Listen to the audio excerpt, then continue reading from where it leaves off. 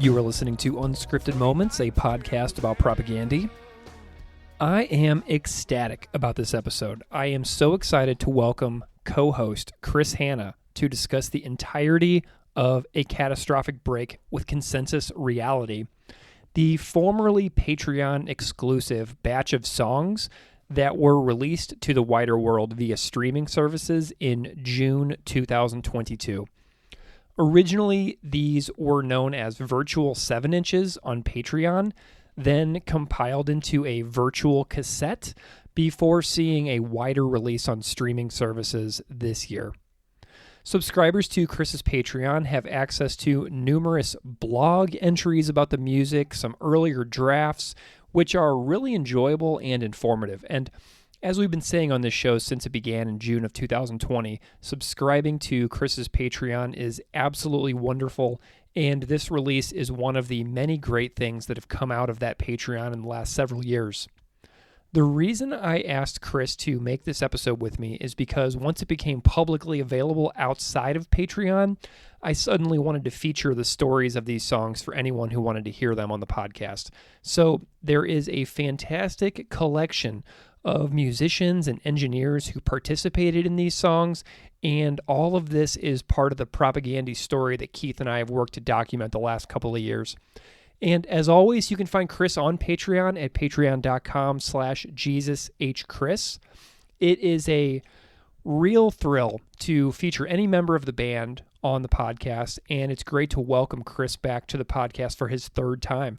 And you can find his first 2 appearances on episodes 6 and 60, but both of those conversations also appear in the Complete Band Members interview compilation episode from November 2021. On this episode, which I'm calling the Catastrophic Break Jumbo episode, Chris and I go through the album in track-by-track order, and after he finishes telling me about his version of events in relation to each song, we throw to interviews I did with numerous people involved in the record, all of whom I hope you will love hearing from about their thoughts on this fantastic project. So you'll meet the guests along the way.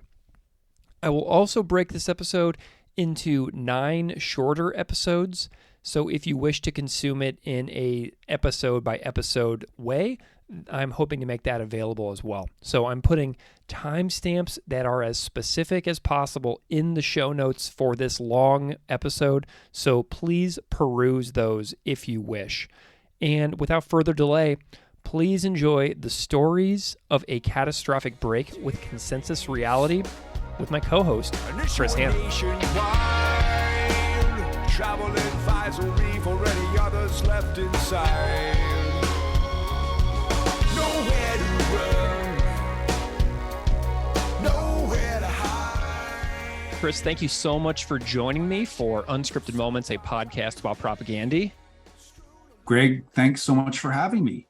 It's a delight to have you here every time, Chris, whether you're chatting with me way back in the day for Duplicate Keys or Keith on that covers episode. We are continuously thrilled with the band's, support and, encouragement that we keep this crazy experiment going that we've got over here. So it just means a lot that you're willing to spend some time with me post-tour to jump in here and chat with me about A Catastrophic Break with Consensus Reality. So welcome back from tour. Well, thanks so much. And the feeling is very mutual between us and you guys. It's fabulous. Well, Chris, we're going to jump right in here because we've got a lot of ground to cover for the record. And we're going to do a sort of song-by-song breakdown for the Catastrophic Break Patreon record, which was recently released worldwide to the public. So I'm wondering if you can just, in your recollection, tell me how you came to start thinking about doing music and committing to, the labor of making music for your Patreon. I'm curious about where this all started for you and how this project kind of came together in your mind. Well, I mean, it just seemed like an interesting idea to me, hopefully for the listeners, but especially for me, because I've never really played music in any meaningful sense with anybody outside of propaganda. So that's like, that's pretty much 30 years. Mm-hmm. And that made me kind of curious whether or not, like, could I actually do something like this? And would it be successful? Would it be a failure? And I thought, well, whatever happens, I would probably learn a lot from the process of doing it with people from outside of Propaganda. So I was intrigued by the possibility of it, and I think the possibility of failure on my own terms was really intriguing to me, because part of the motivation for the whole Patreon project in general initially, well, still, was the desire to do something with like complete autonomy, where whether something I do succeeds or fails, it's just like it's in my hands. I haven't had that opportunity in my creative life pretty much ever. And I think I've realized that I think I need that kind of autonomy in, like, even if it's, off in the wilderness, I just need something, even if it turns out to be an embarrassing failure, which I don't think most of the Patreon stuff is. But I like I say, I was intrigued by the possibility of failing on my own terms. In Propaganda, obviously, everybody chimes in on our. It's not like there's not autonomy in Propaganda. Like I think, especially Todd and I, as the prime songwriters, we try to give each other the chance to, even when we doubt the other guy's ideas.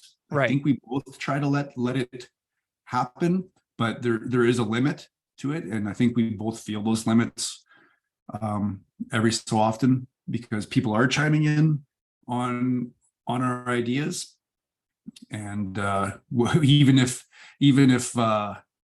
verbally we're like, oh yeah, go ahead, try that.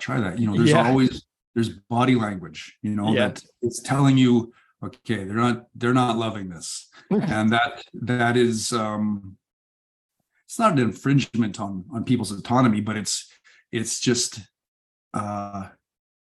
it's not the autonomy I was looking for. Like, I think I needed an outlet where I could be utterly autonomous with creative decisions, and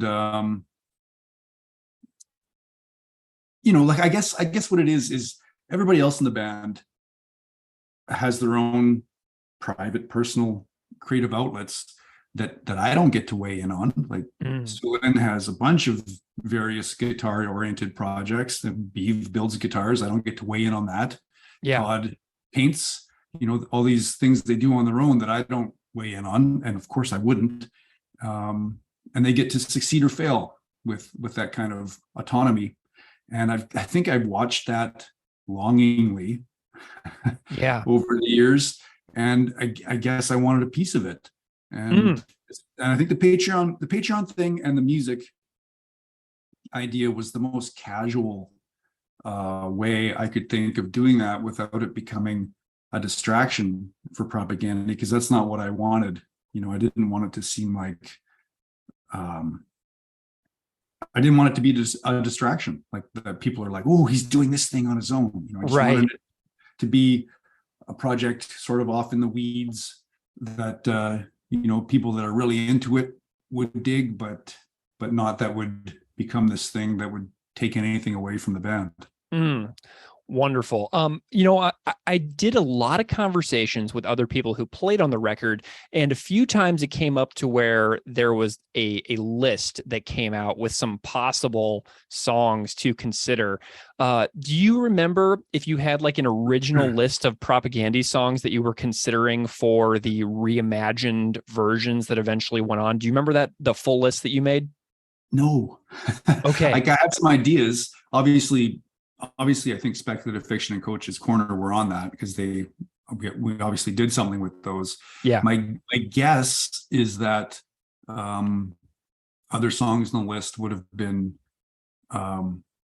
Without Love, probably Potemkin City Limits. I'm pretty sure I had this idea with Murray Pulver to do a version of Victory Lap that was in a George Michael style. Awesome. But that never came to be. Probably Zoochosis, possibly Cop Just Out of Frame, I think America's Army. But Nice. like, I don't actually have a list. I don't remember what I was bandying about with these guys. Totally fine. Well, and I was thinking about what you were saying a minute ago about, your need for this other thing that doesn't distract from the band. And I see you've done several things over the years. You did, Escape Velocity with Derek for a long time. And, the Propaganda podcast, short-lived one, but then there's also G7 radio. So there's a few things that you've done over the years that a lot of people have really appreciated that are just outside the band, Right. Exactly. Outside the band, but still not autonomous. Right. Yes. Right. Okay. That makes a lot of sense now. Okay. Well, I want to start diving into these songs here. We've got, I kind of want to go through the record, track by track, and just hear your stories that spring to mind. There's no wrong answer, obviously. I'm just looking to hear your, Mars rover, on the ground sort of stories here. Yeah. So let's start with Speculative Fiction.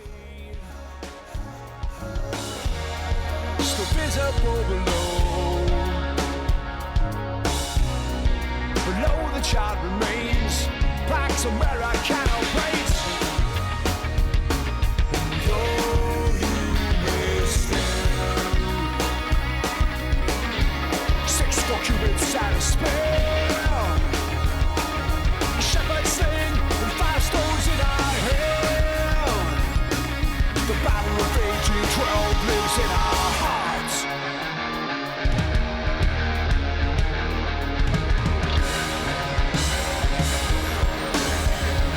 We don't care for distance. We'll never capitulate. What was special about the reimagined process for this tune for you? What makes this one kind of special to you, like looking back on it? Well, I know I just got finished saying that this was all about complete autonomy, Right. having the ability to make completely autonomous creative decisions, but it was actually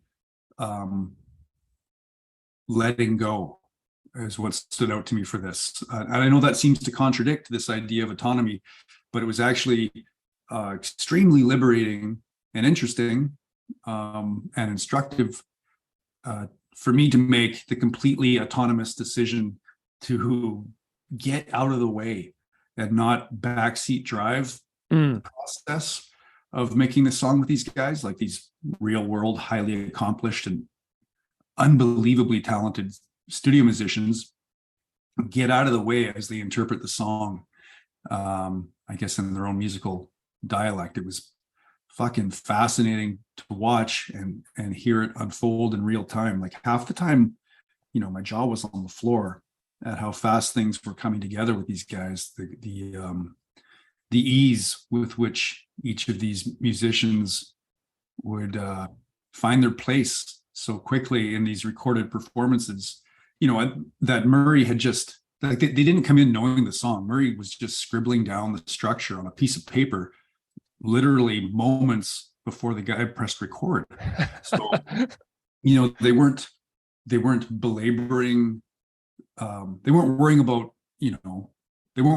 that, and they weren't belaboring things that we tend to obsess about when we record propaganda. They weren't obsessing over every guitar part or bass fill or drum roll, and like they weren't even checking their tunings with a tuner between takes. It was like, to me, it was so different from how we roll in propaganda. And I guess just letting that unfold and trusting them was a unique experience for me. And I guess that's just what was special about it, was just letting go. So I know that Murray was really instrumental in the arrangement process. Can you tell me about like working with Murray before the studio? Yeah, on this song, I don't know that we really did a lot of work before the studio on this song. I remember I remember getting together with him with the Coach's Corner tune. Oh, okay. And we got to the studio and I was like, well, like, should I play these guys the song from the record? And he's like, no, don't worry about it. And he just was scribbling down the structure on paper for these guys and showing them the parts quickly. And I was feeling this anxiety about like, well, I think I should tell them here that this part should go like this. But I was resisting that impulse at the same time because I just didn't want to backseat drive it. I wanted to see what these guys would do with this music, and then whether or not it succeeded or failed was not as important as me letting go and watching the process. Yeah, like the memories that some of the interviews that we're about to hear share is that you were kind of like almost a super hands-off in the process, and that you seemed to be almost like surprised at how these studio session guys work in comparison to your own history in music. Does that make sense? Yeah, I was shocked. I was shocked and like kind of exhilarated. And probably to them, it was like they were probably bemused that every time Murray would show me an idea, I'd be like, "That's fucking awesome!" Like, yeah, literally every time. and he would just start laughing. Like, I think he thought, "Are you serious? Like, everything's a good idea?" But it literally was everything these guys would play. I was like, "Fuck, that's amazing," and which helped me let go, because then I could just trust that they were going to take it in some really cool direction. So my appreciation for what they do was just like, it was enormous. So my last question before we hear from Murray Pulver and Paul Yee, who both worked on the track, Murray as guitar player and Paul as engineer, is what was the vocal process like for you, like when you got home? Because I know that you did vocals at your house, right? Yeah. I didn't want to do it. I didn't want to do it in front of those guys. Yeah. Tell me about this. I just did my usual thing. Like in Propaganda, I also tend to do this. Like I will, if I have to, or if I feel like I need direction, I'll do it. I'll do the vocals with everybody at the studio and get input. But if I know what I want, I'll go home and do those parts. It saves the band some money. And it just gives me the kind of space I need to be feel a little more free and creative. And I think with this especially, because I felt like I was out of my depth with these guys, that I was just too sheepish to do it in front of them. So I went home and did them myself, and then I would send them to Murray and say, well, what do you think of this? What do you think of this? Are these vocal melodies good? Like, I wanted his input to see if he had anything different, and he would chime in, and it seemed to be coming together. Like, I wasn't, I was able to pull off. I felt like I was able to keep up by just doing it on my own, not make it seem like I didn't seem as glaringly amateur as I thought I would. Doing it this way. So, because I remember there was one point in the studio where Murray was trying to get me to sing along while they were tracking. It was just like a nightmare to me. It was like one of the terrible dreams where, you're naked at school or something. Yeah. So I was glad he was up for, letting me investigate that stuff at home. Love it. Well, let's hear from Murray Pulver and Paul Yee, who are going to tell their stories now. So everybody will be back with Chris in just a little bit. Thank you so much to Murray Pulver and Paul Yee for participating in this. And now we're going to hear their tellings of speculative fiction. So let's throw to Murray and Paul.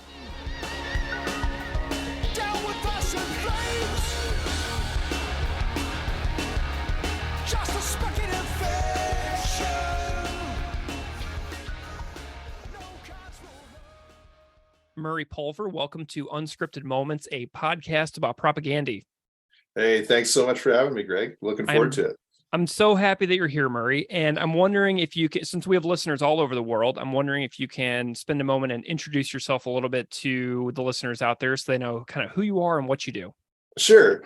I'm living here in Winnipeg, Manitoba, Canada, the home of Propaganda.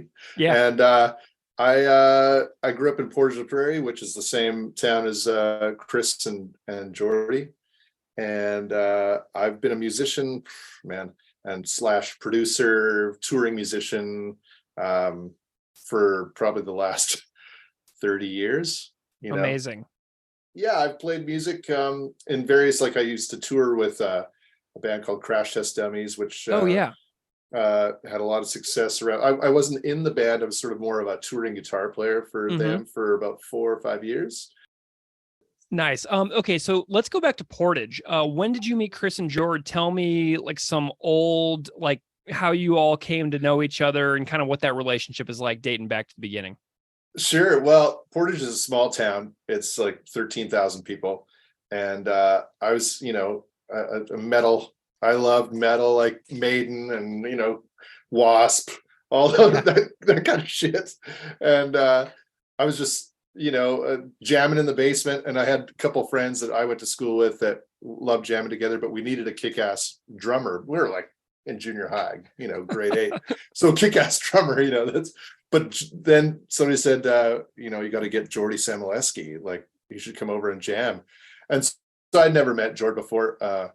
He came over and he knew a couple of the other guys. And so we started jamming, like, what was there? The Trooper by Iron Maiden. And yeah, it was just like, holy shit, this guy can play all those fills and stuff. Like we actually sound good now all of a sudden.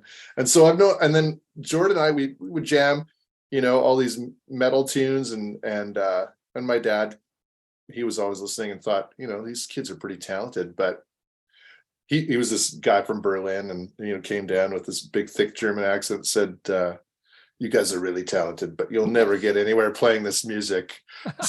So he gave us this songbook of, that he used to play in a band. My dad played in a band, and they played like 50s, 60s, 70s, and polkas and all this crazy music. And he said, if you guys learn all these tunes, I'll get you gigs. And so he got us playing like weddings and all these crazy gigs around Portage. Yeah, so we'd always jam metal, and then we'd go out on the weekend and play and make $150 each. Like we just couldn't believe it. What are we doing?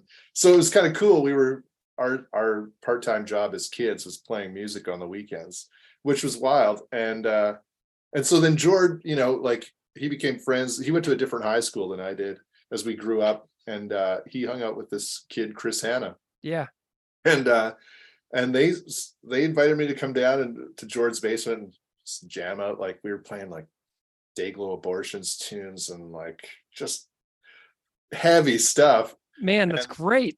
Yeah, it was pretty cool. And I was just like, man, these guys are really good at this shit. I don't know if I can keep up. I was more into, like, I hate to say it, but hair metal and shit like that as a kid, And so it was kind of we'd go into Winnipeg, like take the bus into the city and go to record stores. And, I have fond memories of hanging out with those guys and picking up, they'd be into like Celtic Frost and like COC. And I'd be like, oh man, these guys they're serious. I'd go home with some AC/DC record or something, but yeah, so I could see that they had a vision, and they were just like, even at that young age, they were like 15 or something. And, I remember Jord, he hid his, he got up, shaved his head and got this mohawk and hid it from his parents because it just looked like it was long hair. And then one time they came to, we had this band, it was called Spectrum. That was our sort of, a gigging band, that we play around, and we play at this, like, in Canada, we have this thing called the Legion. It's for veterans, and they have music on the weekends. So they had a Halloween party, and Jord came like full on mohawk, and his parents came down, and they were just like, holy shit, what's going on? That's dedication to a costume. But that actually, George, he would go to school every day like that after his parents went to work, and he'd do the hair up and then come back and just like shower it down. It's so funny. But so anyway, those guys kept jamming a ton together, and I'd play with Jordan in a different situation, but I was like, man, these guys are dedicated to this music. And Chris really seemed to have a really, he could shred like crazy already then, and yeah, I was just like, these guys are going somewhere with this. And so, it was, I just took a different musical path than they did. And, I just was like, holy shit, how are they ever going to survive? But, with that kind of dedication and how talented they were, I mean, it was kind of cool to see where it could go, Man, Murray, I'm like envisioning an alternate timeline where you're like the bassist in Propaganda. You know what I mean? It's kind of funny is like, because they put out How to Clean Everything. And I'd be teaching guitar students how to play these tunes. Yeah. And it was like, holy shit, I guess the guys are doing pretty good, because Nice. he kind of lost touch they went to university and stuff. And I went to music school and, so it was just kind of lost touch a little bit. But yeah, it's so funny because I went to teaching guitar right after music school, and I'd be teaching all these kids how to play prop tunes, which was hilarious. Nice. Yeah. So, years go by, Propaganda has their music career, you have your music career, and then you wind up on these tunes on Chris Hanna's Patreon project for his Patreon, A Catastrophic Break with Consensus Reality. How did the initial contact with Chris come about for getting involved in these couple of songs? You know what? I went to my nephew's soccer game and saw Chris there. I lived in the same neighborhood as Chris, and I'd often sort of see him, he'd be walking his kids home or whatever. I'm just a little, hey, how's it going, Chris? Blah, blah, blah. Yeah. And, but I saw him at at his kid's soccer game, and we just started talking, and he was like, yeah, I've got this idea, I want to kind of reimagine some of my songs. And, I know you do lots of production and stuff. We just hadn't talked in forever. Sure. He said, it might be kind of cool to re-envision these with you, see where it goes. He kind of almost painted this picture like, I want to do prop songs, but where the fans can actually play them at a barbecue with their family. And not, you know what I mean?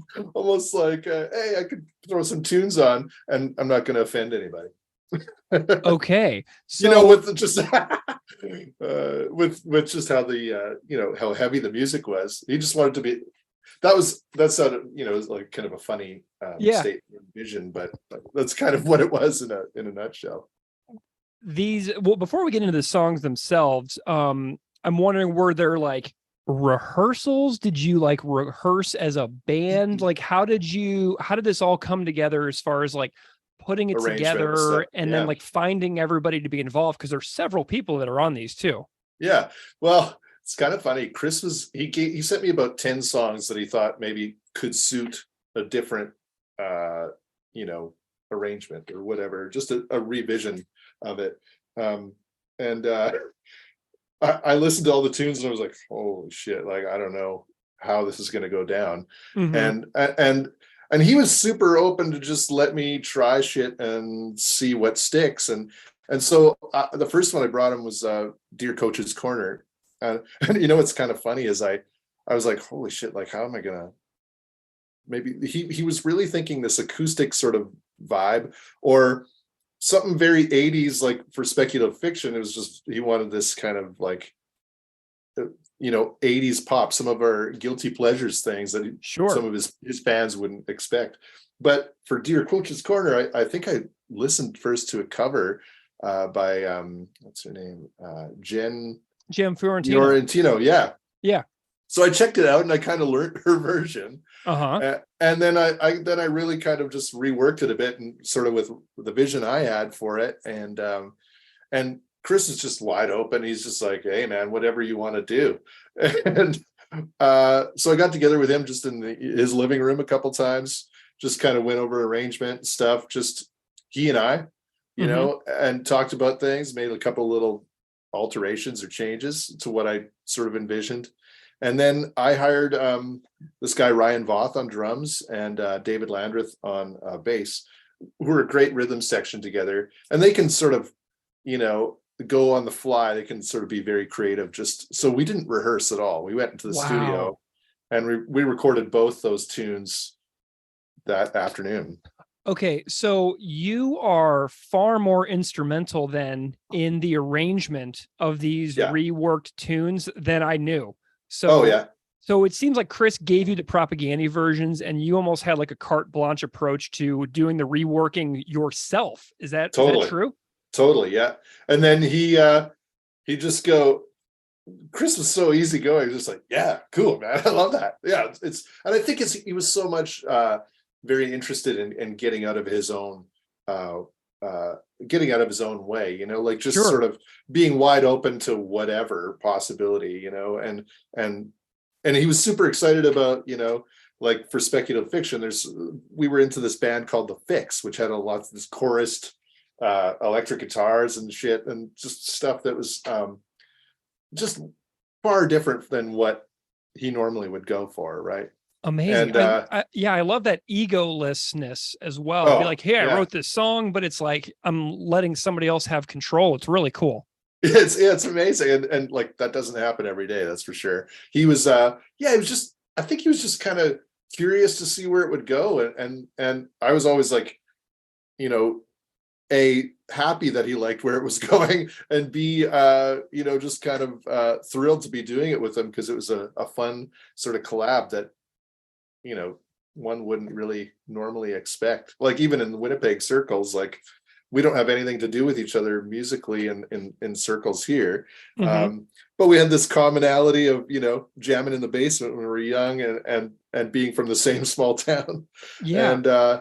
And you know, and I guess he'd sort of followed what I'd been doing, and I clearly had followed what he had been doing. And so, yeah, just it was really fun just to sort of rethink it completely, and just to, like you say, carte blanche. It was like he had no preconceived notions of what it should be.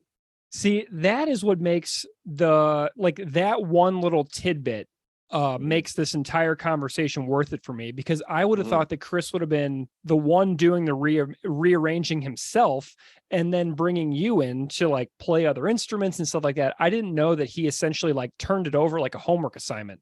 Pretty much. Yeah, that's exactly it. That's a great way to describe it. Yeah. I like I said, I just think he was like, I got to get out of my own way and just let these become something other than, you know, like I'm assuming in prop that he's got a lot to say, and the direction is very much comes from him, his guitar playing, his lyric writing, and all that stuff.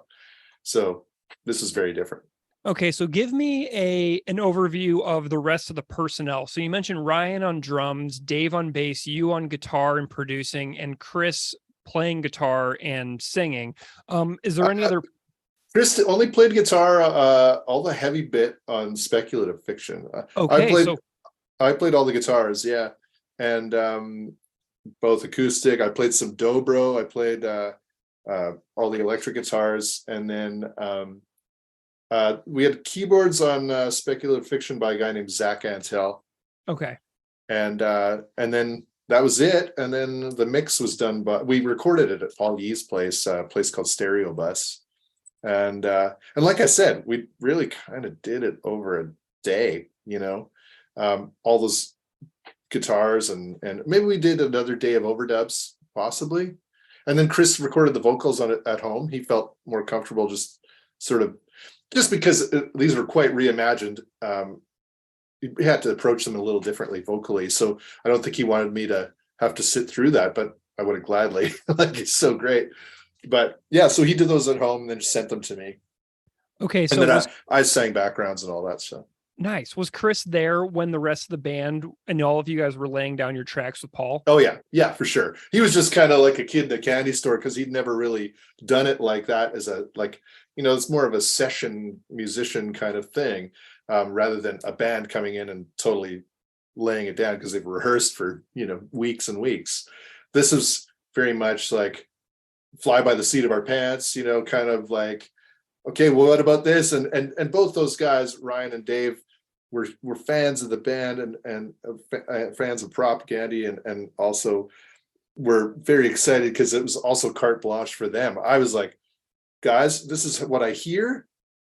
Take it from there. So, there's some very cool bass playing on Speculative Fiction. It's just great playing. And Chris was just like wide open to it. He's like, I can't believe this shit's happening in front of my eyes. Like, it's just a different world because these guys come from a very improv kind of based scene, and Chris is very structured. Yeah. So for him to see this shit going down in front of his eyes, he was just like, what's going on? And excited, I think. So I'm going to dive into a couple of the songs specifically, but before we get into the 2 tunes that you did do you remember any of the songs that you didn't do, the other 8 that were under consideration? Can you recall those at all by any chance? Man, yeah.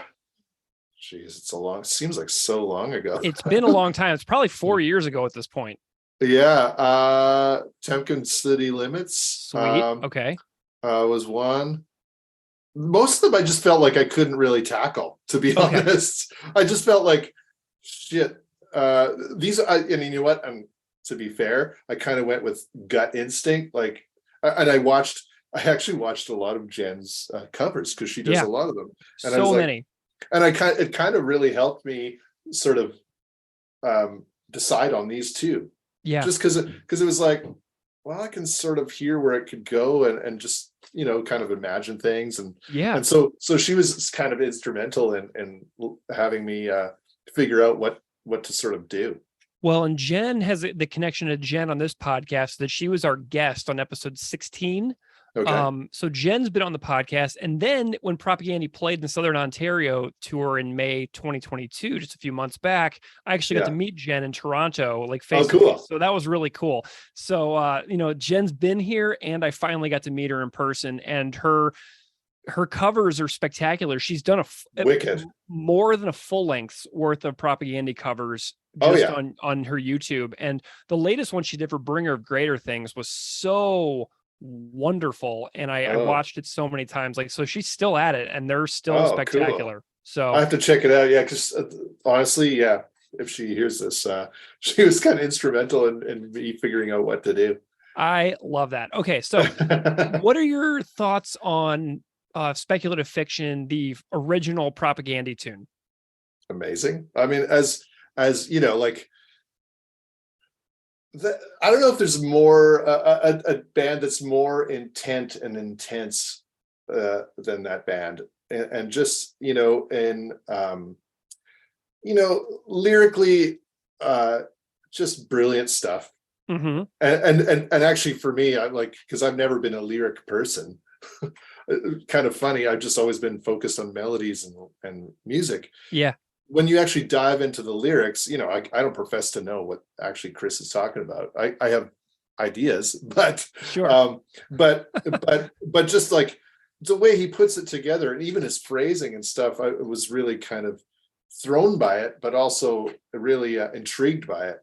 And so, I had this idea of kind of what it was about, and then it was just like we had talked musically about some 80s bands that his friends probably didn't know that he liked, but guilty pleasures, so, like The Fix, or like just bands that had just kind of more clean guitar sounds and mm-hmm. and just and really interesting arrangements and just a cool pop sensibility, but we're a little bit left of where mainstream pop was. So a lot of British bands and stuff we kind of liked, British pop bands, and then it was, but that's only like a bit of a just an inspiration, really. Yeah. And then it's just like, well, let's just make it completely our own. Let's not even worry. We have no preconceived notions of what it has to be, which was also because Chris was so open to it. And that song just, the original is just so intense, and I mean, I can't even comprehend sort of the tempo and stuff. Like, to be honest, I was just like, how the hell did these guys do this every day? You know, it was actually really, really cool for me to sort of dive into the songs and just kind of almost rediscover Propaganda, you know, and just the excitement. And I can see why their fans are just so dedicated and not rabid, but maybe that's a good word to describe them too. But you know, and I don't know if you picked up on this, but since the revised vocal melody in the chorus of the song, Chris has kept that in the live Propaganda version. So no way. So like the way he sings the chorus on the reworked version, he's now doing it live. And I think it might be a little easier on his vocal endurance for playing, sure, you know, multiple shows in a row, but it's also got almost like a more melodic hook sensibility. And strewn along the coast, and I just love that how engaging that hook is, and how musical and melodic it is, but it's also like something that is easier to pin down in a live setting when you're like on the road with a band. Oh yeah, for sure. And that's actually funny. Like, that was a thing that he had talked about. You know, he's like, as we're aging gracefully, he said, like, he envisioned this sort of becoming a thing where it's like, I don't have to sing over blazing guitars and just like crazy volumes, and I could sing a little differently and maybe, you know, try and get into a new place of comfort, you know, performing. I mean, I don't know if that, I don't think that happened really in the sense that, you know, he's got this whole reimagined bunch of albums where he can just take them out and play coffee houses, you know, but it's like, it definitely, maybe he found some things that are maybe a little more comfortable and finding his zone a little bit, you know? And that's really cool to hear though. Cause basically it's probably because I didn't know the song well enough and I sang the melody to him a little shitty or wrong. And he may have interpreted it, you know, and made it his own. Well, I went to Winnipeg for those shows last October over Thanksgiving weekend. Oh yeah. And so they opened up with Speculative Fiction, and he did the revised vocal chorus, and I was like, oh, that's awesome, because he did it the first night, and I was like, yes. Amazing. It just made me so happy that he came right out of the gate with it. So that was just really cool. That is awesome. I wish I was sick that whole time. I couldn't go. Oh, bummer. Do you have any like favorite things about like recording your parts that you remember that might, like, any like little Easter egg memories from Speculative Fiction specifically that might enhance the listener's appreciation for this particular tune when they're listening back on streaming apps?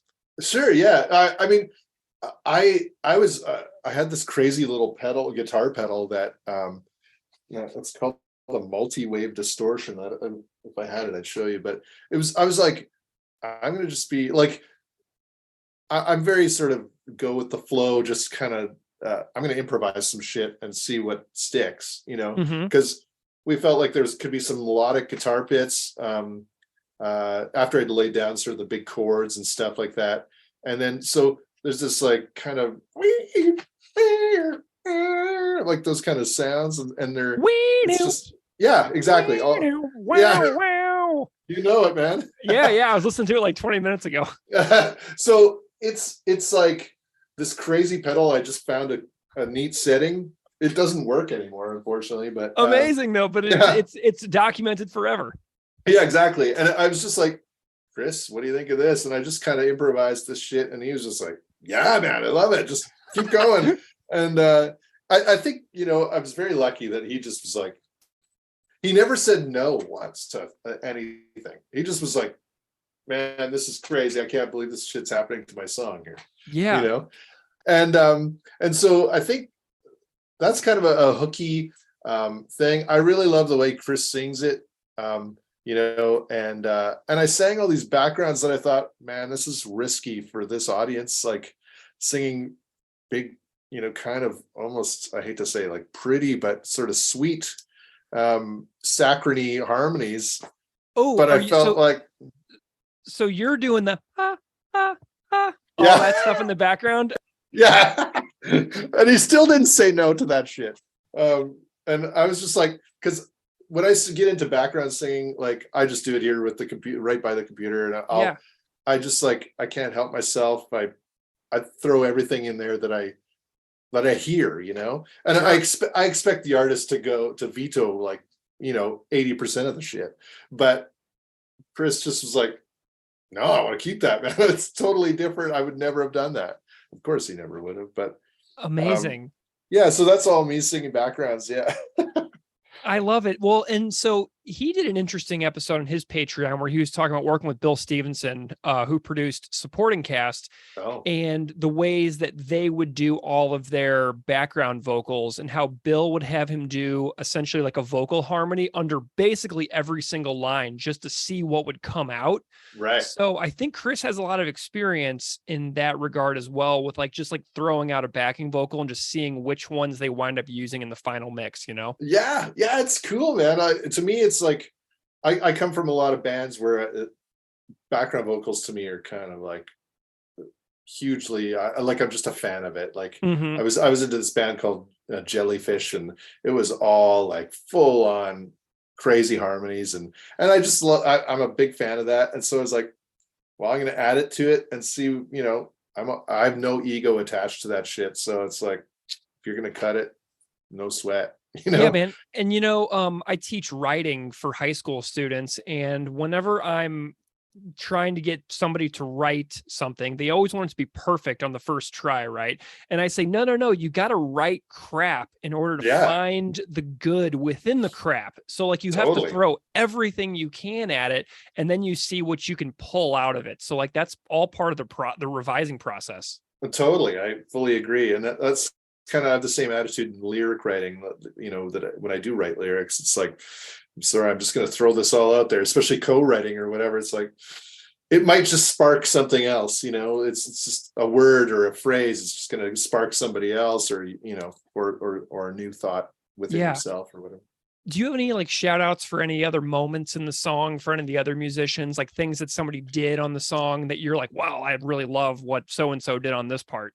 Yeah, like, I mean, everybody played amazing. I think if you really listen to the bass stuff, like duba, like what Dave Landreth played instantly, that was his first instinct. Like that's maybe second or third take of the song, and it's just like there's a lot of space in the bass playing, and I just think it's super cool and hooky, and it really helped drive it. Like I remember playing these chords for the guys, like this is how it's going to go, and I think it could be wide open to whatever you hear underneath that, like, and I really, yeah, I think it surprised us all was when we first heard it, and I think Chris really jumped on it too. It was like, this is man, it's so, I don't know how many summers ago that was that we recorded it. So some of it's blurry.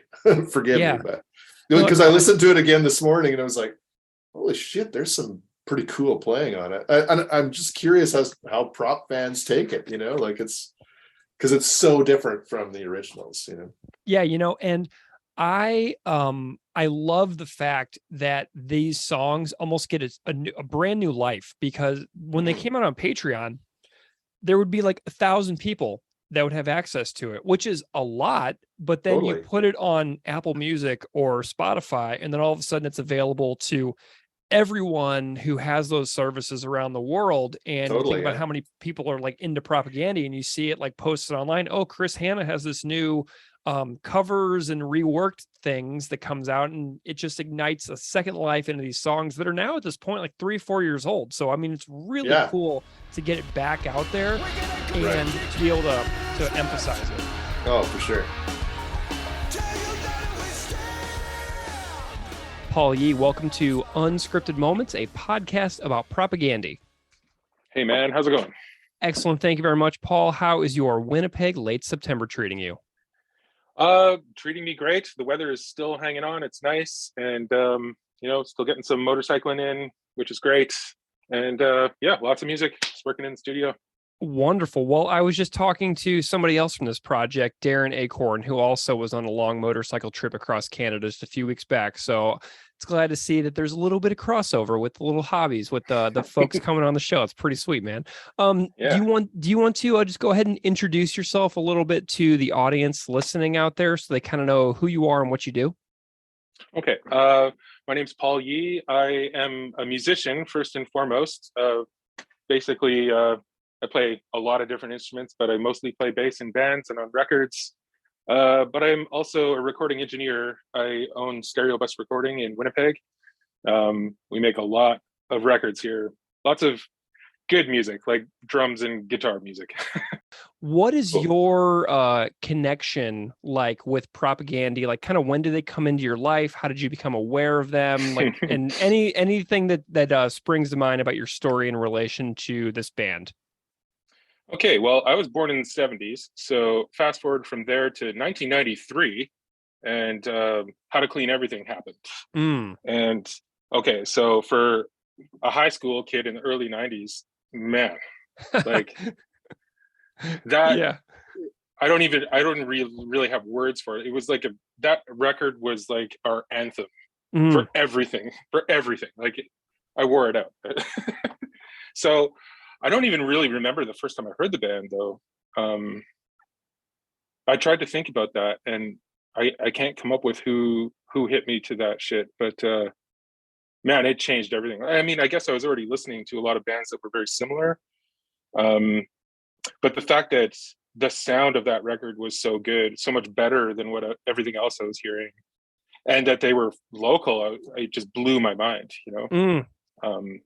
And they literally became some of my favorite songs to listen to through everything. I mean, they were funny, they were aggressive, they had a good message, you know, like a serious message. You know, it wasn't just shitty lyrics that mean nothing. You know, you could actually deep dive the songs and find some meaning and truth in there, which is kind of a bonus when you love the music, right? Yeah. I mean, yeah, that's what we do here. We go as deep as we possibly can onto the entire discography. And I know exactly what you mean. I spent the last 2.5 years of my life completely obsessed with that exact mission. Yeah. So that's a good thing. I mean, again, I'm not sure how they were introduced to me, but once they were, then of course I was listening to the records and going to the local shows here too, which were phenomenal. Like seeing that band play locally in the 90s was crazy. Like tell me more. The kids here just went berserk. Like it was amazing. Absolutely amazing. I mean, I remember seeing them at this venue in town here called the Pyramid a few times. I don't know what it is about the shows that would stick out, and they all kind of run into one another. But I saw the band a couple of years ago in town, and it was just probably the best show I've seen in a long time. And I had not seen them play in probably 15 years. Wow. You know, like, well, I mean, I spent so much time with bands on the road and doing other things. Like I don't really get a chance to see bands very often. But when we started working on some of these songs with Chris, the band was doing a couple of local shows, so they invited us to come out, and I made the time for it, and they kicked the shit out of me, man. It was awesome. Amazing. It was awesome. Totally awesome. Was it like the September 2019 shows at Park Theater? That's the ones, yeah. Awesome. Yeah. Cool. Okay, so tell me the story of how you kind of got hooked up with Chris's Patreon project. How did you get kind of roped in on these sessions for Speculative Fiction and Coach's Corner? Yeah. So I guess it was through Murray. Chris and Murray know each other. Just like their kids play together and stuff like that, and they have a rapport. They're from the same town. They used to play in bands together way back in the day, and so I guess I'm not really sure of all those details, but Chris and Murray were talking about producing these songs together, and I'm just part of Murray's crew. I mean, Murray and I have worked on hundreds of records together over the years in various shapes and forms, and I guess when they were coming up with the concept of what to do with these songs, I was just included in that because I'm part of the crew that the crew that are on these songs. We record together for many artists all over the place and have been doing so for years. So I think it's just where I was and who I know just kind of landed me there. Wonderful. Murray said, so I talked to Murray yesterday. Murray said that you were totally pumped when he brought up the idea of working with Chris Hanna. Do you remember your experience of being like, oh my gosh? Yeah, fucking absolutely, man. Yeah. In this situation, I'm pretty sure that Chris and Murray worked out everything that they were planning ahead of time. And then when everybody came into the studio, it was really, I mean, I'm just engineering this stuff. So, you know, everybody comes in, we kind of talk through things as we're setting everything up. And then the band just kind of sorts their shit out in real time. Okay, cool. So, you knew the premise. You knew the premise, right? Of like these like reworked propaganda songs. Yeah, and that was really interesting for me to find out that that's what we were doing. Because when Murray originally got me hip to this thing that we were going to do, I wasn't quite sure what it was going to be. So I thought maybe it was some new material, or something in the vein of how the band sounds, which was super exciting to me because honestly, I love that music, but I don't get a lot of opportunities to work in that genre, right? So I was very excited to do that. But then when I found out that, okay, we're actually going to take some older tunes and rework them in a different style, it was weird. It was a weird idea to me, to be honest. You know, because I don't want to call myself like a purist of music or anything like that, but honestly, at first I couldn't think of how these songs could be any different because I just know them as what they are, you know? Yeah. And as a fan of Propaganda, it's like, try and imagine their sound in a different way. It's kind of difficult until you hear it. And then, oh, okay, this is kind of cool. All right. You know what I mean? Yeah, totally. So tell me a little bit about your memory of like the setup and like the rundown, like who was there, kind of like give me the nuts and bolts of the like the who and the stuff like that, the personnel involved. Okay, well, obviously Murray was here, Chris was here, and the band guys were here. So Dave Landreth on bass and Ryan Voth on drums. Did we have anyone else? I can't remember. There might have been some keys. I'm not sure. I can't remember off the top of my head. Yeah, you know what? Now that you mention it, I think there was some key stuff or some synth stuff or something like that.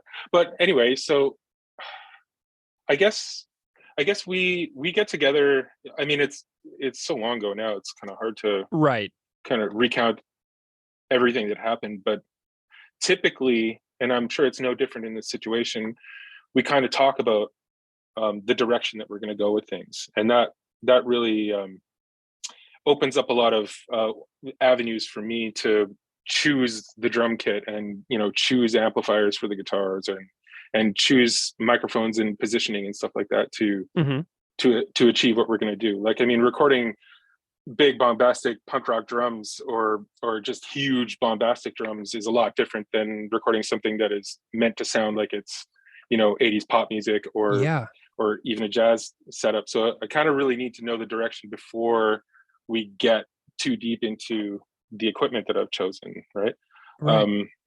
So yeah, that's probably what happened. Is we talked about the direction that we're going to go and sort of the vibe that we're going to go for with these songs, and what I do recall is talking a lot about kind of an 80s vibe, like, you know, chorus guitar sounds and you know, just things that are so far outside of what Propaganda's sound is to me, you know.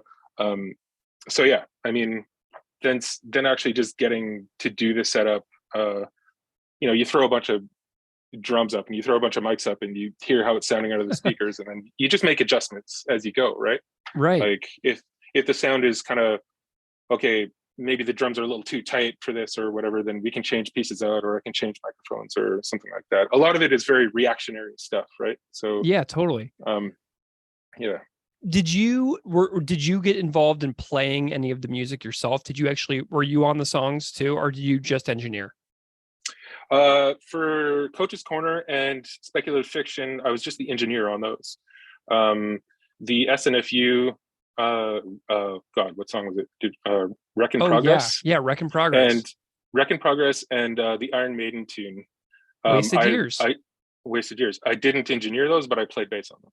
Oh my gosh, fantastic. I thought that you were playing on these two. So I was like, it never even crossed my mind to ask you to comment on those other ones as well. So amazing. I love this discovery. This is fantastic.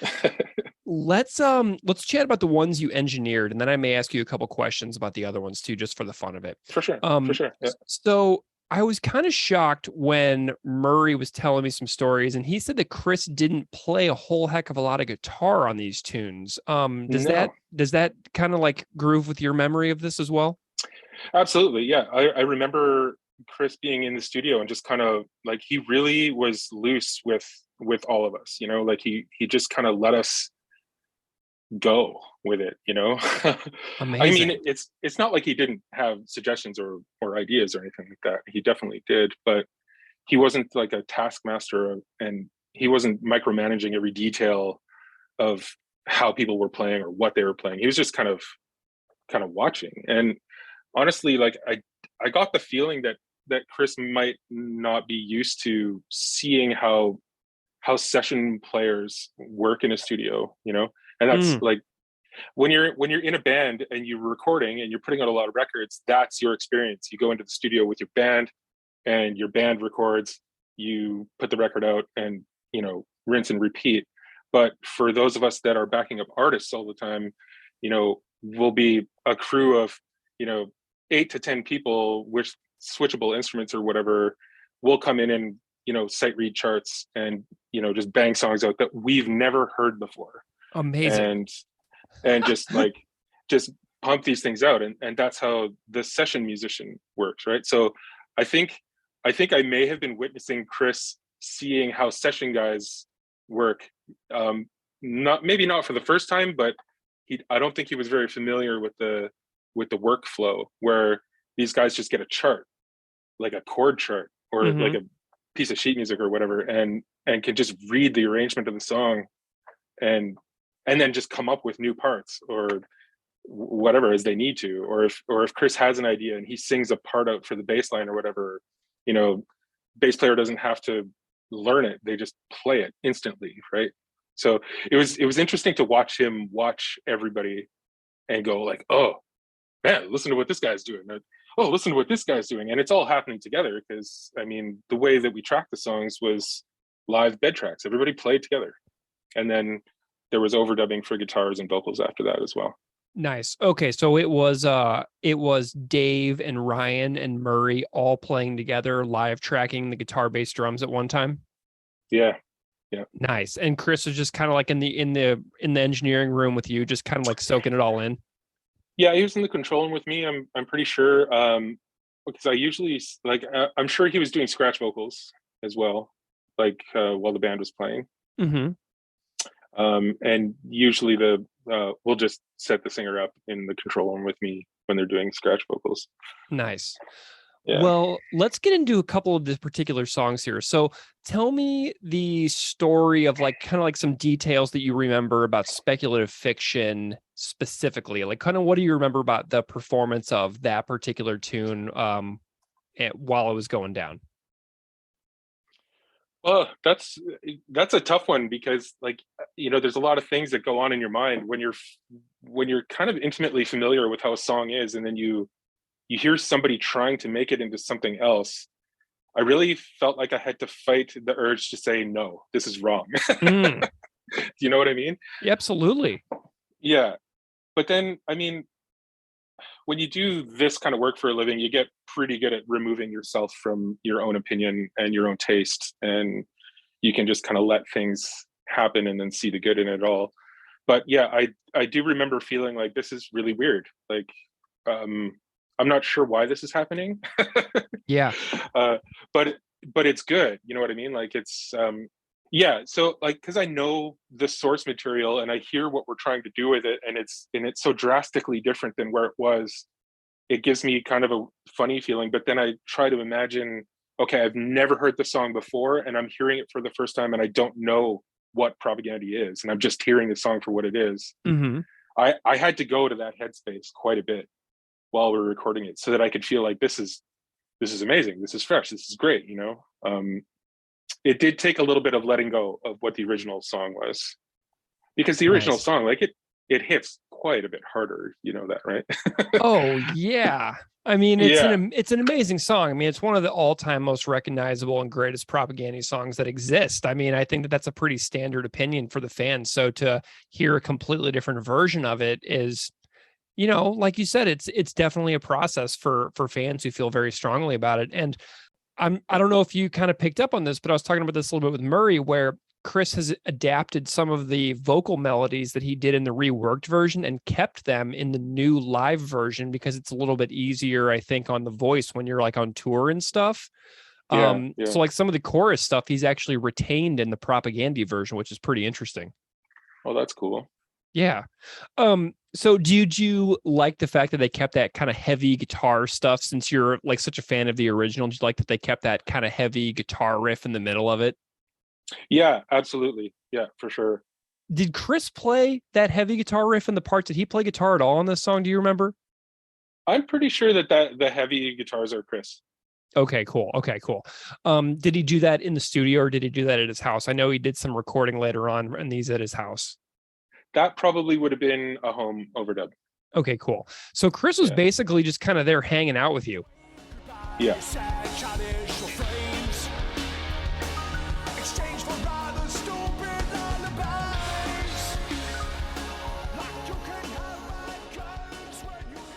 All right. Thank you so much to Murray Pulver and Paul Yee for participating in those conversations. Chris, let's move on to track 2 on the record. What do you think? Yeah, for sure. Okay, sweet. So we got Panorama by Voivod, and I want to hear your take on this record. I've been listening to some Voivod recently.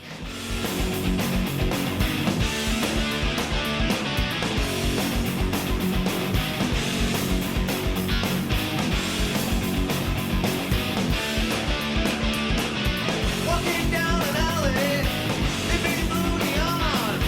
Again, and for today, our sky is warm.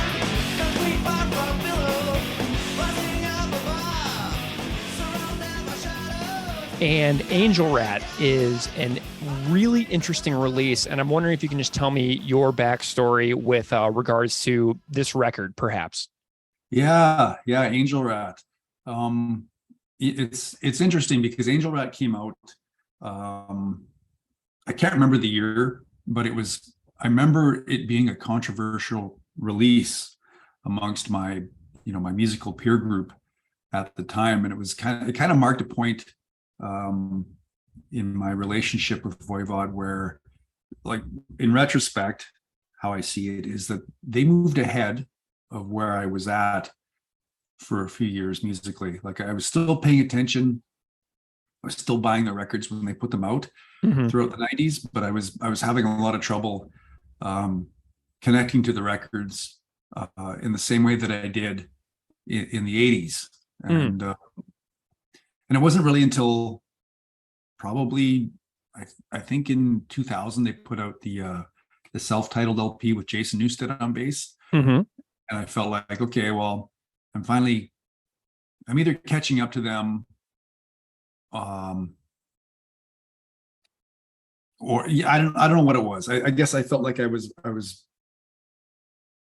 felt like I connected to that record more than what I had connected to for the previous 10 years. And it kind of made me look back on the 90s output, particularly Angel Rat and Outer Limits. And I think I finally caught up to where they were going at the time.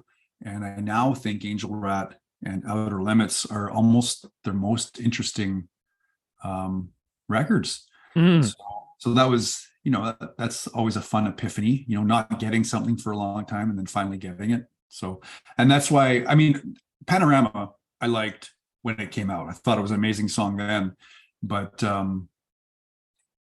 the rest of the record didn't connect with me. Now it does. And I just wanted to pay tribute to that fact by doing this song instead of some old 80s classic. Right.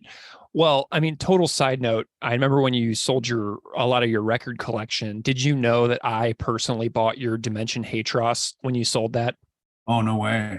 Yeah. So I allowed myself one record from your record sale. And so I have your copy of Dimension Hatros, which I felt was an appropriate record to buy from your collection, because without, you mentioning Voivod so many times over the years, that's a band that I likely never would have found on my own in my entire life. So I was like, this is a one thing that I'm going to get. So I have your Dimension Hatros in my collection over here. Oh, that's cool. That's really cool. Yeah. So this is a special one for me because Panorama, you get to reunite with Beeve for a recording after his time in Propagandy, along with the rest of Agassi, including, Derek Hogue that we mentioned earlier, and Ryan Nash. And Ryan's been on the podcast before, and I actually got to meet Ryan in Winnipeg. I did it for today. On the skyways road, concrete from far below, rising up above, surrounded by shadows, done without gods, and all strangers alike. I ride in the vein, the purple of their eyes, in memory and mind.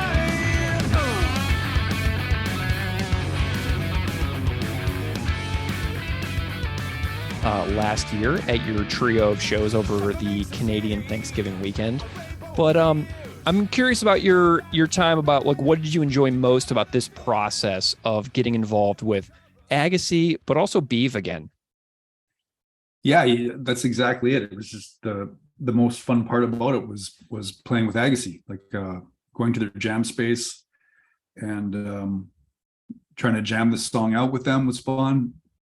Going into the studio with JP with those guys, it was just fun all around. They're obviously Beeve is one of my favorite guitarists of all time. Yeah. So that was great. And we both played guitar on there, so it was fun to play guitar with him again. And Ryan and Derek are awesome. And it was just very easygoing and fun time. Any studio stories or memories that stand out to you about working with those guys? No, I mean, it didn't take very long. I think we only jammed it in the studio a few times before we were done. So it was very painless, and it was just a nice day hanging out with them. Awesome. Did you do the vocals on this one at home as well? Or is all the music with JP, or did you do vocals with JP as well? I did vocals in the studio, but then I redid them at home just to, I sang, we kind of, I think we played live. I think footage of us playing everything live. And then, but then I redid them at home. Nice. To clean them up. Well, I know that you were showing off the guitar that Beeve built for you from Strange Earth Guitars on your Patreon. Any thoughts on your new axe that you've added to your collection there? Oh, it's awesome. It's a really cool guitar. Nothing will ever depose my SG. Right. But, this one's pretty close. Nice. Very cool. Well, it's a special thing too, because of the history that you two guys have and your working relationship and your personal friendship. I think it's awesome that he's building guitars. Did he finish Todd's guitar yet? I think that's still happening. Nice. Oh, wait. Maybe he's done that. Was it a 7-string too? I think he was building him a 7-string. That is fabulous. Well, very good. Well, we've got Ryan Nash, who played on the song that we're going to, hear the other side of the story of Panorama with Ryan from his memory. So we're going to throw to a quick interview with Ryan Nash from Agassi and Union Stockyards as well. Ryan's bands in Winnipeg are fabulous. So if you haven't ever heard his work, go check it out. So here's Ryan Nash talking about playing bass on Panorama. Tonight the vibrations that were made, summer tremor, rolling downhill, panorama, all this song still anyway, anyhow, anyway, end of a reason, it's what I go through, yes, it's what I go through, strengths I need. Ryan Nash, welcome back to Unscripted Moments, a podcast about Propagandy. What's up, Greg? How's it going? Excellent. How are you since I've last seen you in person in October 2021 at the Park Theater after Propagandy show? How's it going, dude? It's been going pretty good, just getting back into the swing of things, playing more music now that the pandemic's kind of opened up a bit. Right. And Agassi's been working on some new stuff, so I've been pretty hard at work at that too. So Wonderful. Just to kind of remind listeners out there, you've been on the podcast before. You were here in March of 2021 for episode 42 on the song This Might Be Satire from How to Clean Everything. And I was just thinking about that. I was like, man, that is 1.5 years ago. That is ultra freaky to me, Time is yeah, well, so it's funny strange. because I feel like time really for the last few years has almost stood still a little bit. So everything I did 2020, 2021, it's like, oh yeah, that was that was a few months ago or something. It's like, no, yeah, it's been 1.5 years. It's crazy. It's absolutely nuts. Well, Ryan, just reintroduce yourself a little bit to the audience so they know what bands you're in and kind of what you do on a day-to-day basis. Yeah, so I guess probably my main thing, the reason why I'm on the podcast is because I play in Agassi with Beeve. Mm-hmm. And then I'm in a couple other bands too. I still doing that Agapito band, and also Union Stockyards, which is sort of my punk rock band. And we've been on hiatus for a little bit because we departed with our singer just before the pandemic.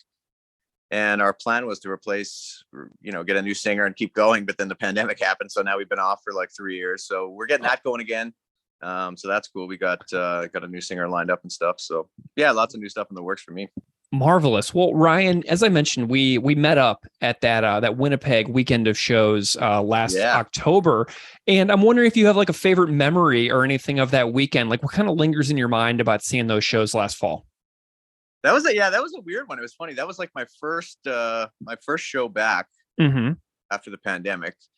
And yeah, up until that point, I mean, there was a couple things that were supposed to go down and then they got canceled. And so, yeah, that was my first show. And I just remember it being actually super weird because they had just renovated the park to the venue that it was at. So the capacity was double what it was before. And it was funny because it was just I was running into friends and we didn't recognize each other because we all had masks on at the show and stuff like that. But no, it was such a cathartic release just to go to see a live band for a change, and so having that first show be Propaganda was awesome. And then actually the other thing that was really cool about that show too was one of the bands that opened, Choke, is another old Canadian sort of punk rock staple, that everybody loves, that had been broken up for a long time. So I hadn't seen them in years. Actually, the last show I saw theirs was their sort of farewell tour that came through Winnipeg. So that was super cool seeing them again. That was awesome. Amazingly, in this past June, I actually got a chance to see Choke again because I went to the Protest the Hero show in London, Ontario. And Choke opened that show. So I've actually seen Choke since that weekend. So I've seen Choke 4 times in under a year.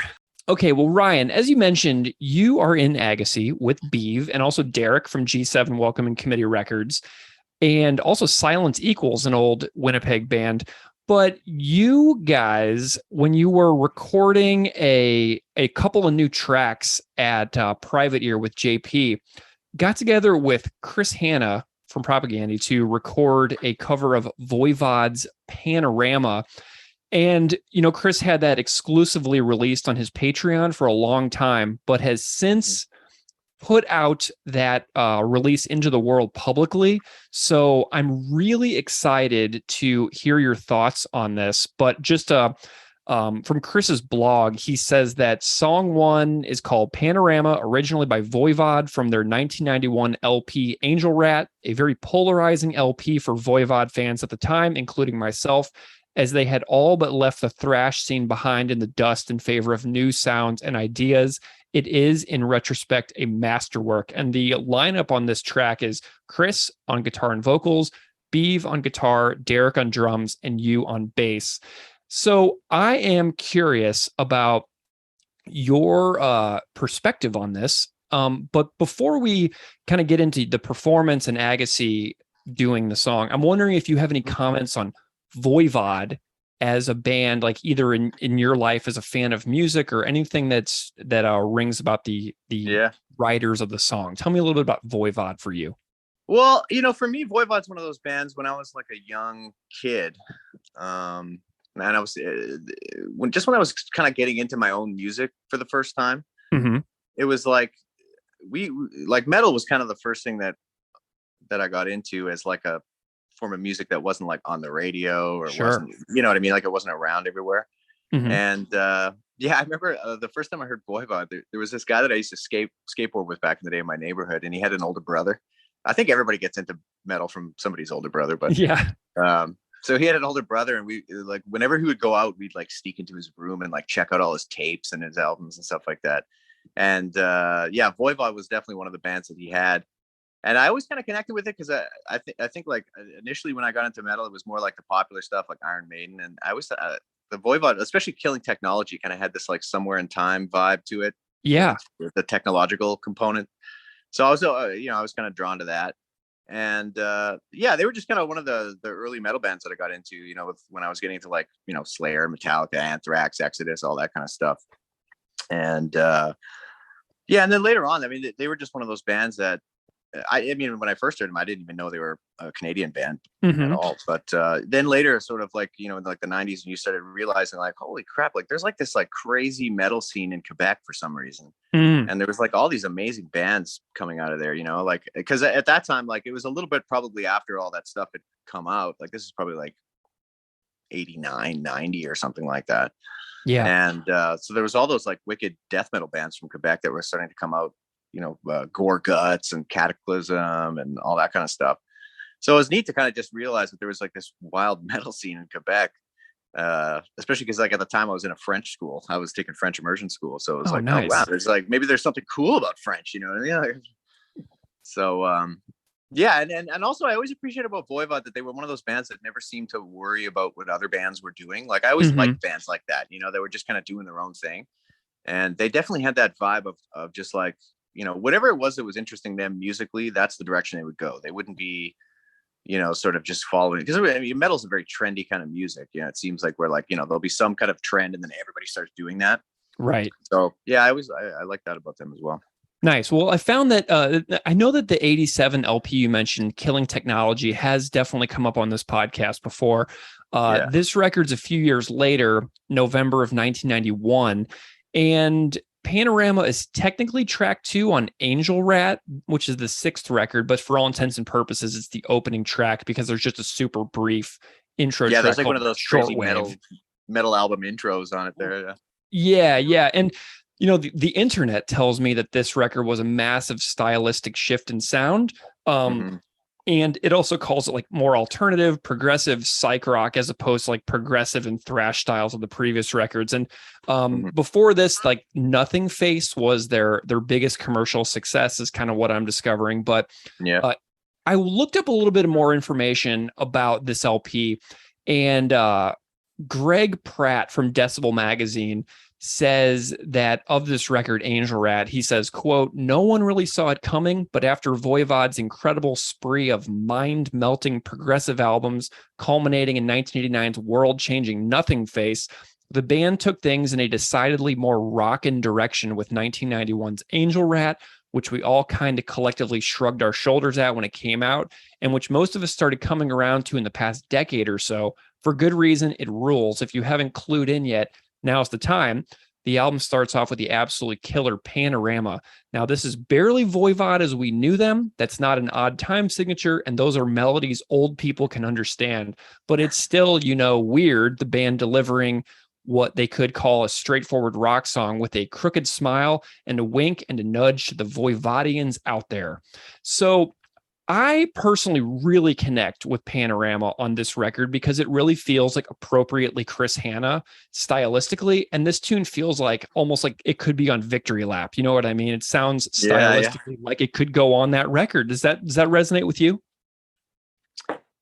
Yeah, totally. It's funny now that I didn't think of it at the time, but now that you mention it, it's like, yeah, that record does seem to have a lot. I don't know if maybe that is a big influence on Chris or something like that with the stuff that he writes, but it's like, yeah, you can see a lot of the sort of the melodic things that they do and that, Yeah, it does bear a resemblance to some of the prop songs. That's a good observation. Yeah. I mean, yeah, think about the sound on just the song Victory Lap itself, just the song.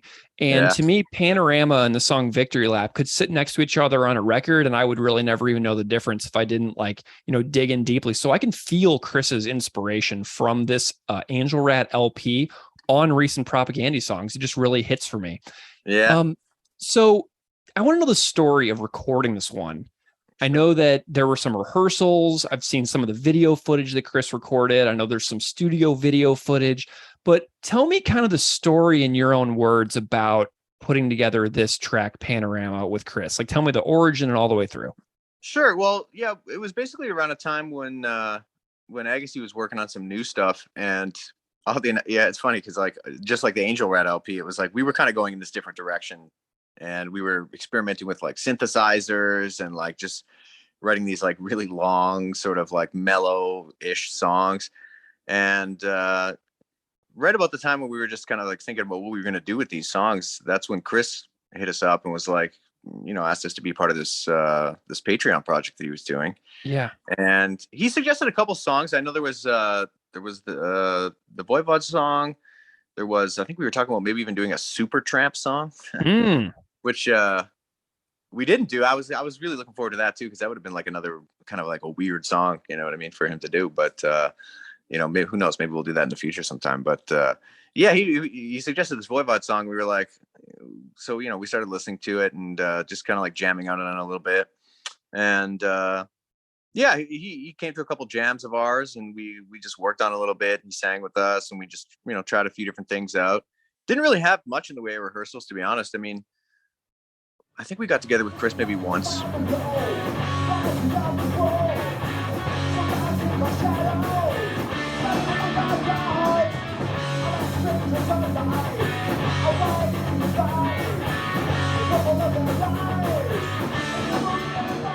Before the recording. Okay. And then just we're like, yeah, we're just gonna go in and just kind of wing it, see what happens. Yeah, it was cool. It was a fun process. Like I'm a big fan of doing cover songs. I love doing cover songs. Yeah. So for me, anytime I get a chance to like cover a song, that's always cool. Just because you get to dig into somebody else's kind of way of writing and how they would write a song and how they would structure it. And then also getting to work with Chris on a song was cool, And yeah, it just came together super easy. It was it was just a very kind of like chill, fun process, Was the rehearsal, I have in my notes here that it was at the Goodwill Social Club. Does that sound right? Yeah, well, that's like our jam space is just above the club. Oh, sweet. And actually, it's funny, that used to be Propaganda's old jam space back in the day. Nice. I'm curious about the studio experience too, because I know that Agassi had two projects going on, recording for an EP and then also doing this one. Tell me a little bit about some of the studio stories that you remember. Well, it worked out good because Agassi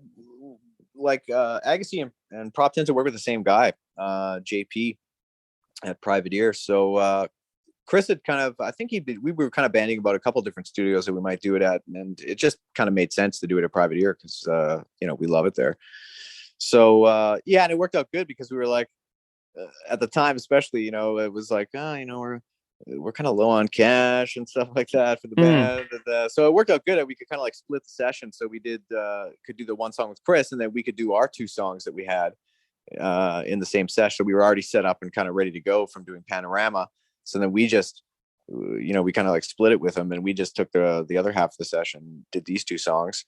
And yes, it's always a great time working with JP. Like, I know he's done a lot of the Propaganda records as of late, and he did all the Agassi stuff. So like, we all know each other. It's a great relationship in the studio, because he knows kind of like, I think he knows like how to push us in the right ways to get us to play well, you know? And it's always a good hang. So yeah, we love working with him. Awesome. Was it, I know that I've seen some videos of you guys playing this inside Privateer Studios. Did you guys record this live, or was it track by track? How did the recording process go? No, we just did it live off the floor. There was obviously some overdubs and stuff. Like, I think, I'm trying to remember if I think Chris just sang with us when we did the we did the session, and then I think he overdubbed the guitar solos and stuff afterwards. But yeah, it was just live off the floor. We just did it the same way we always do it, man. We just set up our stuff and got some sounds and just played, you know. I love it. Well, and I know that in the video too, Chris is wearing a sleeveless Nickelback 2009 tour T-shirt, which I just wanted to remember that shirt. Yeah, that's funny. I just wanted to be like, yeah, Chris was definitely wearing a Nickelback shirt in the studio, which I found to be absolutely hilarious, and I wanted to well, you know, you got to keep a light vibe in the studio, have a couple of laughs, you know. So amazing. Is there anything like musical about, you know, your part on the tune that kind of stood out to you? Anything interesting about the bass performance that kind of resonated with you as a bassist in the song?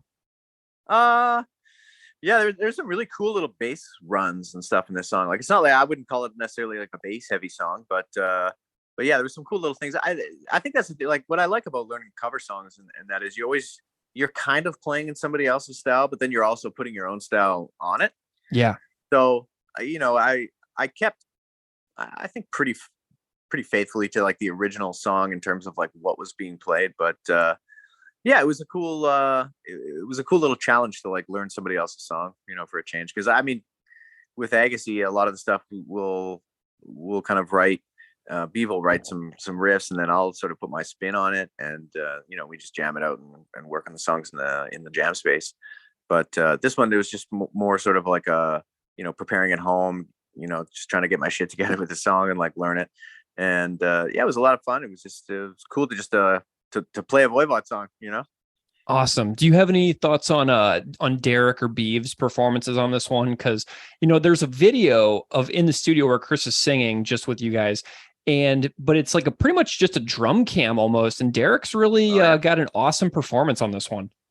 Well, it's cool because, you know, in our band, Derek has this more sort of, I mean, we're just a different style of music, right? But it's funny because, I mean, like, you know, basically our connection is, you know, we're all kind of like connected to the old Winnipeg punk scene, and so it's nice to see Derek just hitting the drums, like just banging it out a little bit more than usual. It's probably a throwback more to his younger days there. Nice. Well, that's great. Well, Ryan, does anything about the tune itself, like with the lyrics or anything like that, kind of resonate with you as well? I was just reading through them again, and I love the lines. Slip sliding nation is what they must do. And so I'm getting these like, you know, kind of post-apocalyptic society and decline vibes. I was going back and taking a look at the lyrics, and I'm almost wondering, like, just the fact that they're from Quebec, I wonder if it had anything to do with like the big referendums that were going on at the time, because Quebec was talking about separating from Canada. They were going to have like an independence thing, and I'm sure that like around that time that movement was kind of building. So I don't know if that had anything to do with it or not. But yeah, lyrically, it's just everything about that song, that record, like the Angel Rat record, it's just cool because it's just such a departure from like the traditional kind of like themes of metal, and like musically it was so different. And this song is kind of like that. Like the vocals are just kind of like this, you know, sort of like portrait-ish thing where it's just like setting this mood, and it's setting this like vibe where you kind of almost like picture yourself in this person's shoes, you know. But yeah, it definitely a cool song, interesting song. I mean, it's one of those I think that was when I first time I heard that record was probably, I mean, maybe just because it's the first song, but it was one of those songs that like, that's one of the ones I kept going back and listening to all the time. It was like that, The Outcasts. There was Nuage Fractal. That was like a cool song.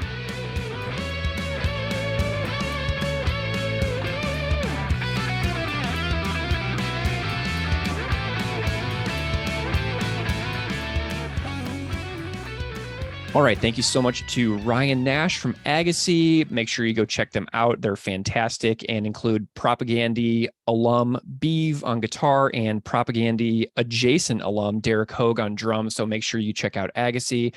So, Chris, let's move into the next song, Help Me, originally by Concrete Blonde.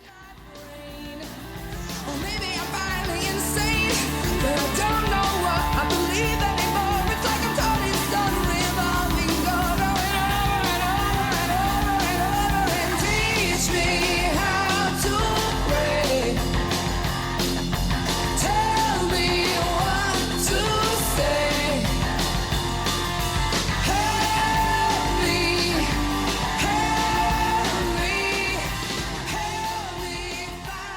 And True is the first song that Propaganda ever recorded with Todd on bass, if I'm not mistaken.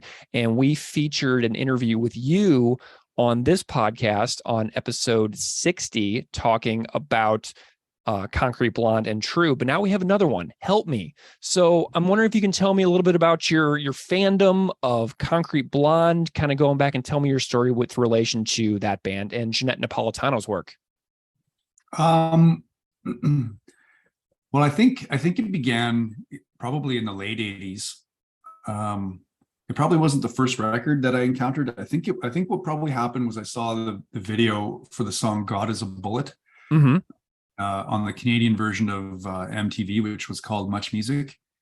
And I remember the video pretty clearly. And I remember being immediately intrigued by Concrete Blonde because they had this they had a metallic edge to them, but they were this weird hybrid of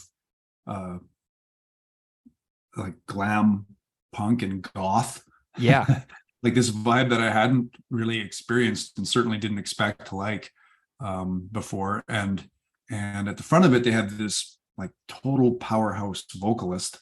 And of course, at the time, I'm a teenager, so I also become deeply infatuated with this powerhouse vocalist. With whom I feel some sort of intense kinship when I read her lyrics at the time, and not in any like dark, unhealthy way.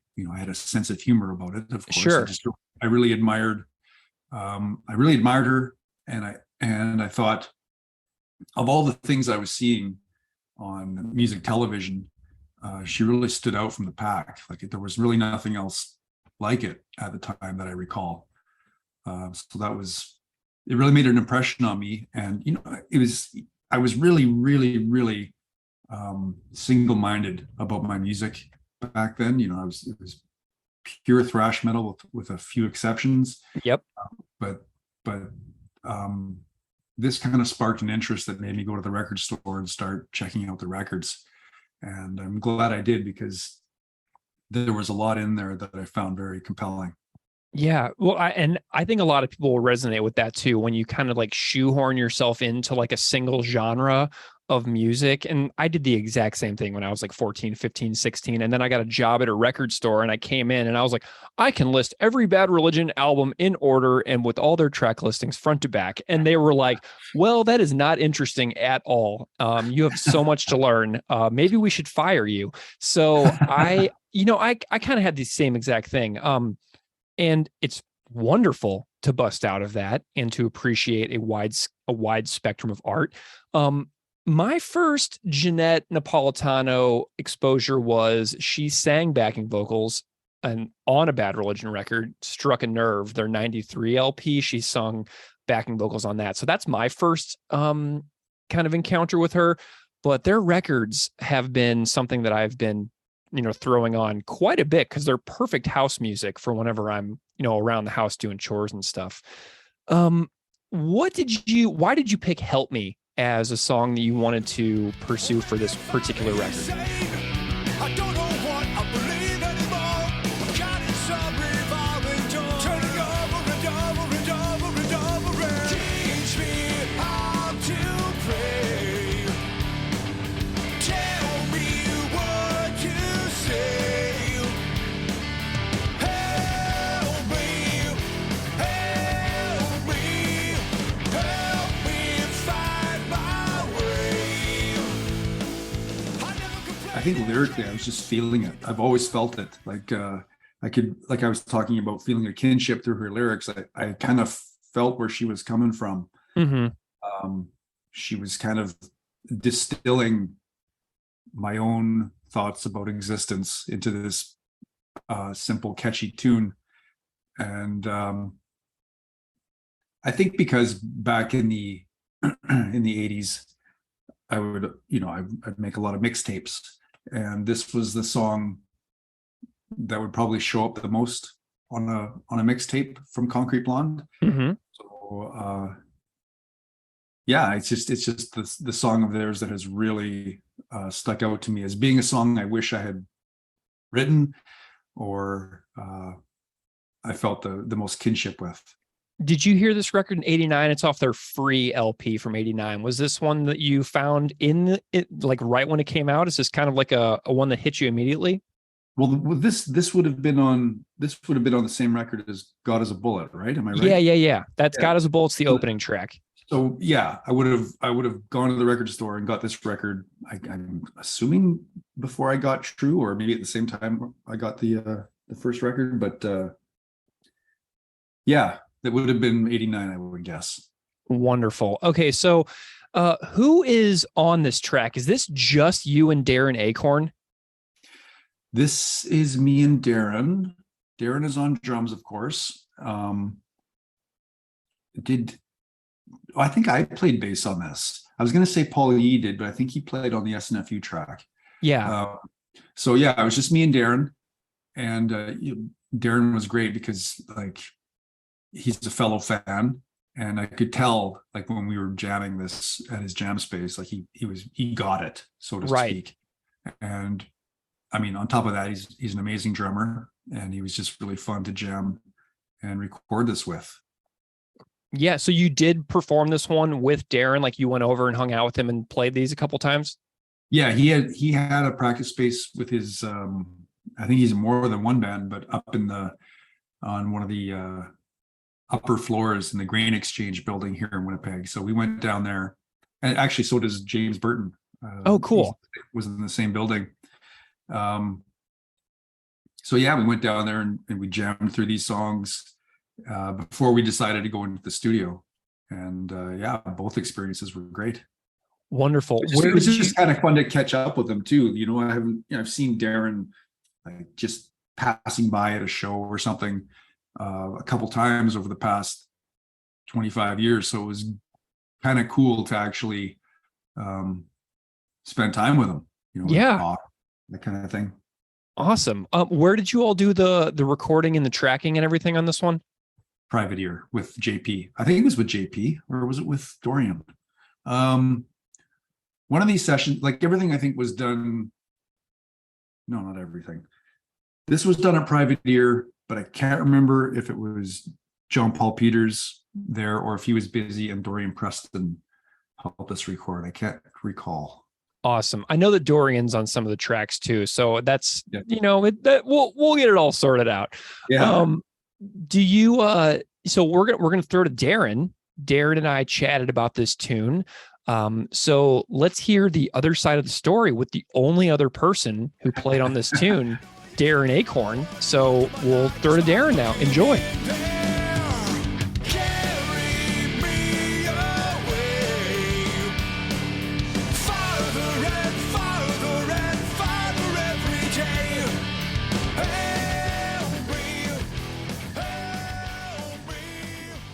Darren Achorn, welcome to Unscripted Moments, a podcast about propaganda. Hi, Greg. Thanks for having me. I'm Nice delighted to have you here. Delighted, Darren. Delighted. I'm wondering if you can just start off by introducing yourself a little bit to the audience so they know kind of who you are and what you do and where you are. Yeah, my name is Darren Achorn. I'm from Winnipeg, Manitoba, and I've lived here all my life. Played drums for many bands, late 80s, mid 80s to now, up till now.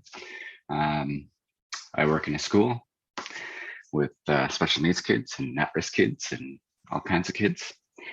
And love hockey, love music, love skateboarding, love many things.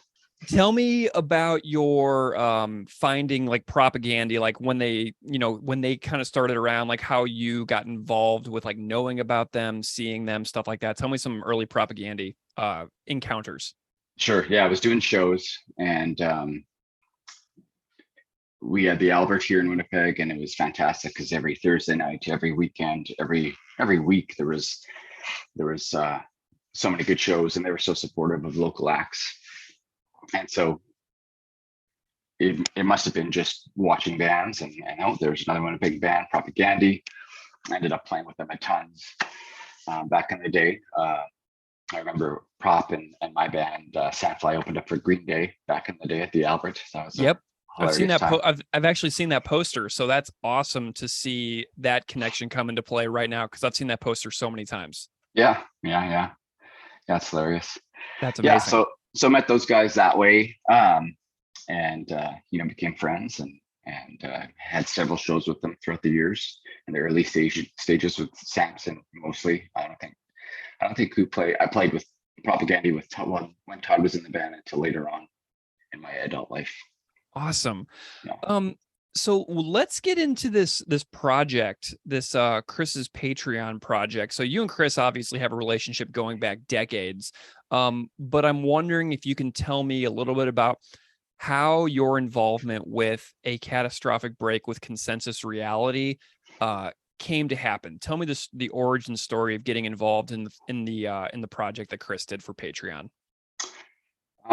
My buddy Ethan, who is also friends with Chris, Chris didn't have my info at the time, and he just shot me an email saying Chris wants to get a hold of you about playing some music. Chris then got a hold of me, and we chatted and went over a bunch of songs.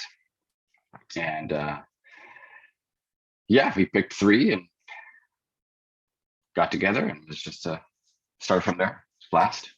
Did you guys jam live together at all? Was there any like practicing as a band kind of going on? Yeah, we did one jam down at my space downtown here, and we jammed, but we probably chatted more about life and space and drugs than anything. Nice. Let's get into these tunes in particular. Okay, do you want to talk about the next tune? We'll talk about Concrete Blonde's Help Me. For sure. Okay, Yeah. so this is from their 1989 full-length Free, and Chris said on his Patreon blog that this is a song that has resonated with him for many, many years. So I'm wondering if you can tell me a little bit about Concrete Blonde, and your awareness or appreciation or anything of this band with Jeanette Napolitano. Yeah, Jeanette's a great songwriter. I was probably first introduced to Concrete Blonde via videos, Much Music or MTV or whatever. My mom was a big fan, so she would be playing songs all the time. Free was in '89. I think Bloodletting 1990, maybe 1989, 90. And my mom was all over that record. What was it called? Like Joey, I think, was the big single. Bloodletting. Great band. Fabulous singer, songwriter. Yeah. I wasn't going crazy over them or anything, but I appreciated them, and my mom once again was playing that music all the time. So this one, Chris wrote on his blog that this song came out a few months after your SNFU and Maiden contributions to the record. So he released these like a few months apart. And I'm wondering if this was the same session. Did you do all 3 songs in one session and he just split them up, or was this a different recording session entirely? All 3 songs in the same session. Yeah. Okay, sweet. So this was JP at Private Ear again? Yeah. Okay, cool. How did you prepare for this one? Because doing a punk version of Concrete Blonde. So Concrete Blonde's kind of punk. They got some punk tunes in there. But I'm wondering about your process of kind of adapting this one, because it's a little different than like recreating an SNFU or a Maiden song, because it's it's a stylistic shift. So tell me a little bit about the process of this one for you. Yeah, it was pretty basic, just listening to the song, and it was exciting too with all these songs, because I had no idea what Chris was going to sound like or what he was going to be doing to these songs, or who was playing bass or or what was happening. So I would just learn the songs and try to put my little take on them, and I literally just did the usual, just jammed them, learned them. Okay, let's get to the studio. What's happening? And it just went really well. Chris had everything mostly pre-recorded. I don't know if it was all him or if he had I forget he, forget his first name, playing bass already, or I had no idea who is playing other than Chris in my headphones. Yeah, I'm looking at the notes here right now, and it says that Chris did guitar, vocals, and bass, and that you did drums. So apparently you two, it's just you and him on all three of these songs. So, I mean, that's kind of a pretty special thing for you, I would imagine. So it's just you and Chris, like totally on these three songs. Yeah, absolutely. What that band has done for me, just growing up and learning about the world and all the shit and all the good things as well. But I was very happy when he asked me to play these songs, and totally appreciate the fact that he asked me, and it was great. Are there any fun or memorable stories about performing this one for you, or technical details of the performance that kind of stand out for you, like kind of like your Easter egg from the SNFU tune? I don't think so. Nothing really. We chatted. There's just some different little fills when he's from verse to chorus, leading into the chorus. I think we had some little breakdown, like digga parts that we just chatted about briefly before taking the next take, but nothing too crazy, no. I'm looking at the blog entry here from Chris's Patreon, and he writes that he was somewhat obsessed with Concrete Blonde in the late 80s and early 90s because he was obsessed with Jeanette Napolitano specifically. And he also says that obsession resulted in Propagandy's cover of True back in the day, which came out on one of those Fat Records compilations.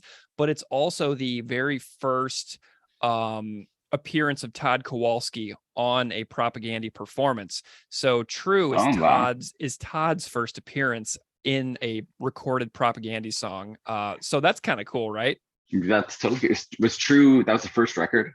Right. That's the first song that Todd ever performs on with Chris and Jord. Yep. Was it off the first record though? Yeah, it's the opening track for the 1986 self-titled 86. record. Yeah. 86. So cool. Wow. So that True first Todd Kowalski appearance and first Concrete Blonde record, track 1, side 1. Waves of confusion crash over my head. I think of all the things you said and the words fall dead.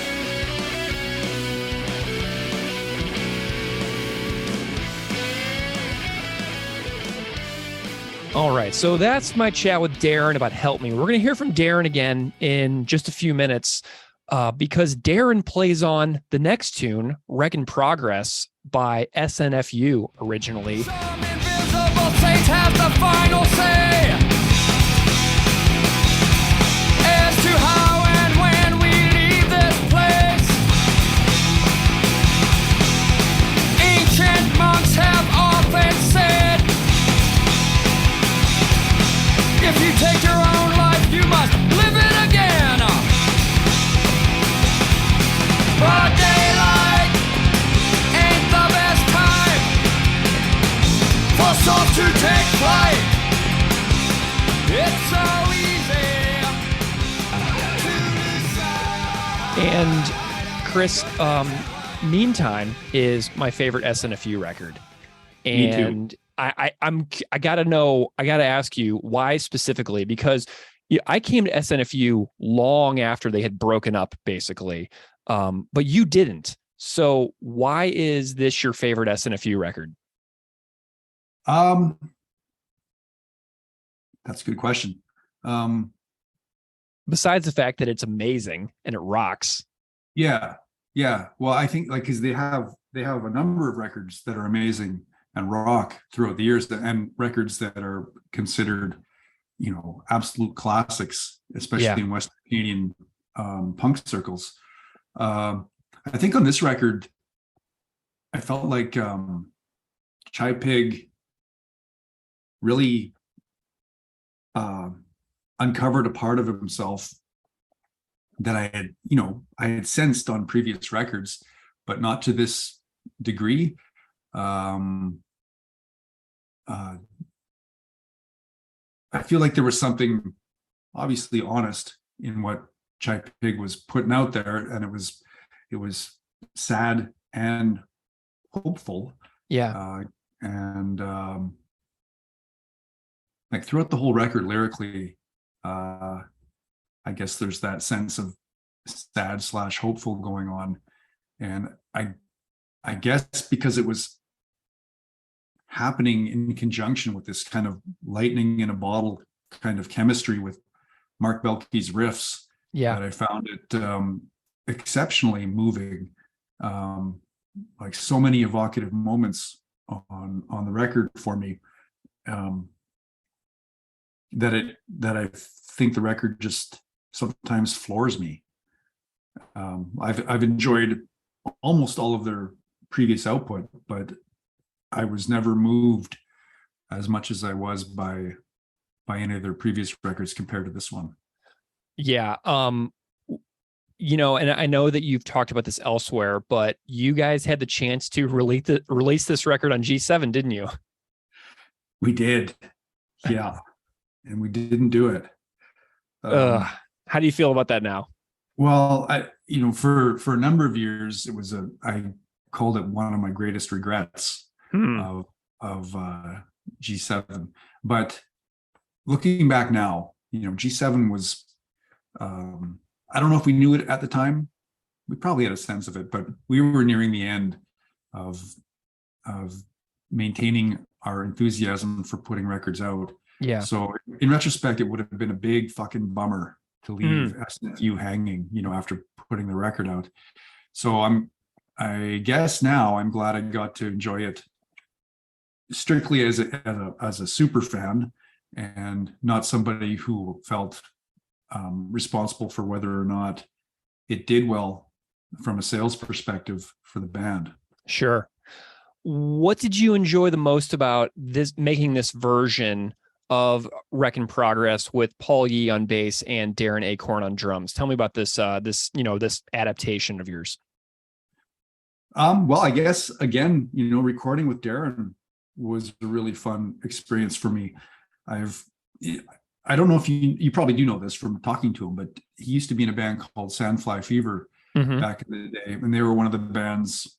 There was probably 3 bands that we played a lot with back in those days, and that was one of those bands when we were getting started. And from the get-go, I think everybody in our band admired the way Darren played drums, and he loves playing drums, and he makes what he does seem really effortless. And he's a music lover, and on this track,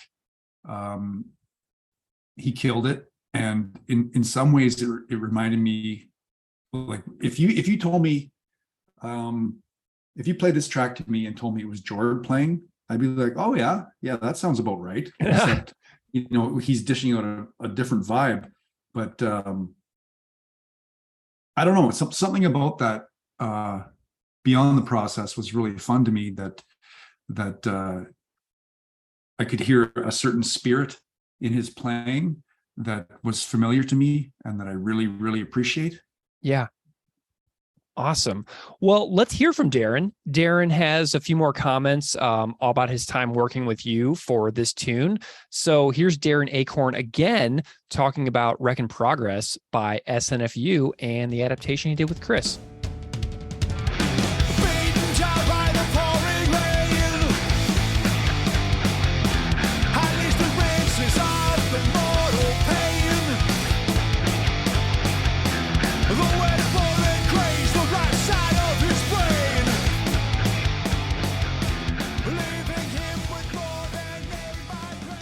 The first one I want to chat about is the SNFU cover, Wreck in Progress, from their 2004 record, In the Meantime and In Between Time. And so I'm curious about, how SNFU, the band, fits into your life. Do you have any sort of interests in SNFU in general? Tell me about this band. Yeah, absolutely. One of the best, if not the best, Canadian punk bands ever. I was lucky enough to see them several times in Winnipeg growing up, and best frontman ever. Yeah. Shy Pig. Belky Brothers. Belky Brothers and Ted Sims were probably my favorite lineup of the band. Ted Sims is a local Winnipeg guy. I don't know if you know. Oh, cool. Yeah, he's the drummer. He played on one record, Better Than a Stick in the Eye. And yeah, fuck, that band just kicked major ass back in the day. And amazing. Yeah. And so just a love for the band. Chris was obviously at all those shows as well. All of us were. And so I think he just knew that would been a great fit for him and what he had to say about the song and the band. And it lined up with me as well. And at that time, so I won't get into the song yet. But yeah. Unless you want to go into the song. Yeah, well, let's chat about the song too. Tell me your thoughts on the original, because this is from a record with only Mark Belky on this record, and it's I think probably kind of overlooked. It's like post Epitaph years, but honestly, this record to me is perfect front to back. And I know that Chris loves this record as well. Tell me your thoughts on the original tune, your thoughts on In Between Time, or In the Meantime and In Between Times. Tell me your thoughts on that. Yeah, fantastic record. I actually like the first three records of SNFU were my thing. I kind of lost interest after the first three when Chris brought up, and I heard all the records, but it just the first three records are SNFU to me. Got back in it later in life, in and out of it, and followed them. But I just actually seeing them live without both Belky Brothers and Ted Sims just broke me. It just wasn't the same. Yeah, because that live band was just great. But a Wreck in Progress for me. Lots of shit going on in life at the time. Chris had asked me to, or brought up that song, and it just fit perfectly. And getting old and seeing people pass away and your body start failing you and all those old man stuff. It was just an awesome combination at the time. So it just got me motivated to, let's rock this shit. And it was great. Amazing. Well, I want to hear some, the story of recording this tune, like where you recorded it, who put down the tracks. Like, tell me the process behind putting this one down on tape. It was JP, John Paul, and Chris and I in the studio. That's it. There was no bass players. I know. Did Chris play bass in that? I believe he did. Yeah. Yeah, that was Chris. Yeah. So it was whatever I had going through my monitor at the time was pre-recorded, and I just went along with what I was listening to. JP was great at the studio. Private Ear, is that the studio we were at? Yeah. So we went in, and I don't know how long it took, a couple takes, and laid it down, and it was just awesome. And Chris did a fantastic job at that song vocally. It just there's something with Chris over the years, seeing Propaganda on stage live a billion times and appreciating what you're seeing. And then I think later on in life, as an adult, learning about world issues, diving into your own paths to take in life and what you want to do, and whether it's learning about human rights, animal rights, whatever. All of a sudden, soaking that in as an adult, going to see them live, listening to the lyrics, it's just amazing for me, and continues to be. And getting back to the song, listening to him sing those lyrics, just crushing, and just so energizing for me as a drummer to play along with this guy. Amazing. Did you get to like watch him do any tracking or anything like that? Were you there for the whole thing? No, not at all. I came in, played drums for the most part. Those two were in the window, just giving me fists up in the air, and that's it. Yeah. We chatted, but I mean, he was doing all the recording elsewhere. I love this, the lyrics to this one as well, too. It's like, I mean, these lines, there's so many good ones, and you're beaten down by the pouring rain. At least it rinses off the mortal pain. Absolutely. Oh man, it's just genius. And then it's so easy to lose sight of the good things in life. Like when I was listening to this song this morning, I actually like went on Twitter and I tweeted that line. It's so easy to lose sight of the good things in life, because it is. And here, like, Chai Pig singing that, knowing that the really hard life that Chai Pig led, reminding me, who is extraordinarily lucky in so many ways, to try to remember good things. It's just, it's nice perspective. You know what I mean? Absolutely. Yeah. Some invisible saint has the final say. Yeah, man. Yeah. And the line about the ancient monks have often said, if you take your own life, you must live it again. It's like, well, okay, great. So that is definitely not in the cards for me. And it's just such an absolutely brilliant line, and just speaks to the genius and the creativity of Chai Pig in general as a lyricist. And I'm really, I see a lot more lines like this coming out in Chris's lyrics over the years. When you think about things like Adventures in Zoocosis, or like Letters to a Young Anus, where he's like writing about like suicide notes, or like the end of his life and stuff like that. It's like, wow, I feel like Chris is like in his like peak Chai Pig times right now. Yeah, absolutely. Amazing. Yeah. Are there any like technical details of your performance that stood out to you, like as the drummer who played it? Is there anything that stands out to you about like what you had to do to make this song sound good for drums? I wanted to, like, when he asked me to play, I was like, okay, am I doing exact copies of the songs? Am I free to do whatever I want?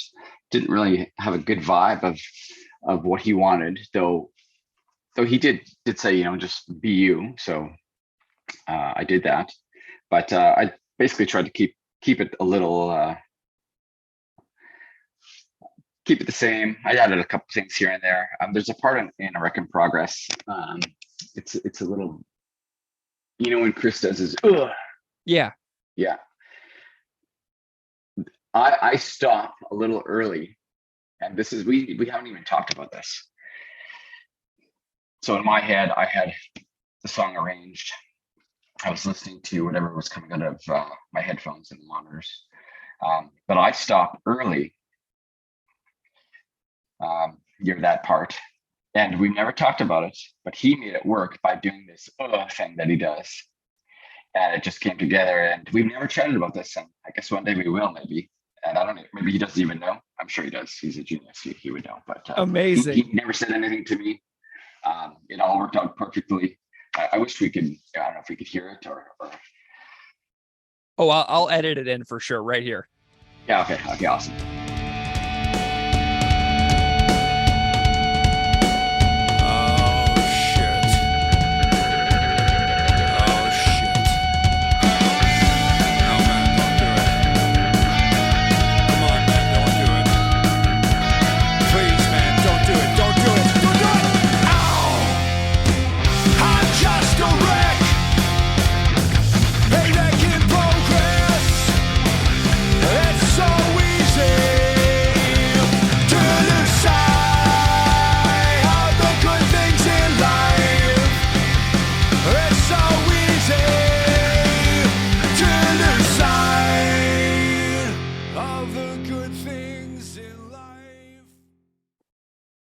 All right. So, Chris, we're going to take a little turn here in tone and style, and we're going to chat about Sacrifice.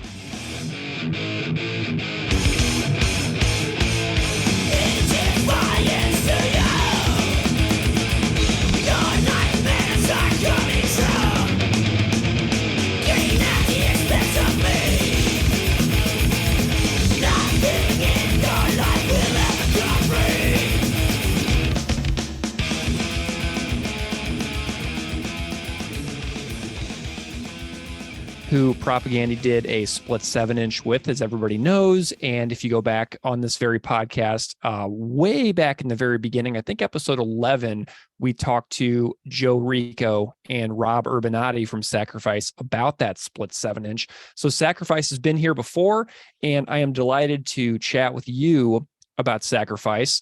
So thoughts on Sacrifice? Add some words here. What do you think? They rule. Yeah. They fucking rule. Very underrated band. especially in the late 80s and early 90s, in my opinion, should have been as big as Slayer. Like when I listened to a record like Soldiers of Misfortune, they were basically taking what Slayer and Metallica had been doing and doing it in what I felt was a more epic and punishing direction that maybe had more potential. But that's my personal biased opinion, but I really think they got cheated out of a longer career.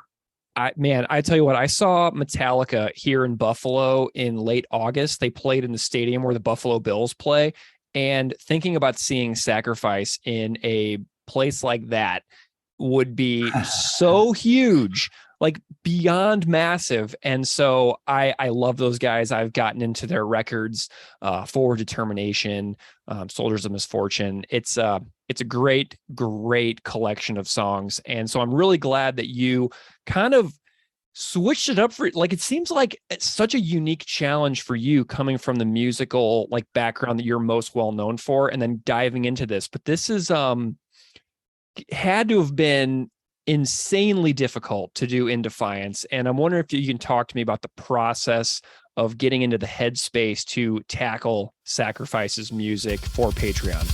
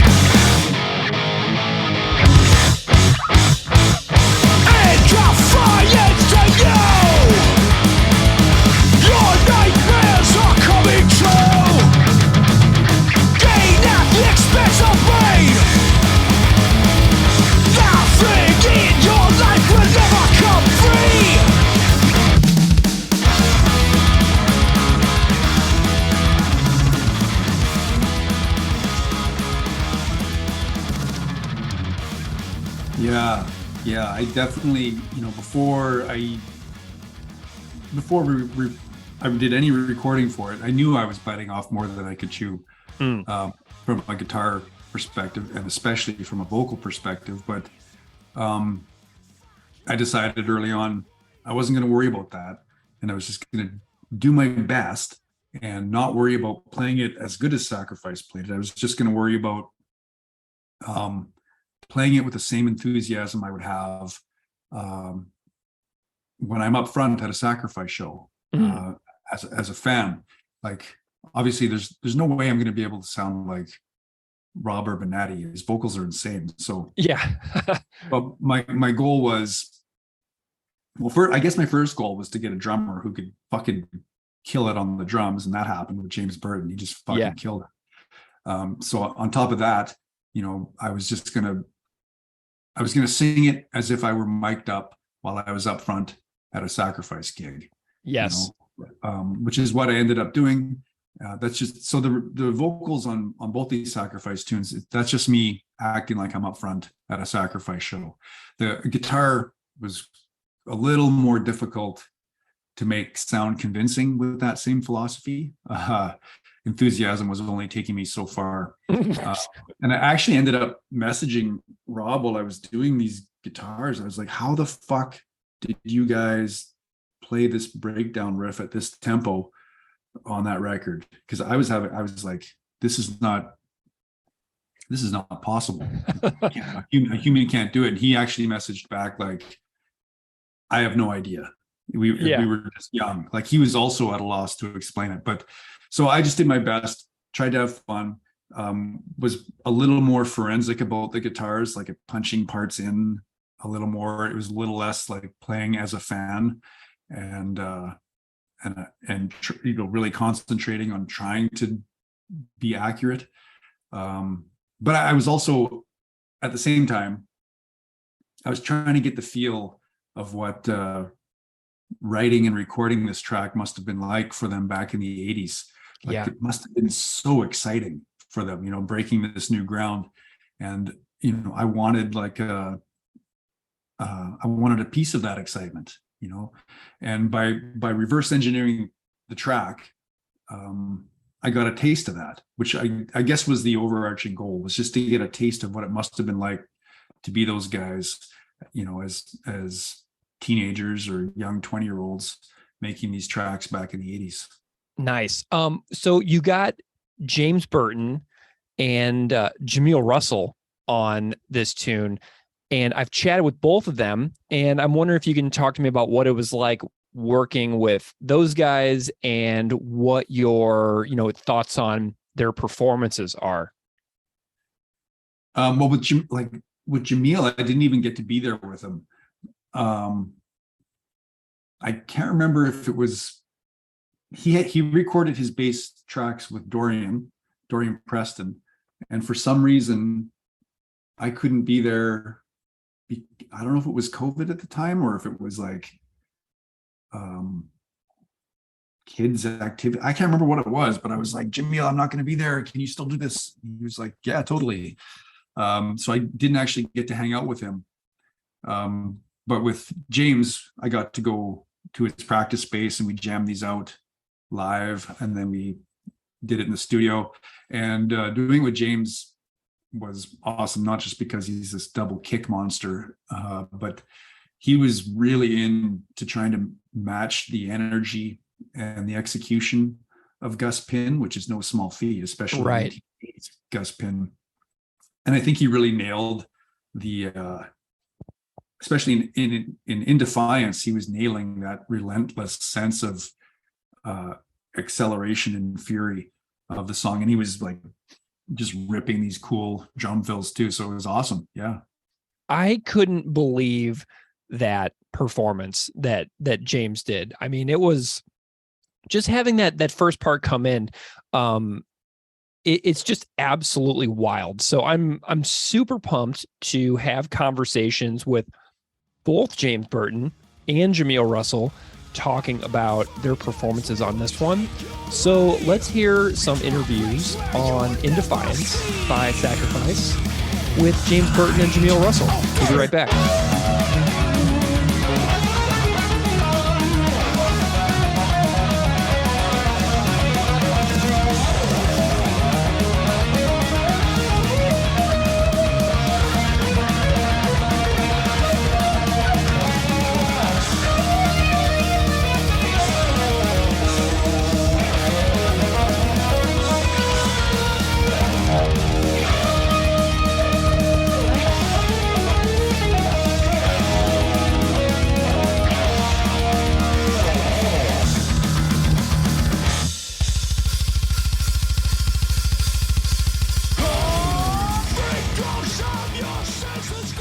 James Burton, welcome to Unscripted Moments, a podcast about propaganda.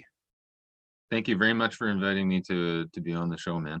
I'm delighted that you accepted the invitation and that you're here, and then we get to hang out and we get to chat about these great tunes and this great band and the work that you've done with Chris in the not too distant past. Jimmy, why don't you go ahead and start off by introducing yourself a little bit to the listeners out there who are all over the world who may not know who you are, and go ahead and tell them a little bit about what you do. Cool, man. Well, I'm James Burton. I played drums, since I was 13 or something like that. I live in Winnipeg, Manitoba, the butthole of Canada.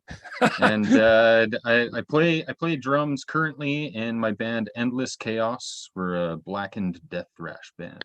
Wonderful. I was watching a bunch of your videos earlier today on Endless Chaos's Instagram page and was just having an absolute blast. Right on, man. Jimmy, how did you get into heavy music in general? Because the drumming that you do is very specific and very particular. And I remember getting into music and trying to play stuff like this, and I just couldn't, quite get there. Like I hit like a plateau in my own drumming. How did you kind of get off on this drumming journey that you've gone on throughout your life? I think it did. The the want to play drums happened, when I was a preteen, where I went over to a friend's house and he had a drum set and he would never, ever let me play the thing. So I used to watch him play and, kind of look at the drum kit and try to figure out where the placement was everywhere, where everything was on the kit. And then was introduced to Metallica, and, Metallica got me into, music and being a musician in general, but got me into heavier music as well. And that's where it kind of started when I was just a preteen. And then that, I think it took me about a year or two before my mom agreed to get me a drum kit. And in that time, I'd air drum and get blisters all over my hands with air drumming. And my mom saw that I was pretty serious about it. So that's kind of where it started. And then, getting into metal, the faster style of metal, because Metallica is fast, but it's not super fast like some metal bands can be. So that's kind of what I was drawn to, was the speed and just the aggression of it. And I didn't have a heck of a lot of metal heads in school or anything. There was a bunch of punk guys who introduced me to Propaganda. Nice. But it was me being a metalhead. Metalheads in my school were bangers, and I guess I was a banger and nobody else was, at least the people I was hanging out with, they weren't bangers, but I stuck with it. I ended up going to a music school in Pasadena, California, when I had been pretty serious about just getting better at drums, because you reach a limit. And I had a really good drum teacher, and he had gone to California and learned how to play drums real good. So I was like, oh, I want to be like you, and I want to come home and say that I can play anything. That doesn't happen. That didn't happen either. I can't just play anything. But I think the main thing that I learned at that music school was technique and how you hold your hand, how you hold your drumsticks, and to be efficient on the kit. So when it comes to speed, you learn a technique very slow, and then it just becomes easier to play faster. And then for bass drums, I learned a bass drum technique out there that kind of really changed the way I thought about drumming as a whole, and my whole, because bass drum's my favorite drum. So I was always into double bass and just using all four limbs and getting a workout every time I sat behind the kit. So absolutely, man. Metal is where that's at. Yeah, I'm thinking about this. One of the tunes we're going to chat about in a little bit, in Defiance, where it opens up with that fabulous intro that you got recorded there. So that connects right in. How did were you into Propaganda when you were a kid? Like when you were younger? Like I'm not really sure how old you are, but like kind of when did they kind of enter onto the musical landscape for you? Well, I'm 38. So you're the same age as me. Okay. Oh, cool. Okay. So so I would say in 97, when I got to grade 7, that was junior high. And, you go from one school to a new school and you meet new guys, and a buddy of mine, Scott Halson, showed me how to clean everything. Yeah. And it was also the same day I smoked weed for the first time. And I was like, holy shit, man, this is the best. And just the Propaganda, the fuck song, at the end, just I was like, oh my god, like these guys are hilarious and awesome. And that was just being addicted to that album for a long time. That's how I got learning into the Propaganda scene. And that friend and another good friend, Jared Felicia, we were just the three brothers who were just kind of inseparable, and kind of we were glued together by our favorite bands. So Propaganda and Bigwig, and awesome. All these, Bigwig's so good too, and then, they're so good. Yeah, man. So we just had this kind of super fast punk with some funny lyrics, and of course Propaganda doesn't have funny lyrics per se, but there's some fucking incredible lyrics. So you're just with your buds and learning how to figure out new bands, and then of course try to play them. Those two gentlemen were we were in bands together all through high school, playing our favorite covers. Awesome, man. Propaganda was always the hardest ones to fucking play though, so we never got to play many of them. Dude, okay. I have this theory that like not really anybody can just play what Jord does. You know what I mean? Like I've sat down on my drum set and tried to play Apparently I'm a PC Fascist, which is like not even a fast song, but it just, there's something about the way that Jord plays that I just cannot seem to like lock onto. Like he's just doing something a little bit differently, just with some kind of technique that I just can't really unravel. Does that make sense to you? The Samoleski style, man. Like he is my favorite drummer. He is my hero when it comes to music and just being a good person. And, you know, like I have stolen so many licks from George. Yeah. And, you know, it's funny because some people say, oh man, you sound like this, you sound like that. And to be honest, man, I don't listen to a lot of music. I'm kind of a poser when it comes to styles of music. I like one band in each genre kind of thing. Yeah.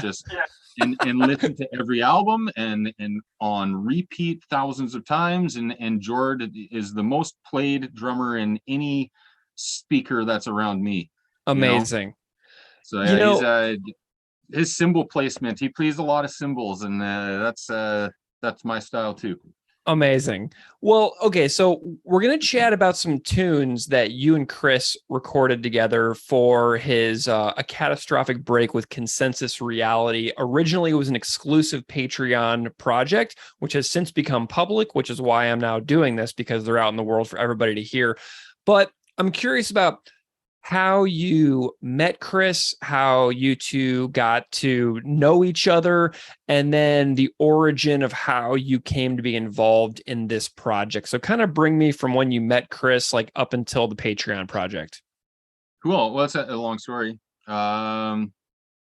Just because I can go on tangents and kind of make a web of a story. Yeah. The very first time I met Chris, it was at a music store on a Boxing Day sale or something. And, you know, we of course knew Propaganda lived in Winnipeg and they were musicians. So, you know, you go to music stores, there's maybe a chance that you see them any day of the week. Right. Sure. And it was a Boxing Day sale and we were walking out, Scott and I, and he was walking in and Chris and Scott noticed Chris first. And he's like, hey man, is that Chris Hanna? It's like, dude, I think it is. We're gonna talk to him, we're gonna say hi to him, or we're gonna, you know, what are we gonna do here? And we did. I think I got the guts to go up to him first, not knowing what he was gonna be like, because all we know is he's just this guy in a muscle shirt ripping guitar. That's all we knew about him. And I was like, hey, Chris, man. And I can't remember when exactly it was. We'd just been to a concert, though. It might have been, I don't know, maybe it was Supporting Cast or something. We had just seen the album release at the Garrick. And it was epic. It might have been that. It might have been even longer than that. But I go up to him. I was like, man, your last album, it's just so amazing, man. And he's like, oh, thanks a lot. Hey, what's your name? And I sat there and I forgot my name, dude. Like I didn't know what to say. And it was a simple question. What's your name? And I was like, James. I wasn't expecting him to respond to me even, you know? So it was so cool. And you're just on another level for the rest of the day. But getting, that was years before he knew my name for real. Yeah.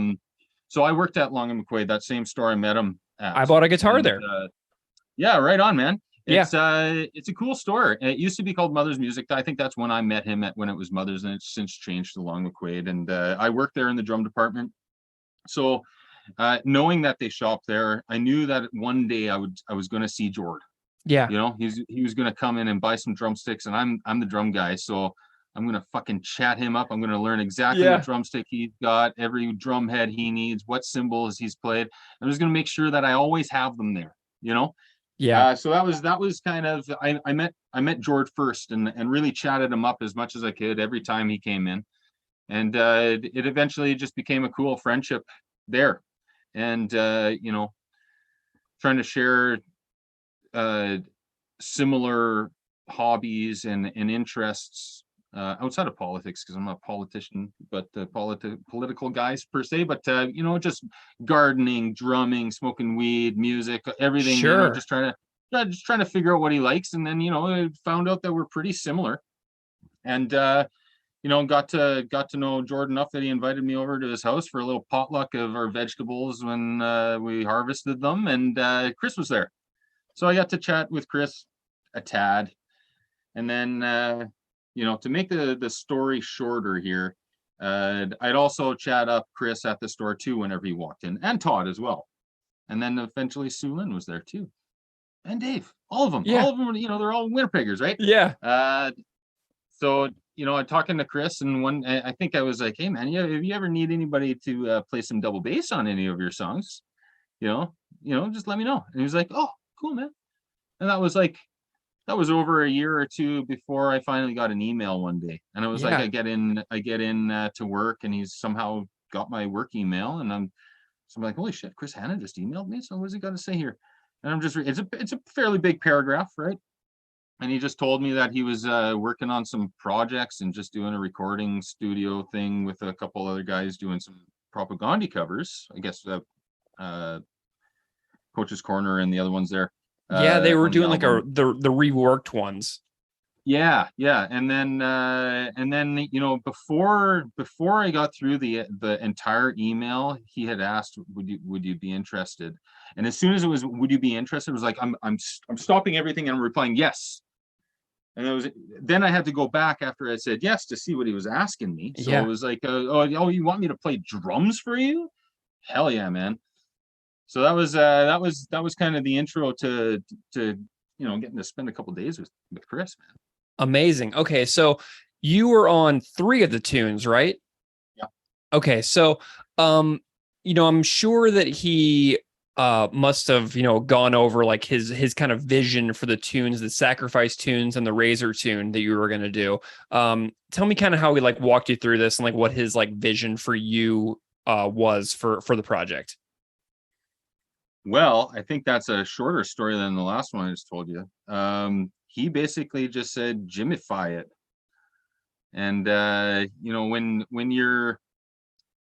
when you're listening to Gus Pin play drums, and you're supposed to elaborate on what Gus is playing, it's like, no, man, I don't think there's anything else I need to play. Like there's no customization that I can do to make this song better. I'm going to play what Gus plays. Yeah.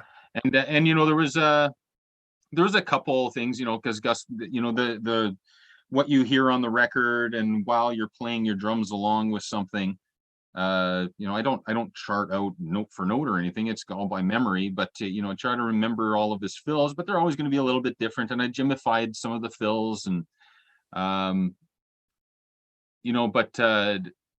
so for the Sacrifice songs, it was trying to be true to how awesome Gus is too. So I tried to pull off my best Gus Pin, man. Nice. Sorry, go ahead. So tell me, how does Razor, not Razor, how does Sacrifice kind of fit in with your musical fandom? Tell me a little bit about your connection with Sacrifice, the band themselves. Well, it's like I had said before, I'm a little bit of a poser. I guess I call self-proclaimed poser, where I don't have a huge vocabulary of bands I've listened to or listened to. It's Propaganda in my CD player. I got Meshuggah. I've got a couple thrash bands, and I listen to my own bands too, because I just like to kind of memorize what I've recorded so I can play them well live. Yeah. And and then also change what I'm doing too. But so for Sacrifice, my first experience with Sacrifice was, I think it was Manitoba Metal Fest, and I think I was drum teching that night.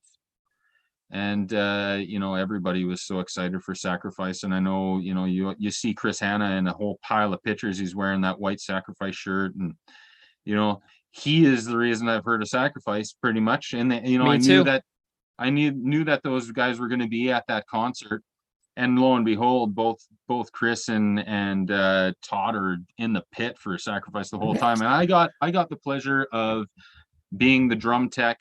So I got to watch Gus playing from side stage, and the Yeah. Park Theater is an excellent venue here in Winnipeg. Great sound, and Barney is as far as I know, he's still the sound man there, but he was at the time, I believe. So the sound was just incredible that night.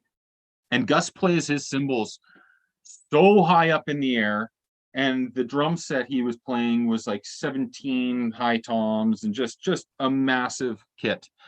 And I was just so excited to see him play, and I got tons of pictures on my phone. He just kept on looking over to the side and giving us these cool faces with his big stash, and it's just like, this guy's fucking awesome, And that's kind of how I found out about Sacrifice was live, and that's kind of how I do that a lot. Like I'll learn about a band by seeing them at a random chance. Nice. Tell me about learning and recording in Defiance. Like where first of all, where did you record this? And then tell me about talk to me about In Defiance. Well, we recorded at Private Ear Studios in Winnipeg. And when Chris asked me to do 3 songs, but I can't remember exactly. I think he told me all 3 songs at once, but In Defiance was the first song that I listened to, really delved, again, being such a noob with Sacrifice at the time. Of course, In Defiance was the very first time I had ever listened to it, was for this project. And the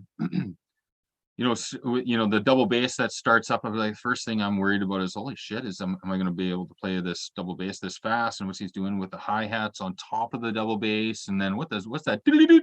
Is that a rototom? And what's going on here?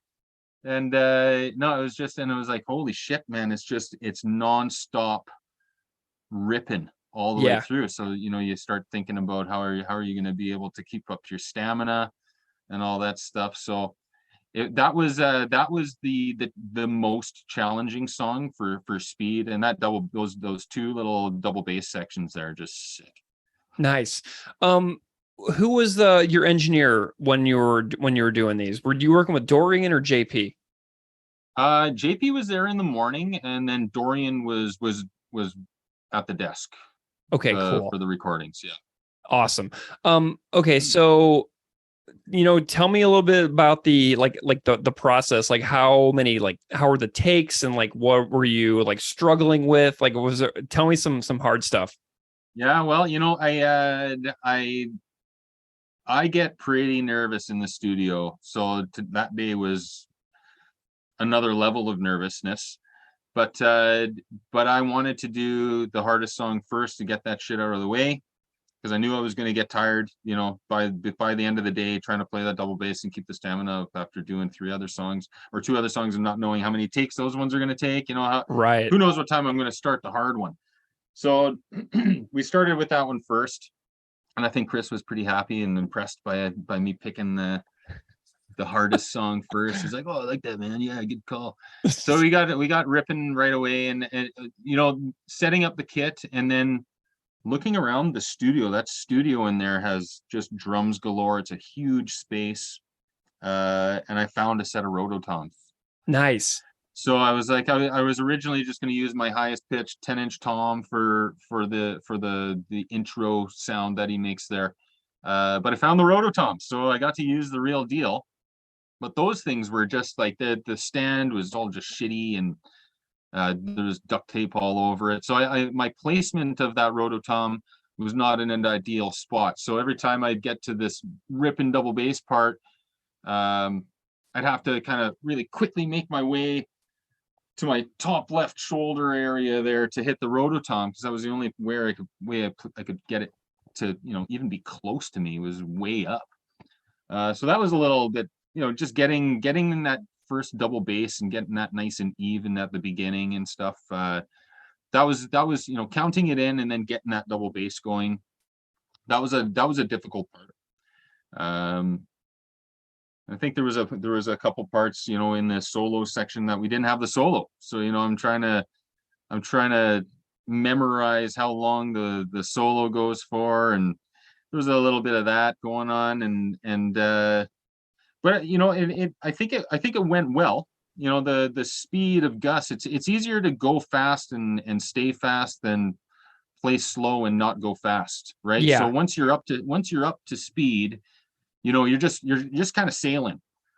So the speed part was fairly easy, but some of the intricacies were a couple handful of takes, that's for sure.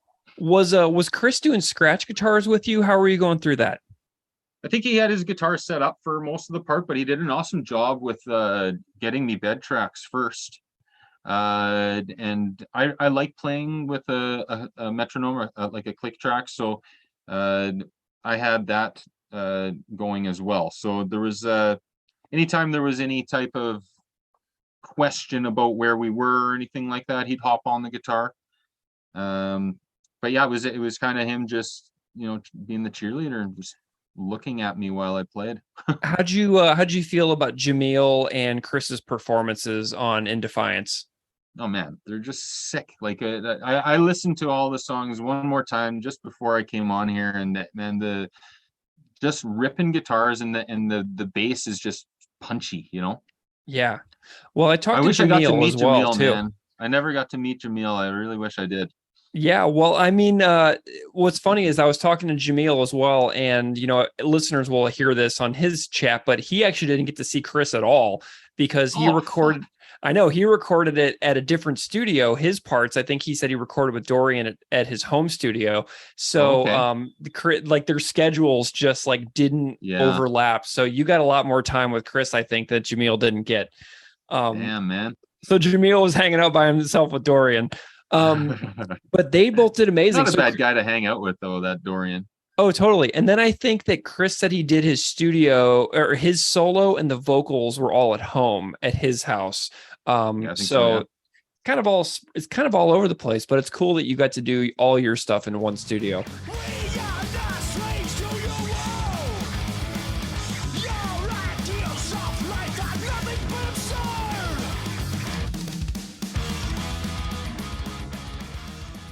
Jahmeel Russell, welcome to Unscripted Moments, a podcast about propaganda. Thank you for having me.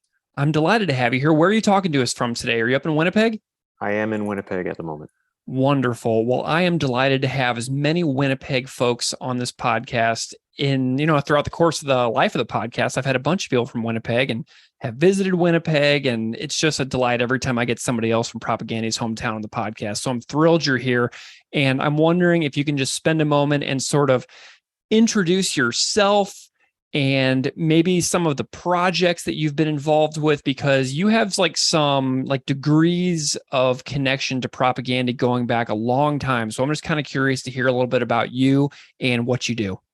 Yeah. Okay. I started, playing in bands at a pretty young age, maybe like 15 or something like that was when I actually was in a band, and, did my first recordings when I was about 16 in a local studio here with a band called Matricide. That was kind of like the beginning. It was kind of like a thrash type thing, and then shortly after that was when I sort of co-founded, I guess, the band Malfaction. And that was around the time too that I had my introduction to propaganda, because around that time I heard I think it was their second demo tape. And I remember just being really blown away by it because the guitars on it were so heavy, and they weren't a metal band, but they were really heavy. Nice. And I was, of course, really into that because we're talking like early 90s, and I was like, super into death metal and stuff like that at the time. And so I was just like hearing this other band from here because Malfaction was very influenced by a hardcore scene, but also death metal. So we were all kind of listening to that kind of stuff. And then, hearing propaganda was like hearing a band that had some like-minded ideas lyrically, but was coming from this kind of punk thing, but then also had this really incredibly heavy guitar sound. So it wasn't long after that we asked them to play the very first Slam Fest, which was a show that we used to put on at the West End Cultural Center here. And we put on the first one not knowing what to expect at all. And we had them on the bill with us. And the show was like beyond sold out. It was pretty amazing time to be a kid and be experiencing that kind of stuff. And I always remember showing up at that show and seeing Chris, and they had literally just gotten their copies of How to Clean Everything. And I think he sold me the vinyl for $5. Nice. Yeah. So that was pretty cool. But yeah, and then I've, of course, I've been in a bunch of other bands following that. I was in the band Kittens, which was on the Sonic Onion label, and did a lot of touring, and that was the first band I got to do like music videos with and things like that. And and then from there, there's more bands. I don't know if you want me to run through them all, but what are you doing lately? I still have my main project, which is called Red Vienna, which I'm like one of the songwriters and, the vocalist as well as being bass player. And the other thing I'm currently doing is playing in a group called Ancient Teeth, which has members of Monine and Sights and Sounds in it. Holy smokes. Nice. Yeah. So those are, and that group actually has recorded 2 full-length albums, which are both currently unreleased, but we'll see what happens. Hopefully we're hoping to have one of the records out early next year. Nice. Well, Malfaction, the band that you did previously mention, has come up on this podcast many, many times because of, the direct, time period in which those bands overlapped with early Propaganda. But I have one Malfaction release. It's the Malfaction I Spy Propaganda Silence Equals 7-inch compilation Systematic Destruction. So I have a copy of that.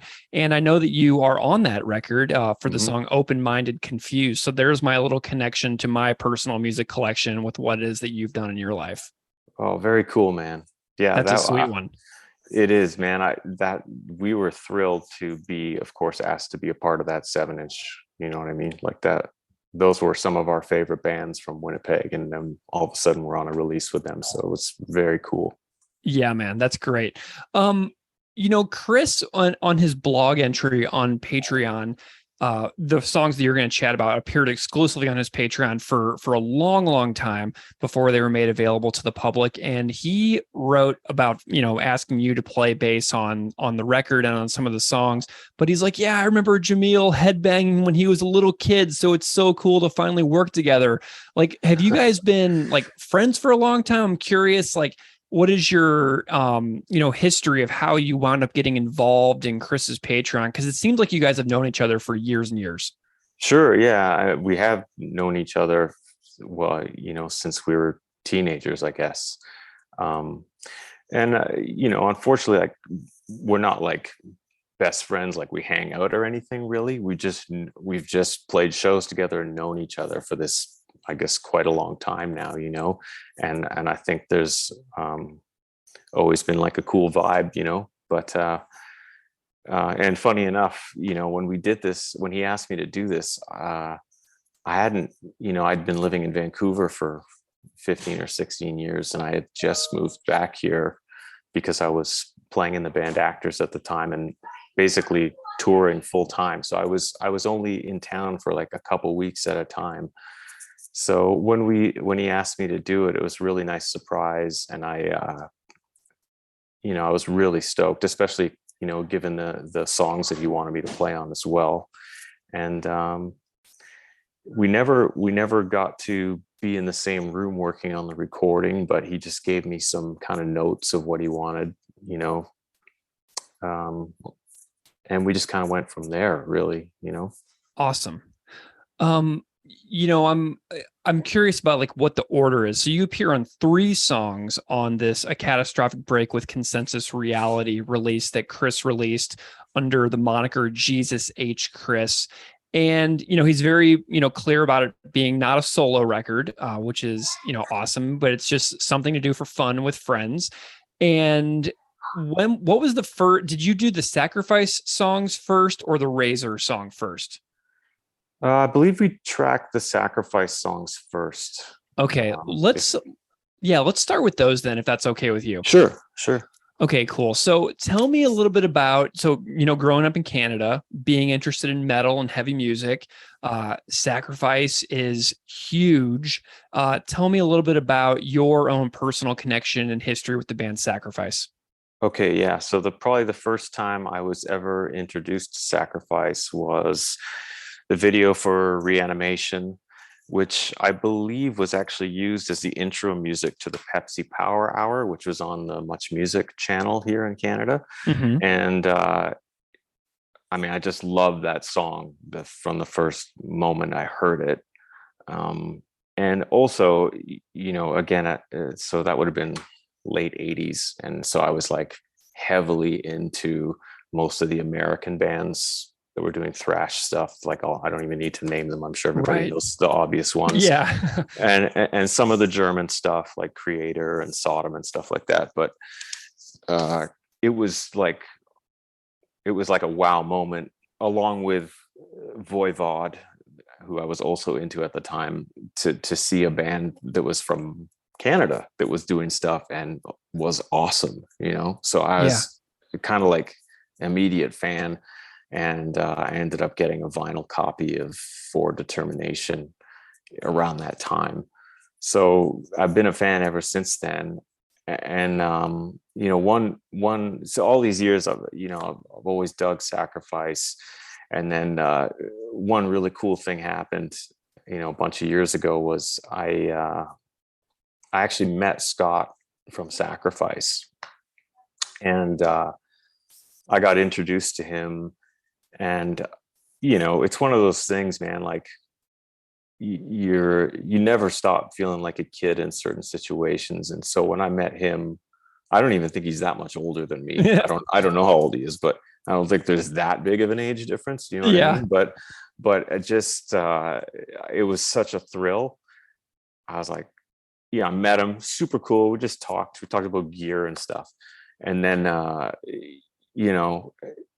after that, I'm just like buzzing. I'm like, wow, I can't believe I just like hung out with Scott from Sacrifice. You know what I mean? Yeah. And then, and then at one point, I was working in a guitar shop at the time.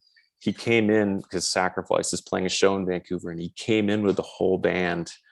And again, I was like transformed into a, 15-year-old kid again or something. And the whole band's standing in front of me. And it was one of those like, I'm like, wow, Sacrifice is here.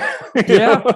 And Scott came over, of course. Hey, Jahmeel, do you want to meet the guys in the band? And I was like, yeah, I do, and he introduced me. Oh, this is Jahmeel. He's a big fan or whatever. And I shook hands with the guys and everything like that. So it was like a real thrill for me, So yeah, I just lots of great memories. And I mean, I still listen to those Sacrifice records, especially the first three in particular.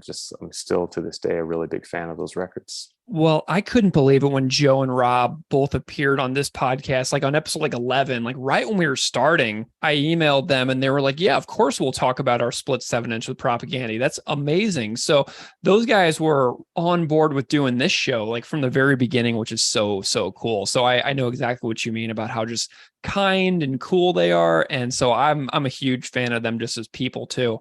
How do you feel about the 1990 record Soldiers of Misfortune in particular, since that's the two songs that we're going to chat about, the record that they originally come from? How do you feel about that record as a whole? I think it's a masterpiece, honestly. I think it's probably their best record. Awesome. Yeah. Nice. Do you have a favorite song on it?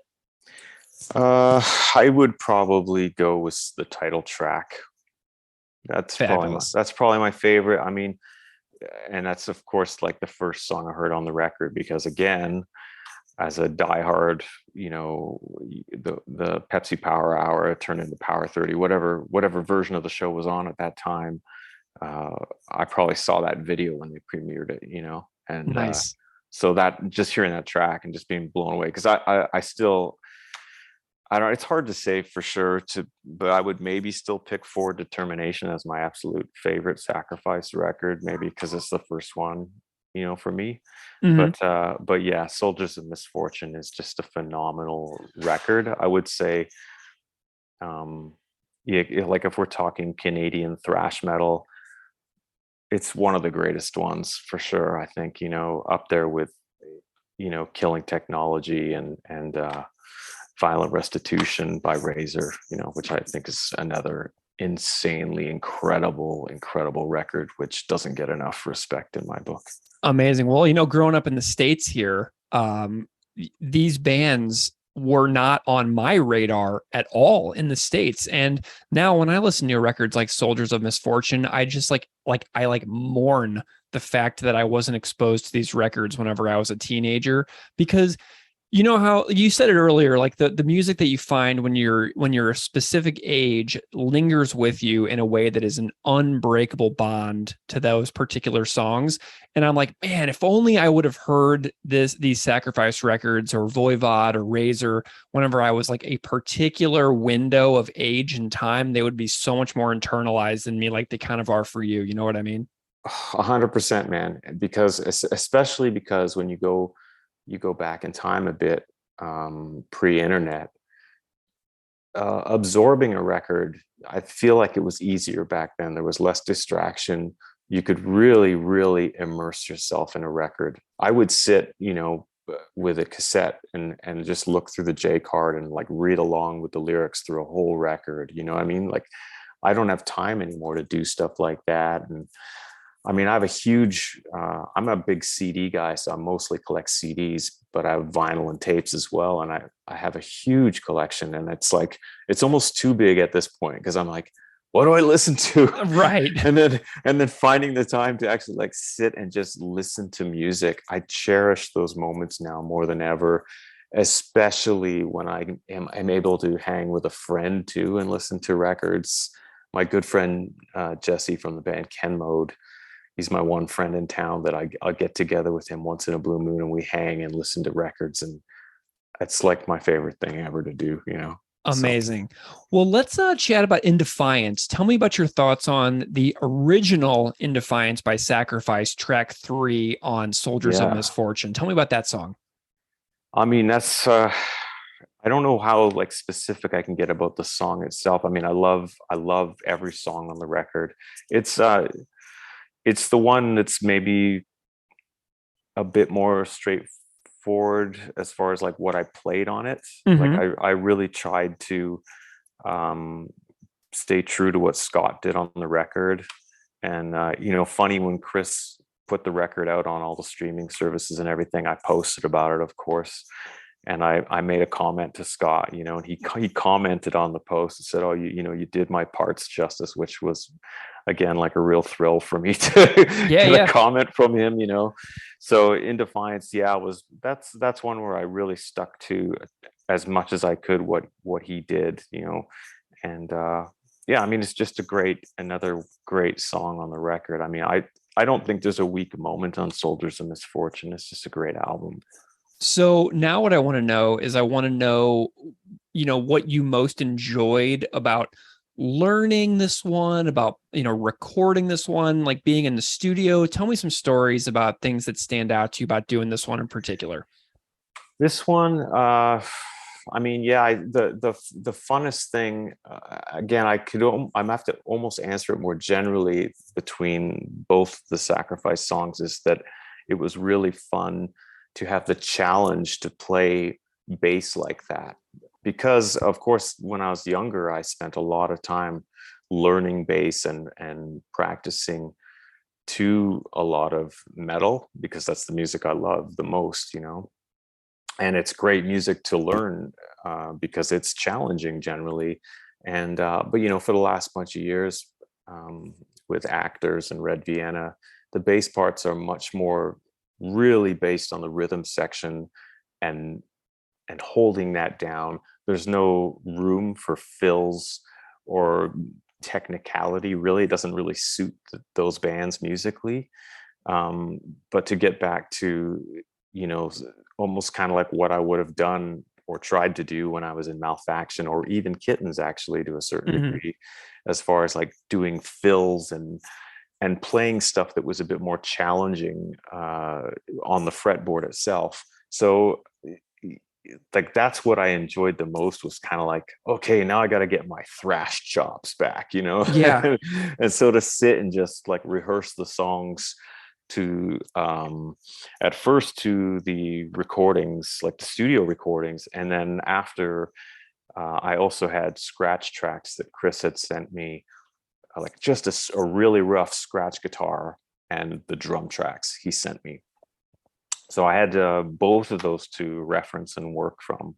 And Chris, he obviously, if you compare them, he really did sort of stay true to the Sacrifice versions. He didn't like try to like alter them arrangement wise or anything like that. They're very true to the original versions.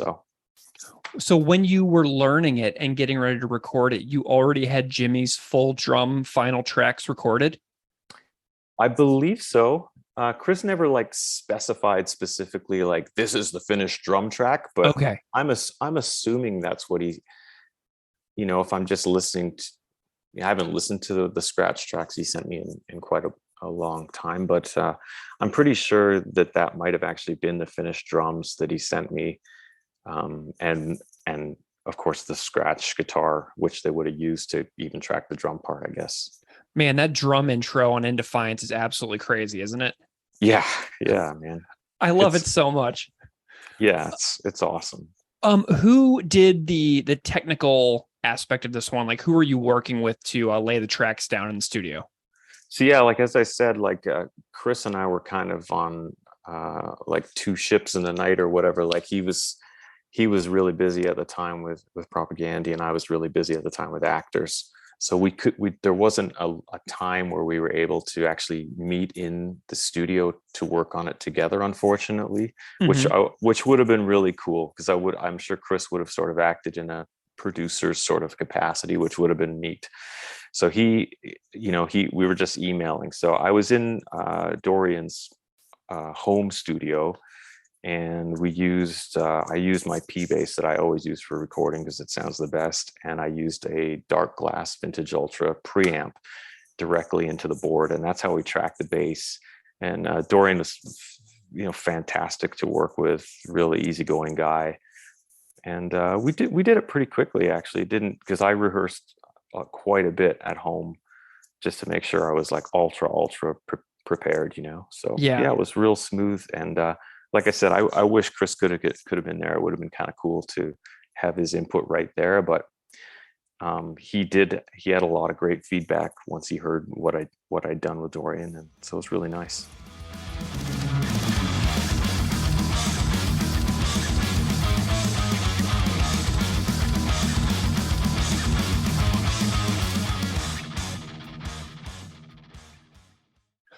All right. So thank you so much to James Burton and Jahmeel Russell for their chat on their performance of In Defiance, originally by Sacrifice.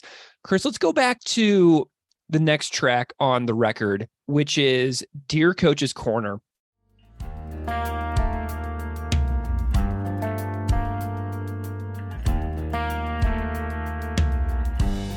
Dear Ron McLean,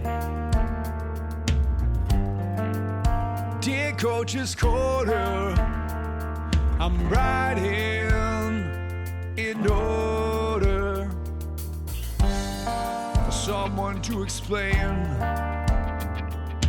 to minus the distinction between these mandatory pre-game group rights of submission and the rallies at Nuremberg. Specifically the function the ritual serves in conjunction with what everybody knows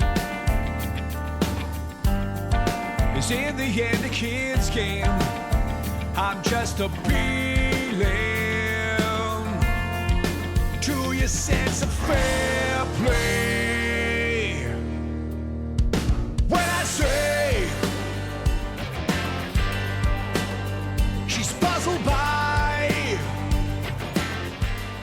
So we're going to hear more from Murray and Paul in a little bit that we heard earlier with regards to speculative fiction. But I'm wondering if you can talk to me about what stands out to you about the reimagining of Dear Coach's Corner. What stands out to you that you can remember? I guess the strongest memory and maybe the most representative memory of the whole project was the first time I went over to Murray's house to even investigate whether this idea was feasible or not. Like I had run into him at one of my son's soccer games. I think his nephew or a friend's nephew was on my son's team, and I had just been asking him about what he was doing for work, and he told me about production. And I was asking him, well, what does production entail? And I made a joke about him helping me record some songs, and he was like, "Yeah, man, I'd be up for that if you have something," and which I was surprised by.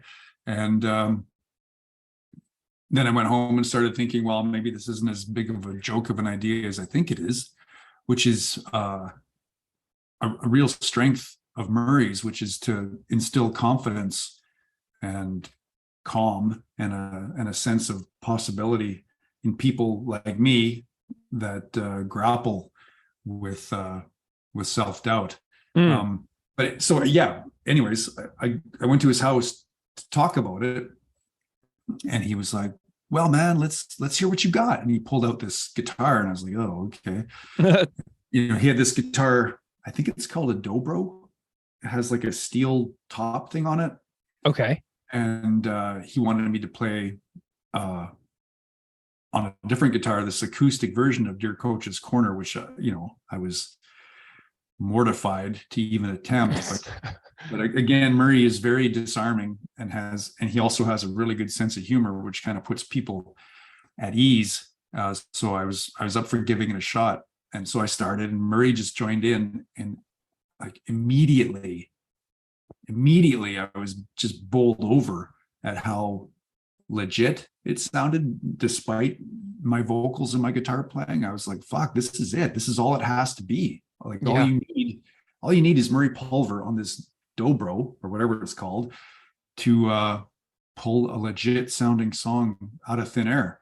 And it was a cool moment for me because it kind of unveiled the essence of the song itself, and it was like this weird affirmation that it was an actual song and not just a bunch of well executed clattering and shrieking. Like, right. Like I knew it was a legit song in some ways, but the way Murray played it, it was a bit of an epiphany for me. So that was really cool. Something that stands out to me about the way you talk about Murray and the session players that were on Speculative Fiction and Dear Coach's Corner is that I feel like with Propaganda, you've always described it as, a very laborious process to make the music that you all do in the band.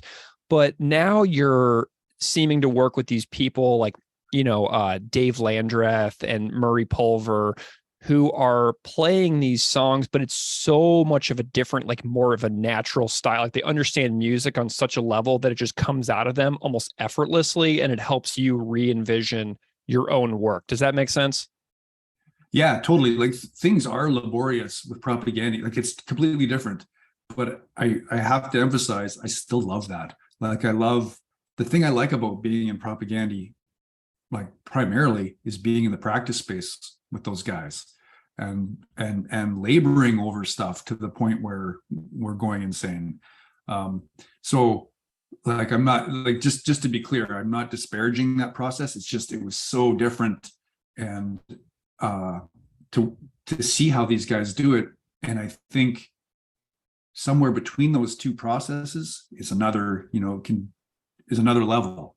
You can combine the kind of forensic, mind-bending work process in Propaganda with this completely loose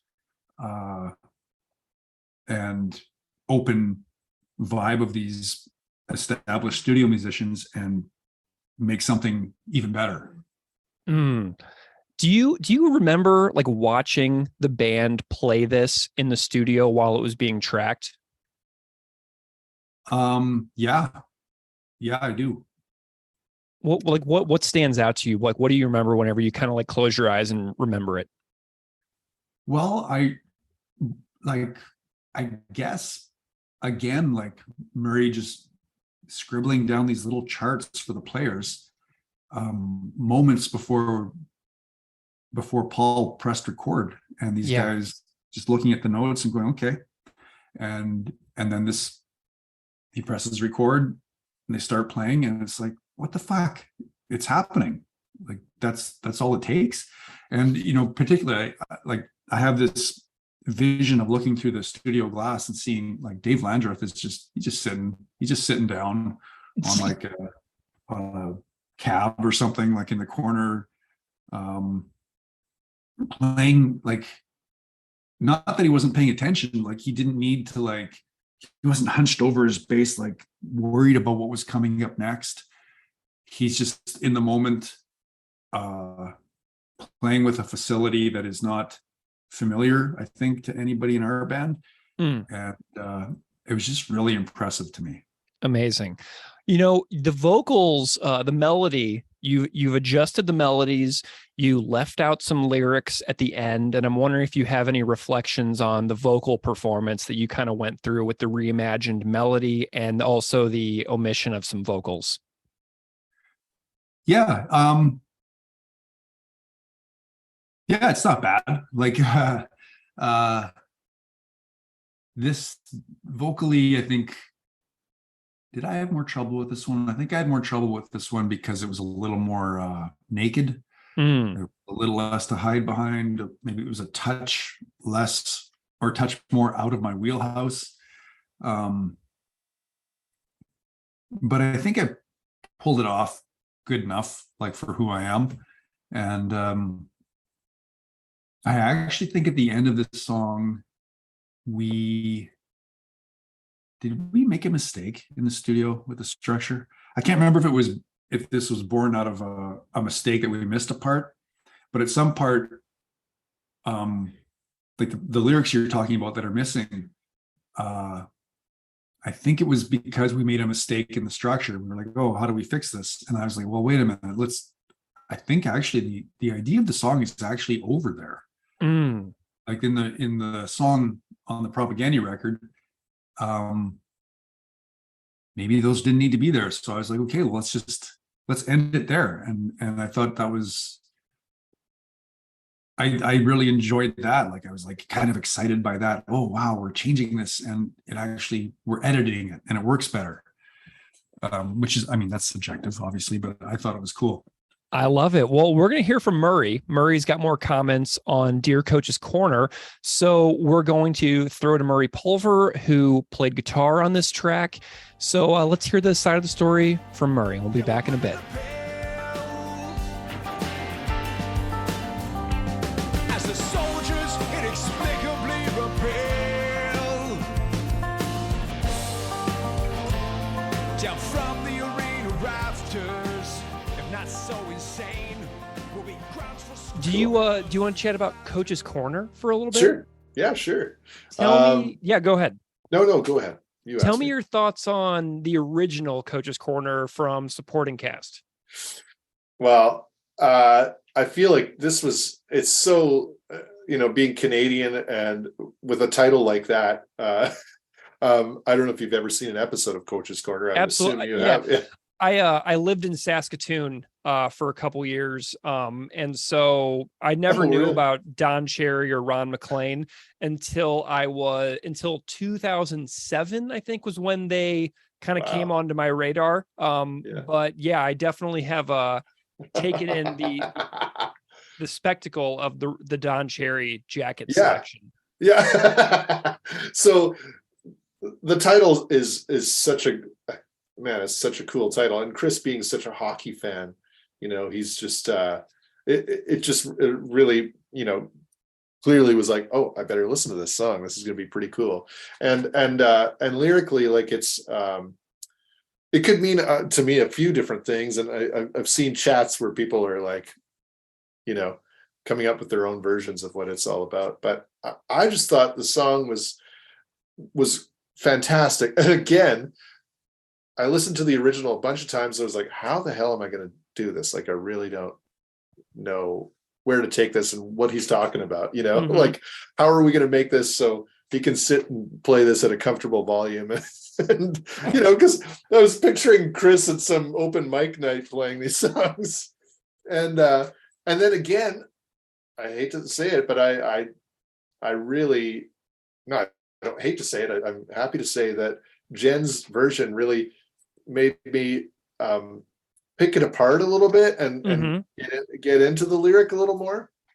And maybe because I play with so many or produce so many singer-songwriters, it was just an easier way for me to take it in and then sort of throw some ideas at Chris. He just came over and I reworked some chords and thought of a little riff and stuff on the dobro. Actually, he goes, "Oh, I like the sound of that," but it's all I had at home right then to play. And he was like, "Yeah, that's what it should be."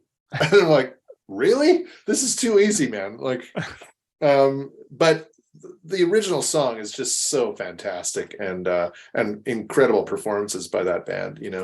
Yeah.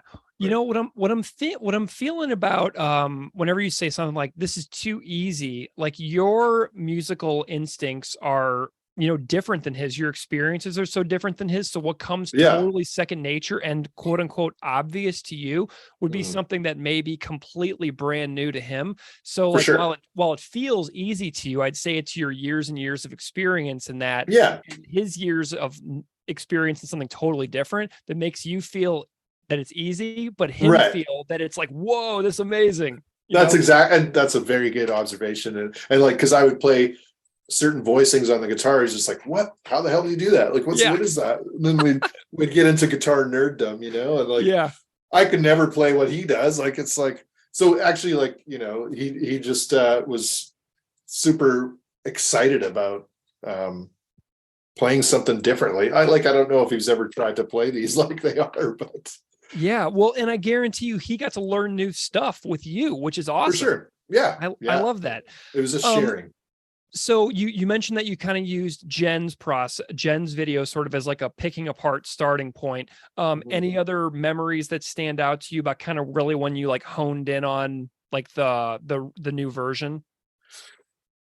No, like I said, it's a long time ago, but I don't really, nothing stands out to me as being like, oh, I gotta do this. I think once I had the initial like kind of verse and thought and the form together, I kind of ran that by Chris, just kind of almost played him the first verse. I'm like, what do you think of this? And if he was excited about that, then I'd run with the rest. Sure.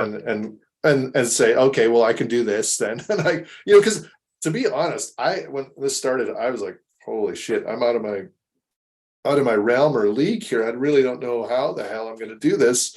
And, a bit of nervousness too, because, even though like we're a similar age and we're from the same small town and friends, like they've become something that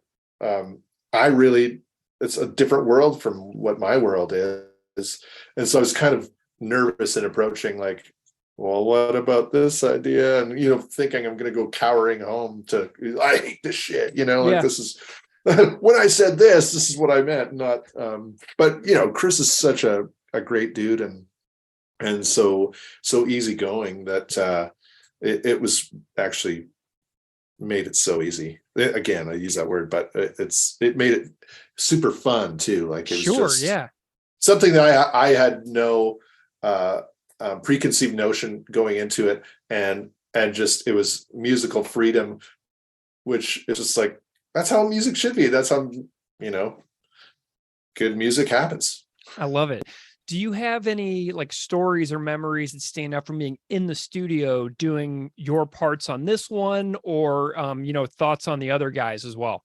Yeah, well, like I said, all this happened so quickly. Yeah. I was like, okay, I'm gonna play this on dobro, and I just grabbed some shitty dobro and played the riff, and then doubled it on acoustic. And again, like Chris is like just a cheering section. He's just in the sidelines, like yeah, that's it. Do that again. Or now what are you gonna do? He'd ask me. He's like, what are we gonna now? What do you do with this? And I was like, well, what about this electric part or whatever? It was honestly Ryan and Dave really they set a really great canvas to sort of work shit on, and I think I put just like maybe 2 or 3 guitars on it, and then said, Chris, is this cool for you to sing on? Is that enough sort of inspiration? And he took it home and then sent me wicked vocals. I sang backgrounds and added a few more little, embellished kind of things. And that one was done. Actually, that's the first one we did. Like, that was completely done.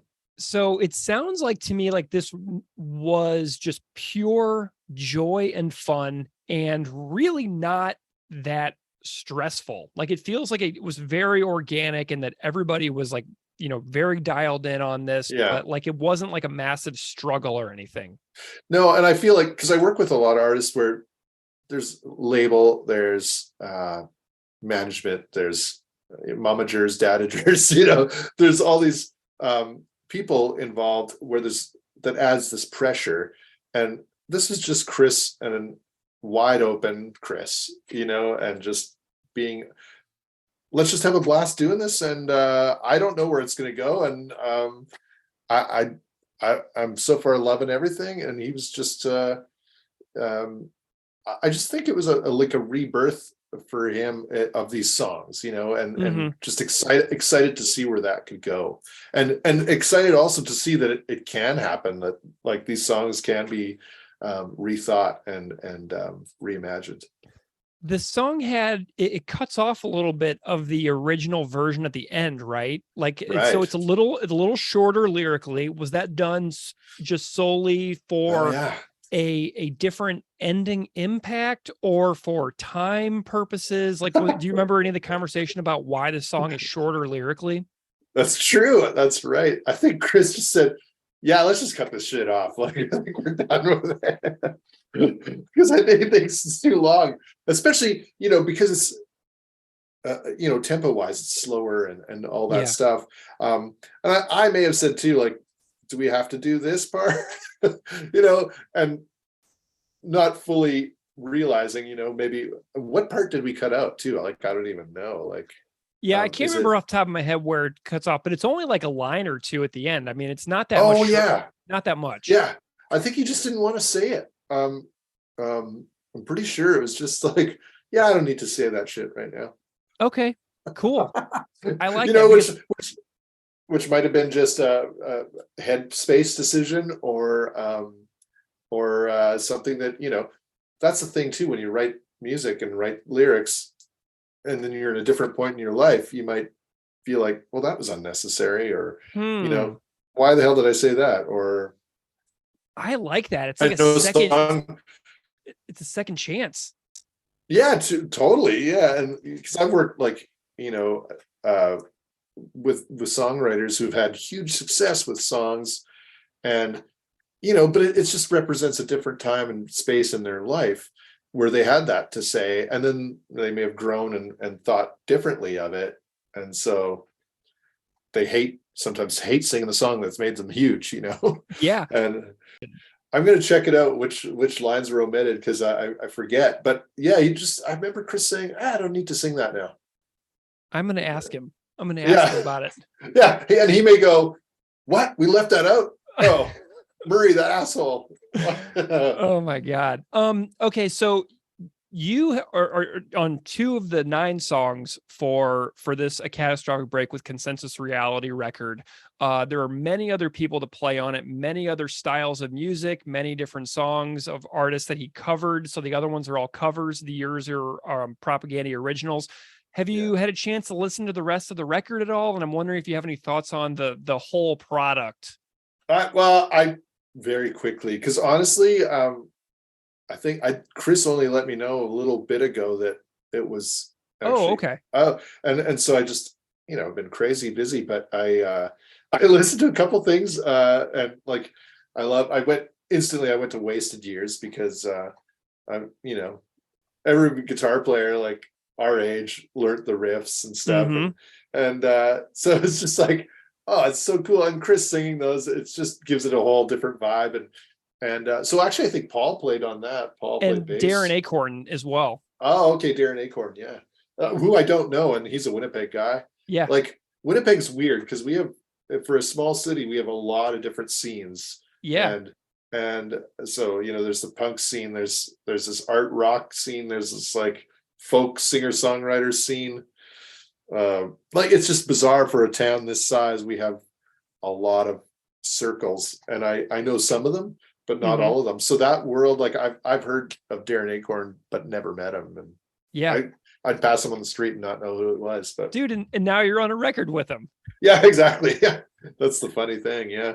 Amazing. Well, Murray, do you have any other thoughts on this process or these tunes or anything else that may ring out to you or stand out to you, or just like a takeaway thought on like what this all means to you?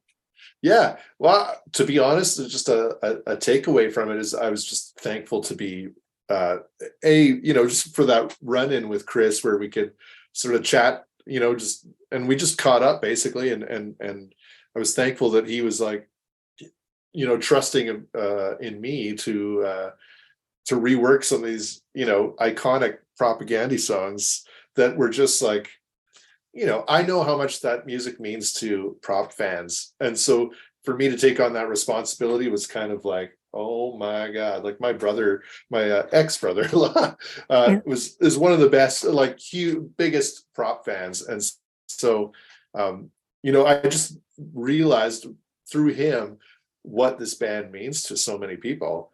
And, and so I felt this pressure, but also was honored that Chris thought we might be a good pairing, to do this. And I was just, and I'm thankful how they turned out too. Like they really have a life of their own and they could stand alone as something else, a different project even, so that's exciting too.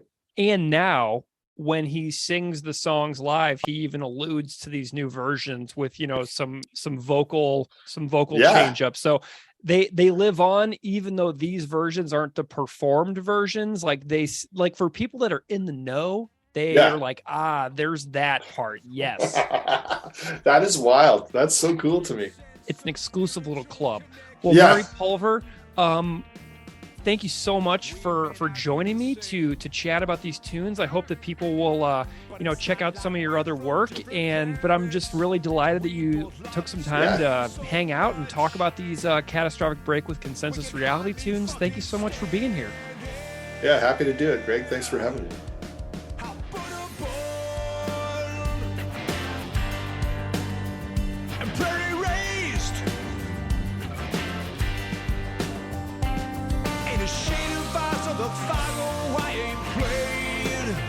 From pedal to the God know. Every fine memory of childhood that I know.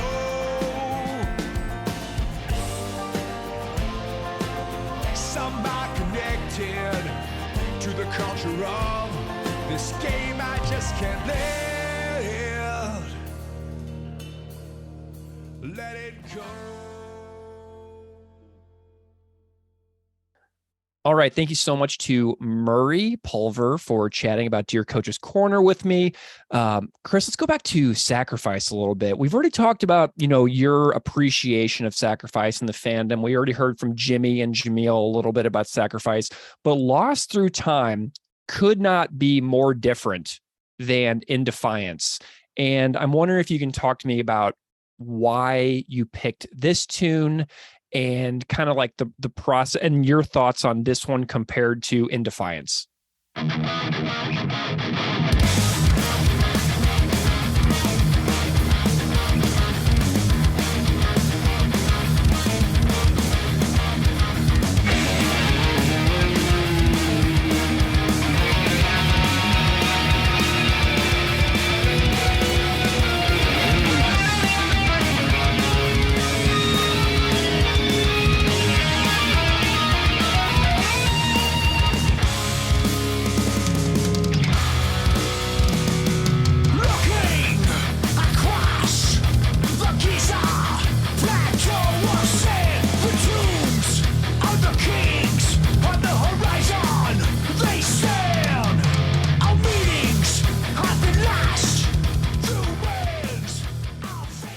Yeah, the process was pretty much the same as in Defiance, but I probably felt like I was able to lean into this one a little more because there's a little more room to breathe in this song, and a little more time to be in the moment as we were recording, or as I was recording my parts. Whereas with In Defiance, I was, there's literally milliseconds to pull off a riff or a vocal part.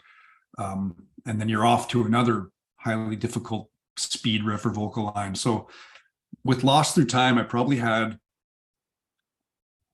a little more fun with the guitars and vocals, compared with In Defiance, which was, I was kind of sweating it at times and stressing a little more. Although I was really putting an emphasis on fun for both of them, but In Defiance is a real challenge. Lost Through Time is also challenging, but I think it gave me a chance to really savor the process, and like I say, lean into the heaviness and that. And again, I was trying to sing it as a fan, which I think has the potential to sound ridiculous at times, but I don't even care. Like, it was just fun. You've chatted on your Patreon about your process in the last couple of years of trying to continue to learn new guitar playing strategies and methods. A lot of people who follow your Patreon really love when you talk about like the technical side of what you do to continue to develop and grow with your own instrument. And so I'm wondering with these sacrifice tunes, if you did anything, if you had to learn anything that you've never done before on guitar, did you do any brand new stuff that you had to like learn for the first time to do In Defiance and Lost Through Time? I think doing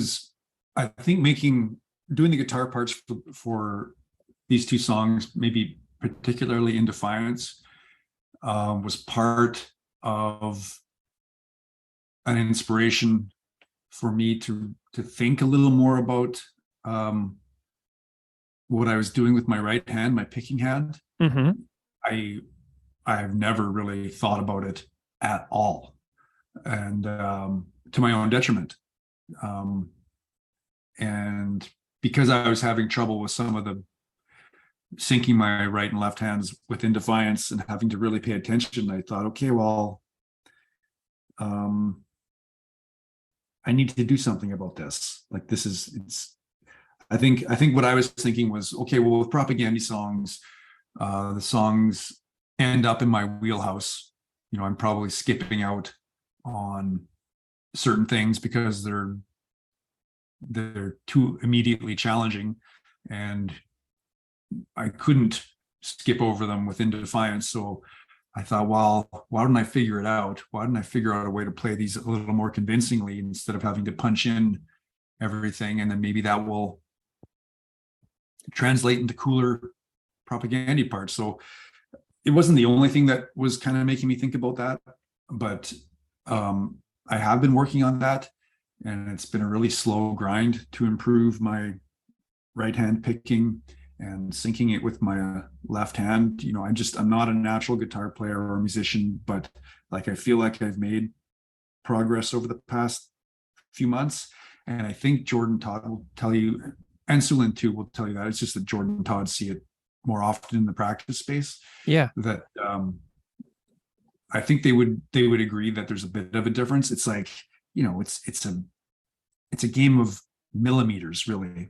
But I think I've gained a couple millimeters in being able to pull off fast picking parts a bit better with more accuracy than I used to be able to do. Well, that's excellent, because, having so many songs that you've already done in your life, keeping it interesting at this point. I mean, is it keeping it more interesting for you whenever you realize that you've like gained a couple of millimeters and you're like, oh, right on. This is really re-inspiring and reinvigorating at this point? I think so. I think especially because, in the practice space, it's not even limited to new songs. It's like when playing older songs and ballparking them is fine, but every time you don't like really nail something in the practice space, there's this little tiny bit of discouragement that runs through my body. And if I can correct that by correcting, or if I can limit that sense of discouragement and turn it into like these little spurts of encouragement when I pull off a part, because I'm no longer just playing fast parts sloppily, then that will increase my interest in being in the practice space and making songs, and will just increase the overall good vibes in the practice space. Well, I love that learning Sacrifice tunes in Defiance and Lost Through Time has, a little piece of keeping it fresh for you and keeping yourself growing as a player. So we're going to hear more from James Burton and Jahmeel Russell, who played on the tune Lost Through Time. So let's go to them now, and we'll hear their thoughts on this tune, and we'll be back in a bit. Leave us to ponder this monumental sign.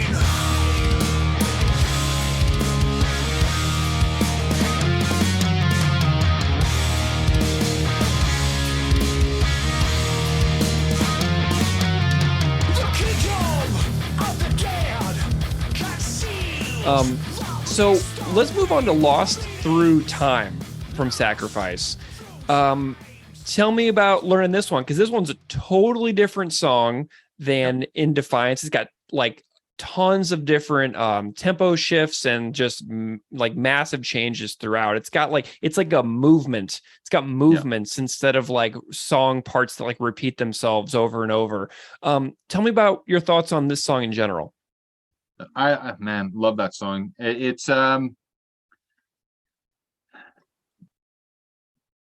what do I gotta say about it, man? I'm thinking about so many things, like the hi-hat part, thinking as a drummer, never mind how awesome the guitar riffs are in that, and the opening, just the opening riffing, and the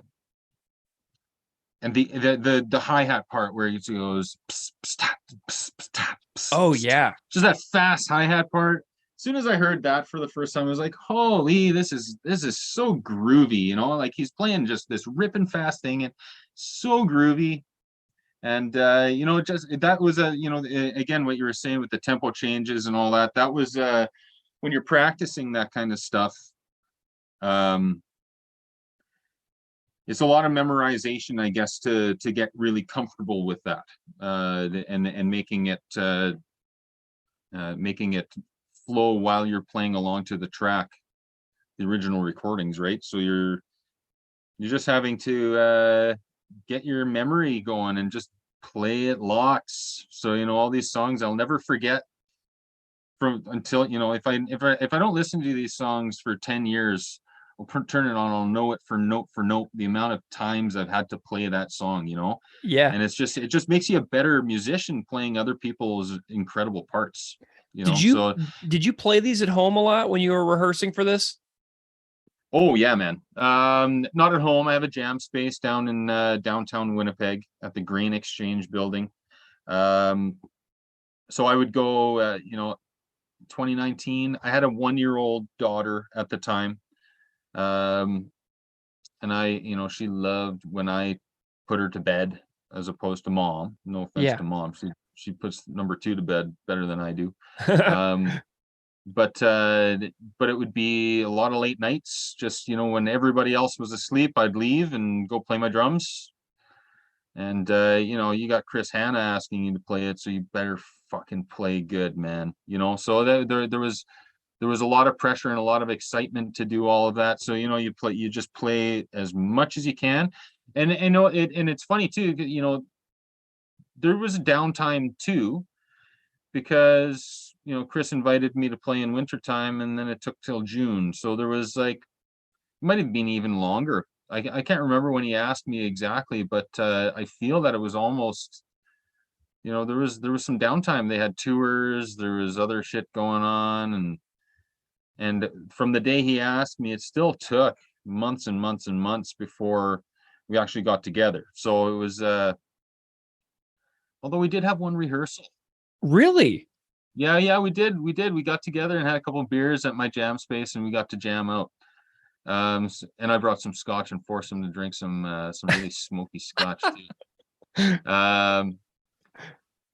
What else? Yeah, so I guess we did have a really cool little rehearsal that I kind of forced myself to be ready for early in time, but then it took a while for us to actually do the recording. So it was a little bit of a break, and then we got back hard. So you practice lots, and then you have this window not to practice and get other stuff going, and then you get back to as soon as you got a date, you're just really cramming in the practice. Man, that's great that you guys actually had like a live in-person jam though, because what a great memory for you, Yeah, man. Oh yeah. Oh, yeah, sweet. yeah. Shines as the sunlight descends.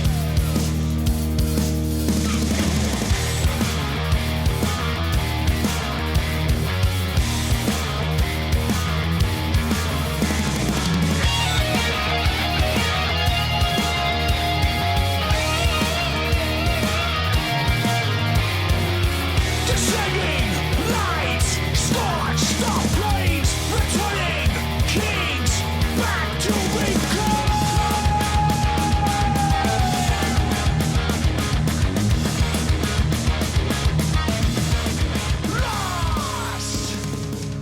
Amazing. Well, let's talk about Lost Through Time a little bit. Tell me your thoughts on Lost Through Time. So, because this is a way different song than In Defiance, much different style, performance-wise. Tons of really interesting time changes and stuff like that really kind of stand out to me. What are your observations on this tune in general? Yeah, this one is probably the more challenging of the two.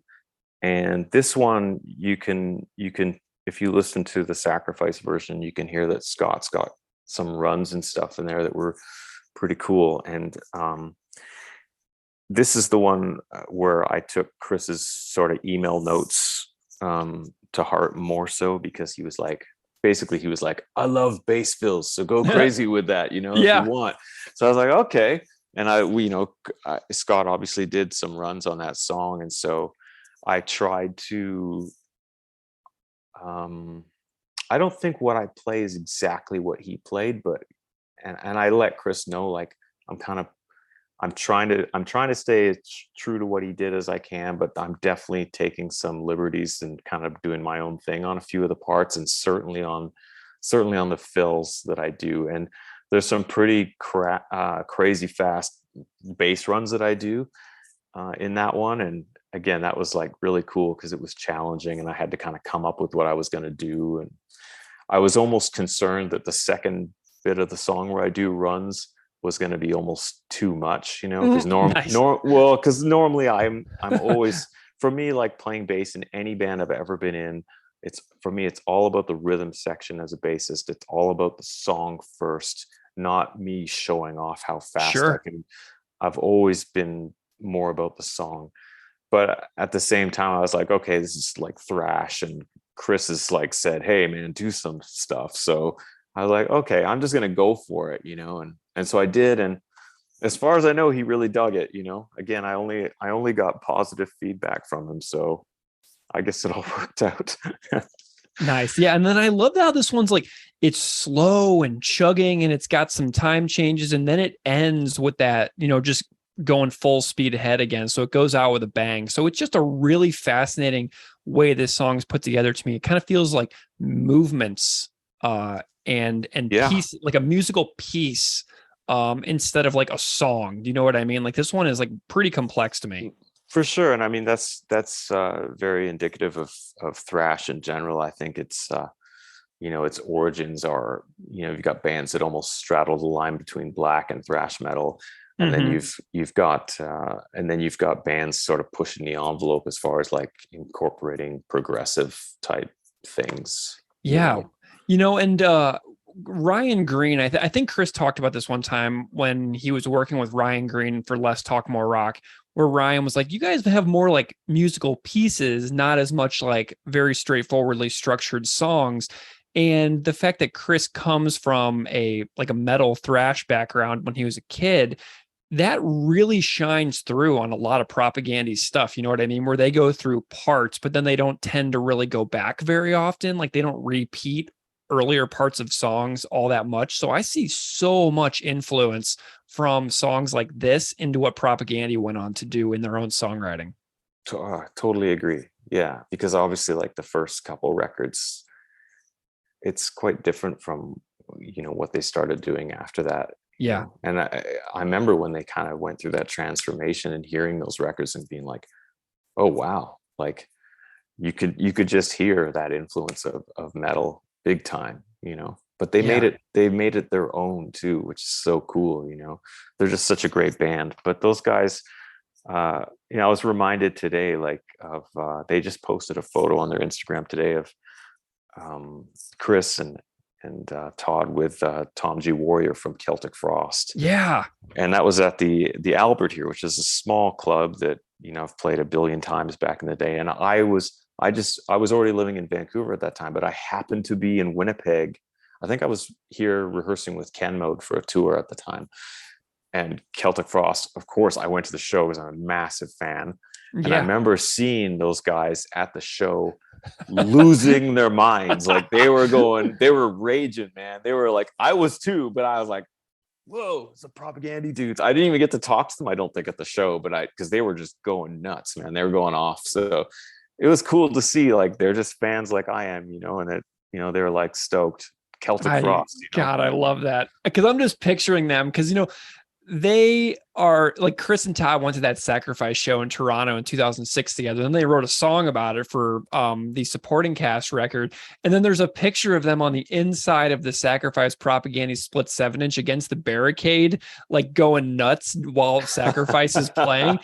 And I'm just Amazing. like, I was like, this is just so perfect that these guys are truly just music fans who just geek out just like everybody else. It makes it a lot more accessible. You know what I mean?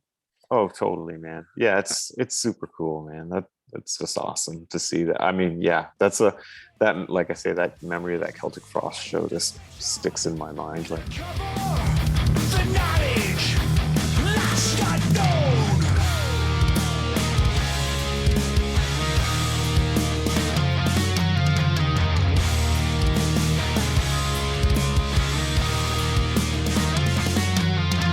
Lost. Go. Time.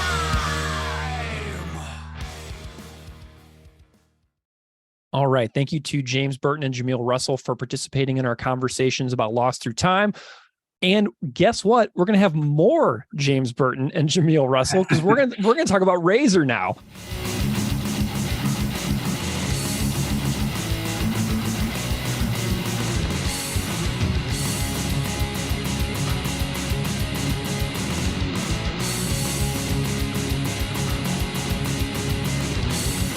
Forget the bullshit, turn up the tunes. We don't care for what's wrong or right.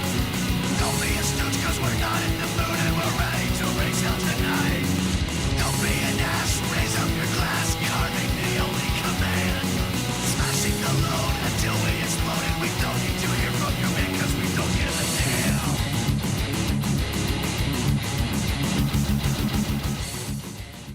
Open Hostility. Chris, tell me about Razor, and then tell me about why you picked Open Hostility as a tune to adapt for Catastrophic Break. Well, I picked this song.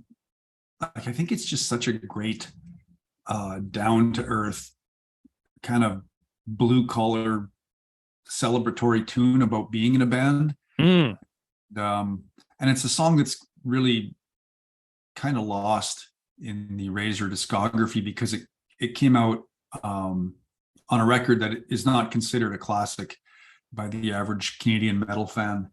And I think it's one of their funnest tracks of all time.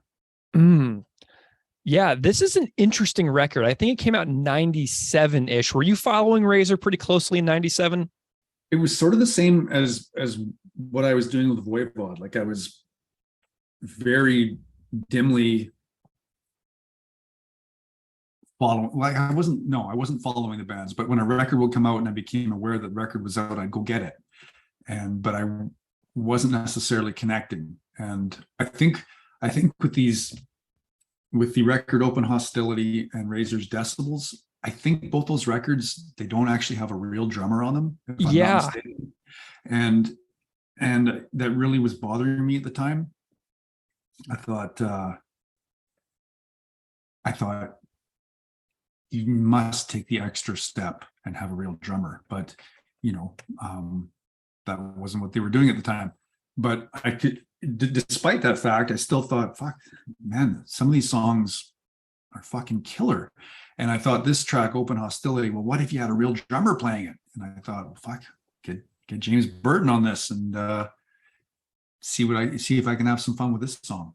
It's almost like a tribute, right? To an act of respect to the song and to the band to get a real drummer to actually play through this one. Like that, James and I were chatting about that, and it's kind of like, an updated sort of homage to what this the record possibly could have been, but it's a different time and space, and I'm sure the band decided what they decided for very specific reasons back in the 90s. But this is a really cool little tribute to actually put the song to tape with a real drum. Yeah, that's what I thought. I thought just a great party tune. I love it. Do you have any thoughts on what James and Jahmeel were able to come through with you on this one? Yeah, well, I remember on this one, I think it was this one in particular where James was just like in the studio, was showcasing like these different wild drum fills, and that was really fun. I was just getting amped up every time he'd do one, and like at the end of the song doesn't really resemble the original song at all. He did this crazy fill at the end that he was like, check this out, did it, and then I was like, oh fuck, that doesn't really, I mean, that's not how the song ends, but I'll change it. And so I adjusted the guitar to fit it, because I thought it was so cool. Like he was just, punch me in at this part and see what you think of this drum fill. He was just doing different ones, and each time it would be totally killer and over the top, and it was just really fun. Yeah. And again, with Jahmeel, I didn't get to be there with them. I can't remember why, which is funny. Like I also saw Jahmeel at the airport very recently, just in the security line. Nice. He said hi for a second. I said, hey Jahmeel, I'll see you on the other side at the gate. And then we couldn't find each other at the gate, and we're on different planes. But I guess Jahmeel and I haven't been able to connect in real life too much, but I love the idea of having Jahmeel on the Razor and Sacrifice tracks, because Jahmeel is like, he's OG in the Winnipeg metal scene. I remember him when he was like literally a little kid playing in I think it was Matricide, one of the early Winnipeg thrash bands. I seen them play at I can't remember the name of the venue, but there was like it was them playing and a bunch of fucking skinheads just heckling them, and I was really enjoying the band, so it was cool. Amazing. Well, we got more from James and Jahmeel talking about Razor here. And Jahmeel, I got to say, listening back to his interview earlier, he is a huge Razor fan. So Jahmeel's got some really great things to say about this one. So let's hear one last time from James Burton and Jahmeel Russell, the other players on Open Hostility, originally by Razor.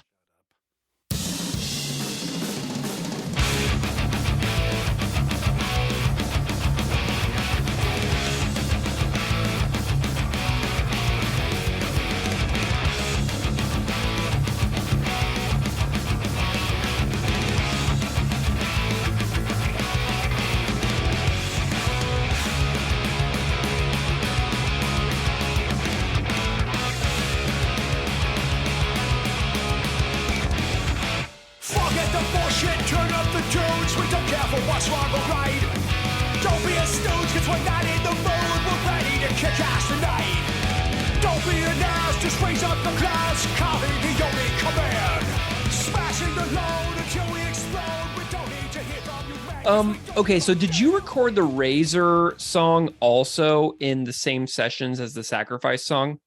Yeah. Okay, let's chat about Razor. You also did Open Hostility from Razor's Decibels LP from 1997. As a drummer, I'm very, very curious on your thoughts about the original 1997 version, because Chris notes on his Patreon blog entry about this recording that he's like, yeah, to my ears, it's pretty clearly a drum machine. So I'm curious what your thoughts were when you were hearing this one and thinking about it. Yeah, when I heard that one, I was like, okay, this is just a drum machine that's going on here. And I might have realized that midway through the song. But the programming of the drum parts were pretty cool, man. And they're, between the snare and the bass drum to kind of to separate the verses and stuff like that. I was like, hell yeah, this is great. And thinking about that song when I was practicing it, that was a cool one, because if I'm going to gymify anything, I'm going to gymify a drum machine. That's sure. I can certainly elaborate on this one a little bit. So that was a really fun song to play, because I could open up and branch out from the simplicity of the drum programming. So yeah, that one was really cool. That was a lot of fun. And I think I might have spent, even though I needed to practice a hell of a lot for In Defiance, I think I might have spent the most time on that one, because I wanted to make that song, the drum part, my own, I guess, and didn't want to have some shitty parts in there. So yeah. And I was wondering, like, were there any things that are impossible to replicate as like a human being versus a programmed drum machine? Like, did you run into any things that like weren't playable that you were like, oh, I'm totally going to switch that because it just doesn't work? In that song, no. I not that I can remember. No, there wasn't anything too out there, like the drummer needs 4 arms in order to make this part work, yeah. Or anything like that. So it was fairly straightforward to kind of just try to pretend that I had 4 arms and make something cooler. Man, that's great. And I was thinking about this because it's the drum machine and you're playing it as you. I was like, wow, this song actually kind of gets a nice amount of respect by having it played by a real person on an awesome recording.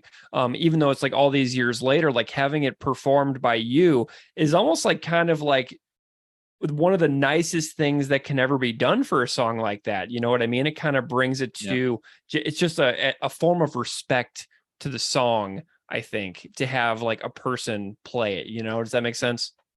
Yeah. I feel you, man. It's almost like a tribute. Absolutely. Totally. Okay. Yeah. What were there any like snags or anything that you ran into, or any interesting stories when you were like doing your takes for this particular one in the studio that stand out in your memory? Well, there was when we rehearsed it, that was the first song that we ever rehearsed together. There was a couple parts at the ending. He wanted to go da da da da da, which isn't the same as what's going on the original track. So he wanted to, throw some propagandy style into it. Mm-hmm. And I was, hell yeah. And then, when we got to the studio, there's that section where it, that almost like a bridge section where there's just space, and there's that rhythmic pattern. Chris wrote that rhythmic part, and that took a couple takes just to kind of feel out the rhythm. And it was a back and forth almost, because I got to play a little bit of a blast beat in between there, and he's got this wicked guitar, fast picking going on over top of the blast, and then just going back and forth. You're almost trading 4s at that point where you're doing solo, but miniature, not flashy or anything, but considering it's a back and forth kind of thing. That was really cool, because I'm going back and forth with Chris Hanna. Yeah. Was he when you guys had your little rehearsals together, like your pre-recording rehearsals, Was it pretty dialed in? Did you guys feel pretty tight live, like when you were playing it together?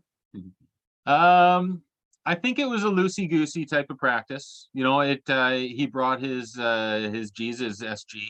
Yeah. And that was just so cool. And we stopped at the liquor mart first and got some beer. So we were trying to keep it light.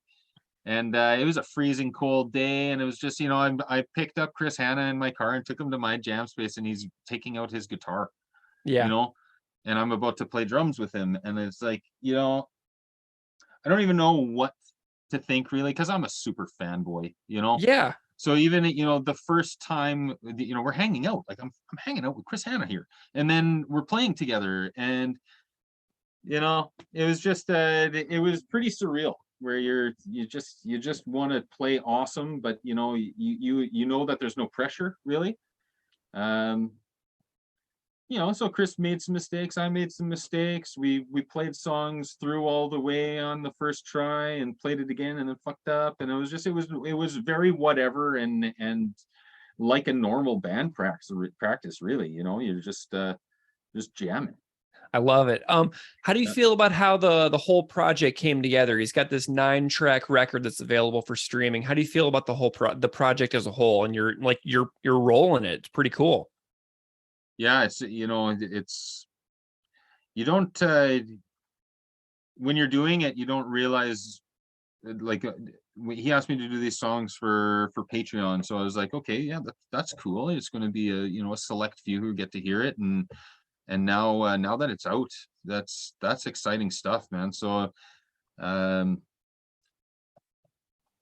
it's almost like a speechless type of thing where you just don't even know what to say. It's history now too, so hopefully he invites us to do another one, and just get to relive the awesomeness and bring more scotch, and it's just such a cool concept. And I know another drummer, Darren Achorn, he got to play drums with Chris too, and he was a customer of mine at Long McQuaid, so I got to meet him through the store too. So it's just it's really cool that it's a bunch of local dudes getting to play with the coolest local dude.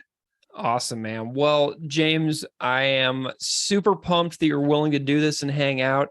I've been enjoying checking out Endless Chaos as well. So thanks for your hard work in your own bands.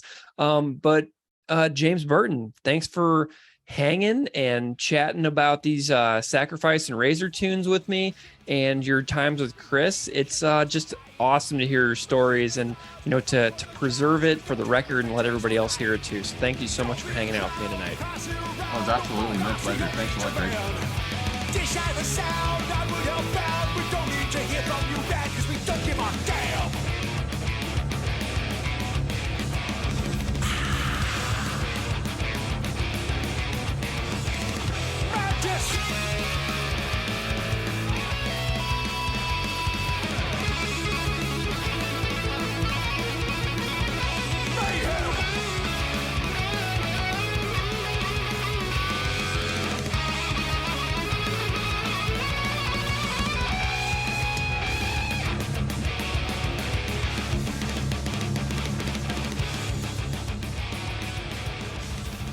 All right, that was one of the things, Yeah. All right, Jahmeel, let's talk about the third track that you played on, which is Razor's Open Hostility from their 1997 album Decibels. And you said you did not record this during the same sessions that you did the Sacrifice ones, right? This one came later. No, I think I actually did record it during the same session. I hope I'm not remembering this incorrectly, but I'm pretty sure we did all 3 songs like bang, bang, bang.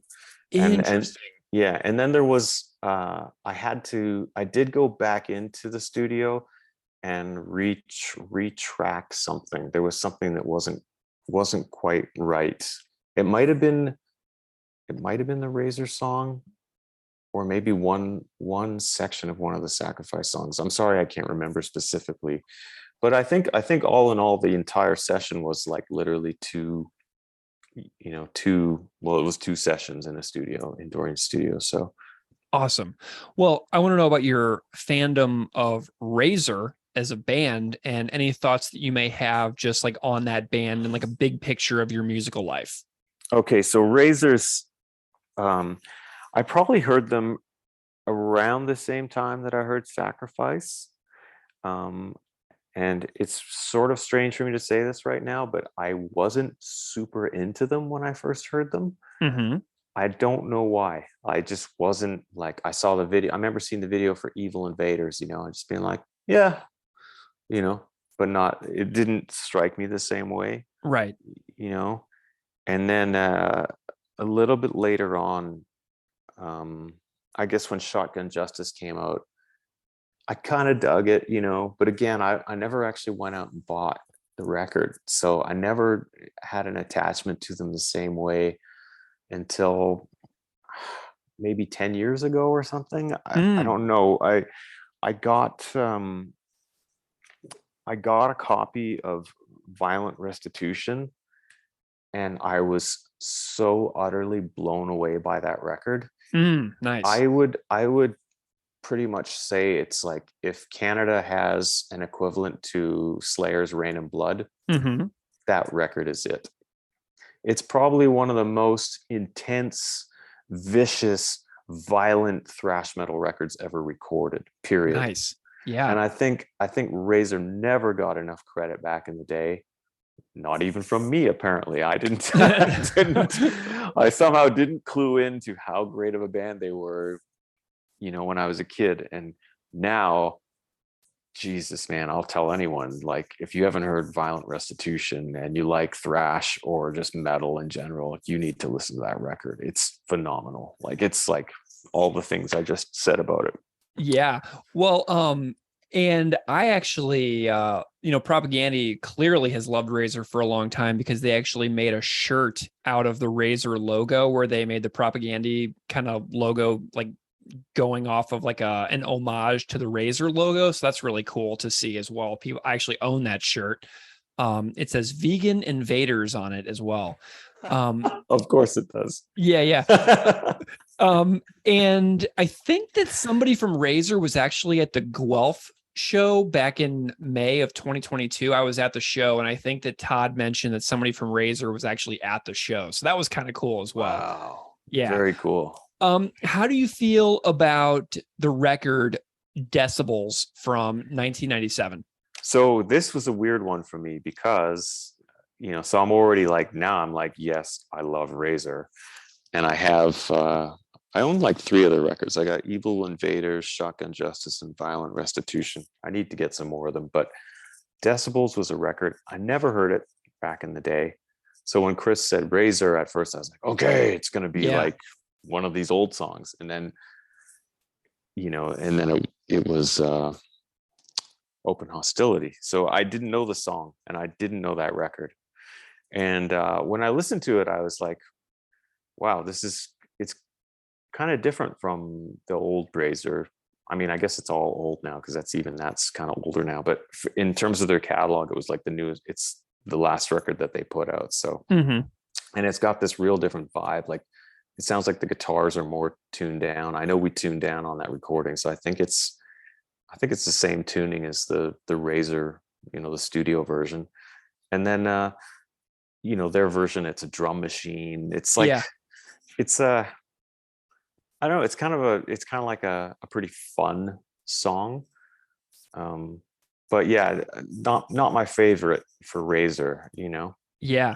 Well, Chris has some notes about it on his Patreon blog entry where he says everything about the record this track appeared on screamed low budget, from the crappy photoshopped cover to the recording of the drums, which to my ears clearly sound like a drum machine, despite giving Rick credit on the liner notes. So apparently this was kind of something that he picked up on as well, is just kind of like the not the peak of the mountain for Razor. Yeah, I never got a chance to ask him why he picked that particular song. It's kind of, it's interesting, but Yeah. He goes on to actually, he's got a few more notes here. I'm looking at it right now. He says, but it's the spirit of this record that makes it worth its weight in gold. I just love that they marched on despite market forces and passing fads and kept doing what they loved in their own little zero budget niche. So it kind of feels like maybe they were just kind of like almost an overlooked or forgotten band in 1997. And that even though not as many people seem to be caring about what they were doing on like a commercial level, that they kind of kept going regardless and just kind of made a record that they wanted to make at the time, you know? For sure. I mean, the funny thing about Razors, it always seemed like they had a chip on their shoulder, you know? They had that song on Shotgun Justice called American Luck, which is basically like any talentless whatever band in the States can get a record deal, but you know, we can't break into the States because we're Canadian. Yeah. You know?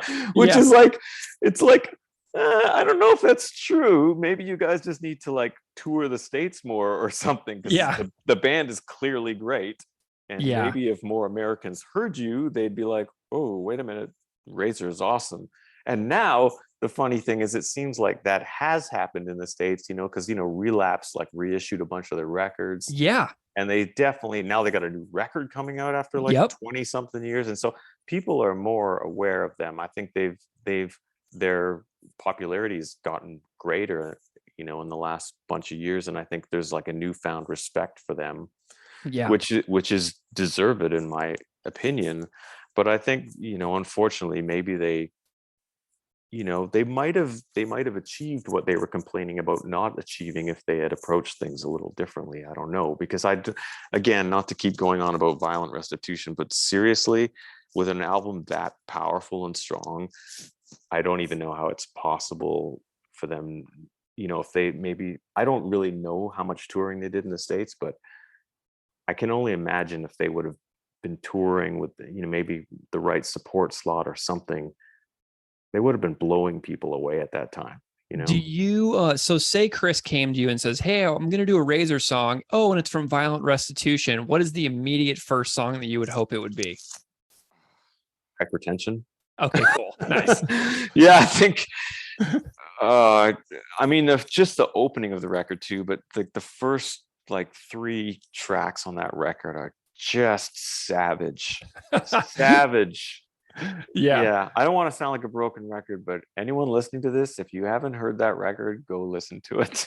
Violent Restitution. There's even a deluxe edition where they have a bunch of live tracks tacked onto the end as well. So if you go find like a digital version, if you're just looking to check it out for the first time, you can find a whole bunch of extra cool bonus stuff at the very end, including live from Toronto in 1988, which looks really cool because they have a version of Hypertension live on the bonus edition of Violent Restitution. Yeah, man, you've done your homework. I'm looking at it right here. I got it all pulled up right here in front of my screen. It's funny. I got like 5 browser windows going right now at this very second.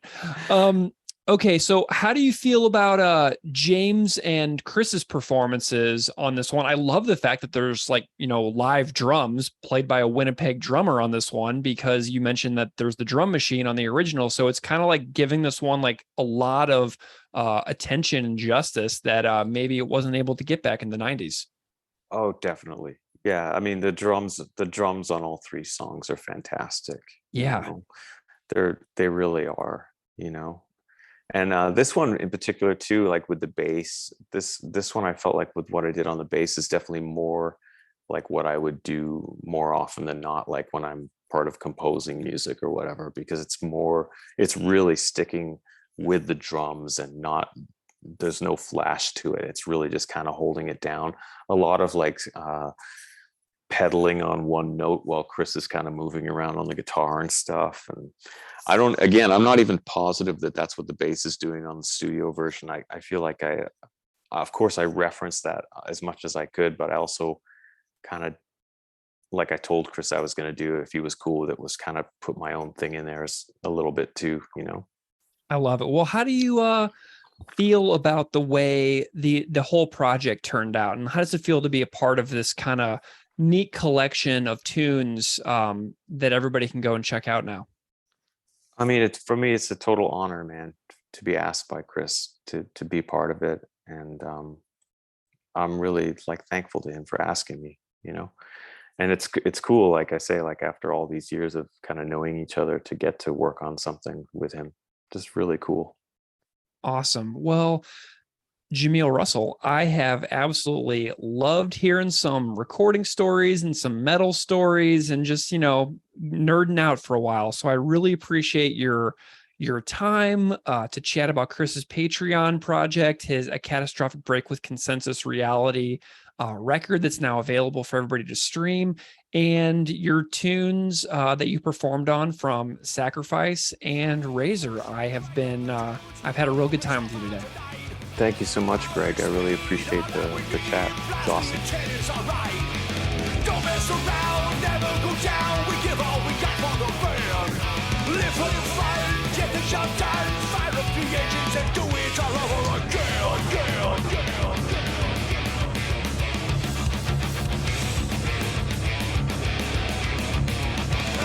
over again.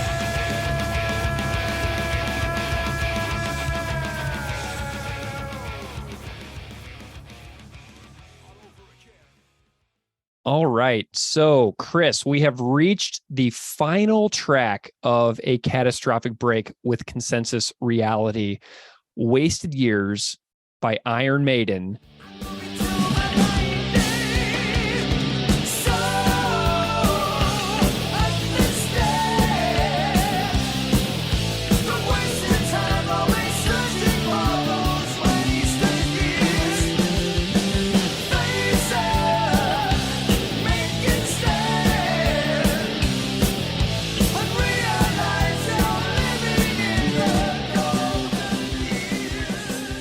And I'm wondering if you can just kind of tell me about, your personal experiences with Maiden, your years as a fan. And then after that, tell me a little bit about why you landed on this tune.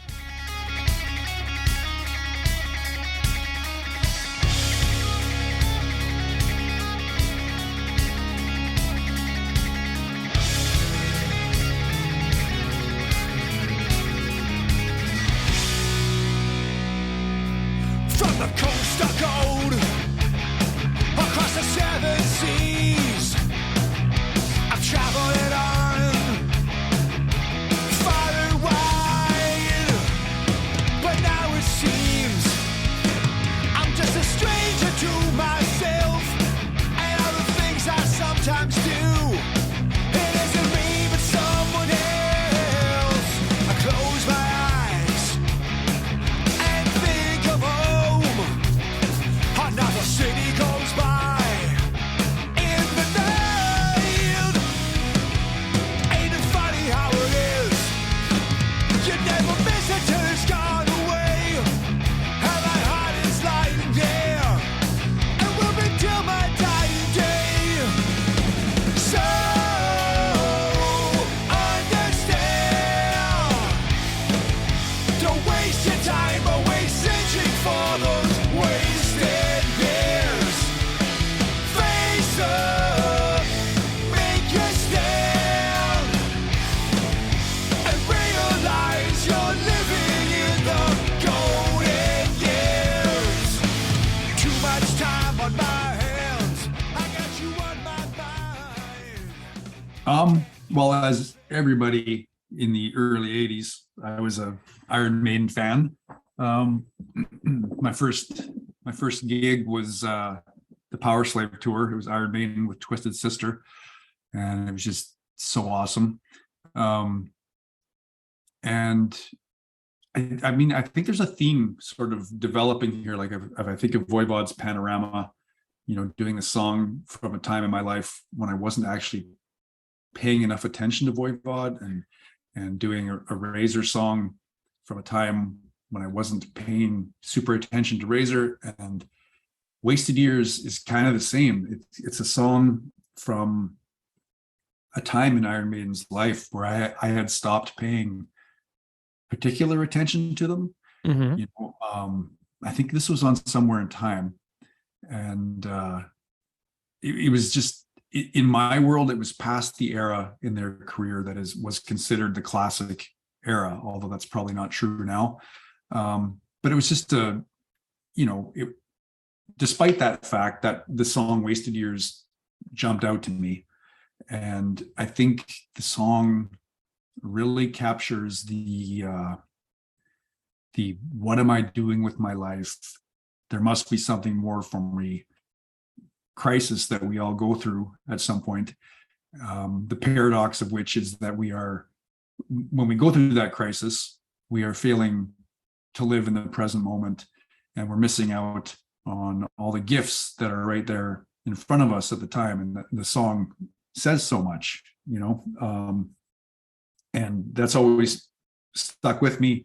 And I think the year that I recorded this with Darren and Paul on bass was a particularly tough year. So I just felt a real kinship with the song at that time and wanted to go through the process of jamming and recording it. Excellent. I love this one as the closer for the record. Did you play around with sequencing at all, or did you mess with the order at all when you were thinking about putting this Catastrophic Break record into the world? Yeah, I find sequencing really fun. I like doing it. I like trying to find a story arc in a collection of songs, and sometimes it's obvious. Sometimes there isn't one, or sometimes that arc is going to be subjectively, internally inconsistent. But I kind of like how this record goes, because the songs are so different in some ways that you would think it wouldn't work, but to my ears, most of the sequencing works. Having this almost folksy version of Dear Coach's Corner with bookended by a sacrifice tune. For some reason I felt it worked. But I said earlier, I spent a lot of years making mixtapes as a kid, agonizing over which band should start side B and which band should, how the sequencing should go on a mixtape. And I feel like I got good at it from liking doing that so much. So I don't think this took a long time to sequence. But I jostled stuff around here and there, but the sequence that is currently on there, I think came together pretty quickly. Awesome. So we've talked about, there's such a wide variety of vocalists that are represented throughout the record. We got Jeanette Napolitano, Rob Urbanati, Chai Pig. So Maiden is such a vocally, I hate this term, vocally epic band. And I'm wondering if you have any thoughts on what it was like to do your own spin on a Maiden tune, which is so well known around the world for their vocals.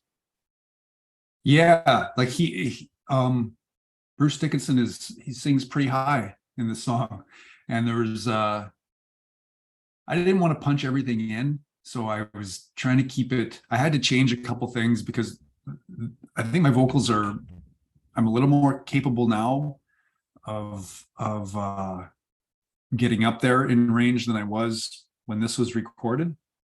So there's a few parts on this song where I chose lower range versions compared to the original, but I think they work, and I think they work because they were more in my wheelhouse.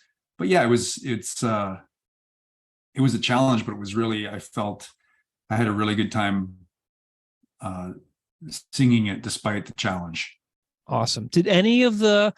Did every single tune's final vocal cut on A Catastrophic Break, were all of those recorded in your house, or were there some that made the final cut that were recorded in the studio? No, I think all at my house. Okay. And that was as much probably a financial decision as anything else. Like just, because it was, for some of the tracks, I think on the Sacrifice tracks specifically, I tried a few attempts and was almost bailing on the songs as as possibilities for the record, because I was like, this isn't going to work, because I started off trying to sing like Robert Bernatti, for example, and then had the epiphany, well, no, I should sing it like a fan, like somebody in the crowd. And then I was like, okay, that works. So that would have cost a lot of money if I had tried that in the studio and bailed on it, and then maybe it wouldn't have even made the record. So yeah, I think everything was happening in my comfort zone of the basement here. So understand. Don't waste your time away searching for those wasted years. Face up, make a stand, and realize you're living in the Nice. Amazing, right? Yeah. Oh yeah. Let's chat about Maiden. So we've got this this third tune here that you performed on, Wasted Years by Iron Maiden from Somewhere in Time. Tell me about your appreciation and awareness of Iron Maiden in your life. Iron Maiden, such a great band, and I'm sure they impacted millions and millions of us little tykes back in the day, little metalheads. The first 5 records for me are Iron Maiden. Wasted Years, fantastic song, such a great songwriter, Bruce. Seeing Iron Maiden live, quite the spectacle growing up. I do have a good little story about seeing Iron Maiden not too long ago, maybe 10 years ago. And whatever, I don't know what song was playing, but great seats. We're all standing. Iron Maiden's right to my left. They finish a song. Everybody's standing up. Yeah, right on. Whatever. Guy in front of me stands up. Long hair. I haven't seen his face yet. He turns around. It's George. High fives. Continue with the next song. Oh my God, I love that. Yeah, that was good. Did you know that it was Jordan in front of you? No, not until he turned around. Haven't seen his face. Oh my gosh, and it was long hair Jordan era, right? Yeah. Just rocking. We were all rocking. Dude, that is so funny. I love those long haired Jordan eras. Like finding videos of Jordan playing live and his hair is like down to his shoulders. Those are some of my favorite ones because he's just he's just a rocker, man. Jordan's awesome. I love it. Jordan, I don't know if you noticed, but a lot of us know this, and it's just Jord, but he'll be playing, and if you notice him live, he'll be this like da, da, da, da, da, and there's a pause before he hits the cymbal. Da, da, da, da,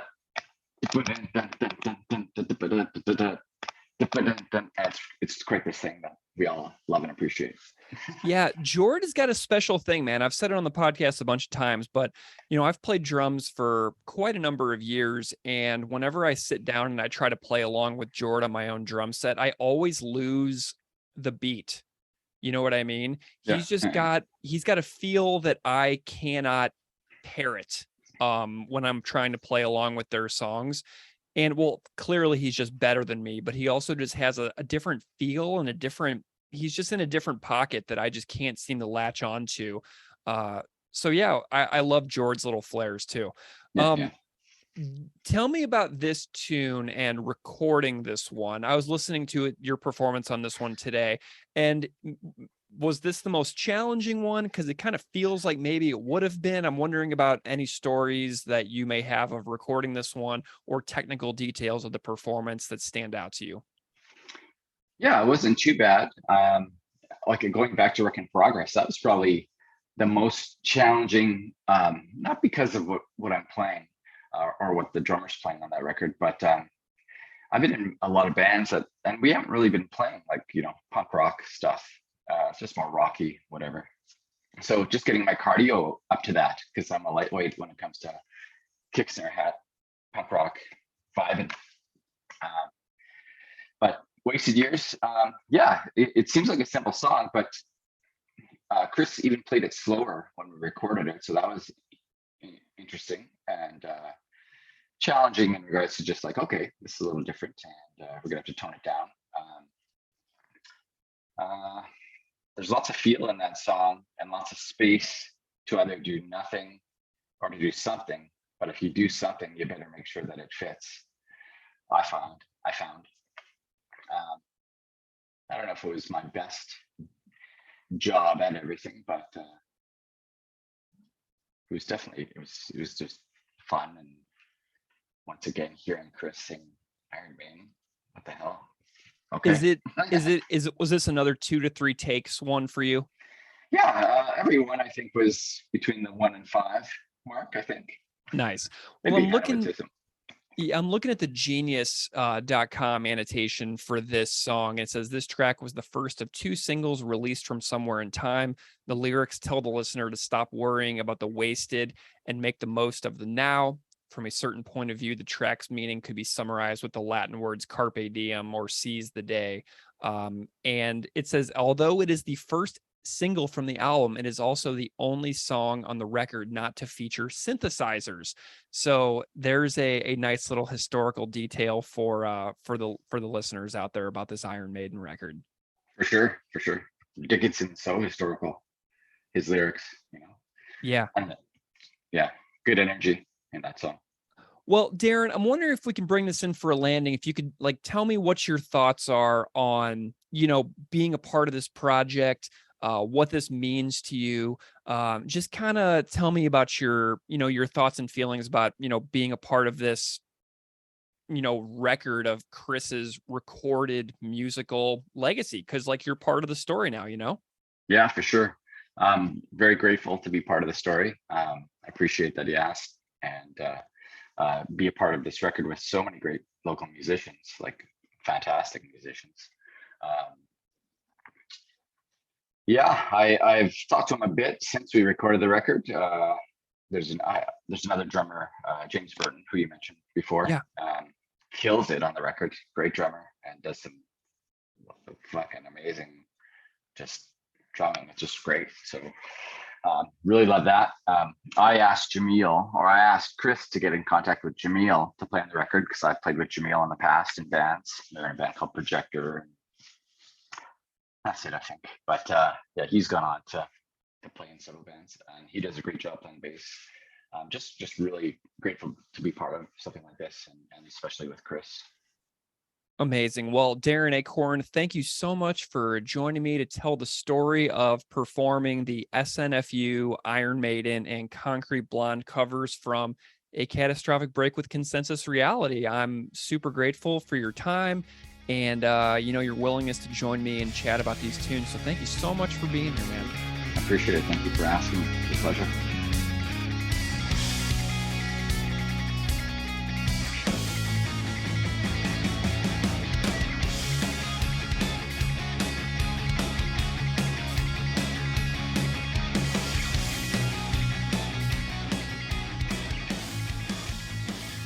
Yeah.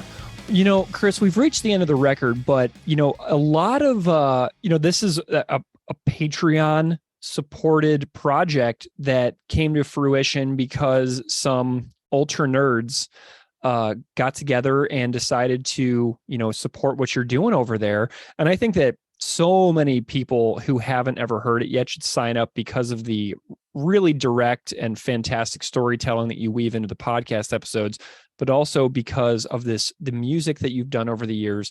And I'm wondering if you have any reflections. I think you're must be 4-ish years into this Patreon project at this point. And I'm wondering if you have any sort of overall takeaway messages about what you've enjoyed about it and kind of what it brings for your life. As you well know, I don't treat it like a full-time thing. It's this sporadic, inconsistent, but autonomous project. And I think what I still enjoy and what I really want to thank people for supporting it is that it is still providing me with this very autonomous outlet to feel creative on my own, whether it's successful or a failure. So I really appreciate everybody who supports it.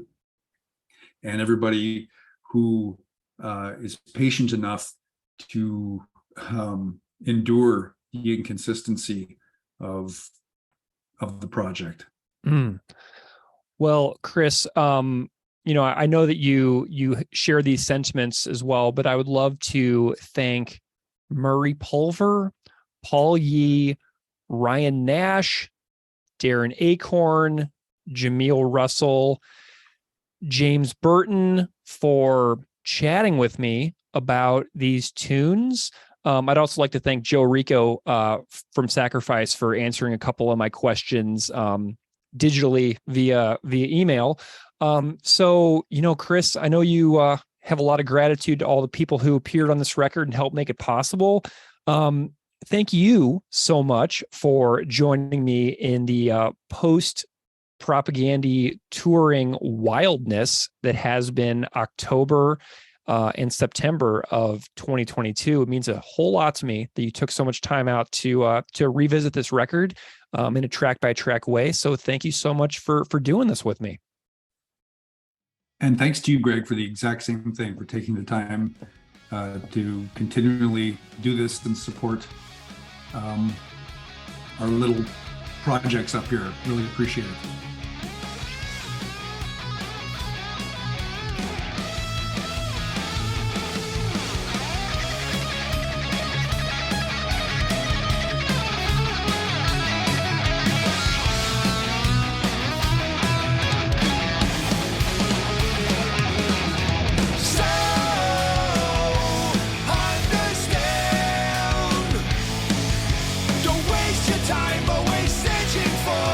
Wasted years, face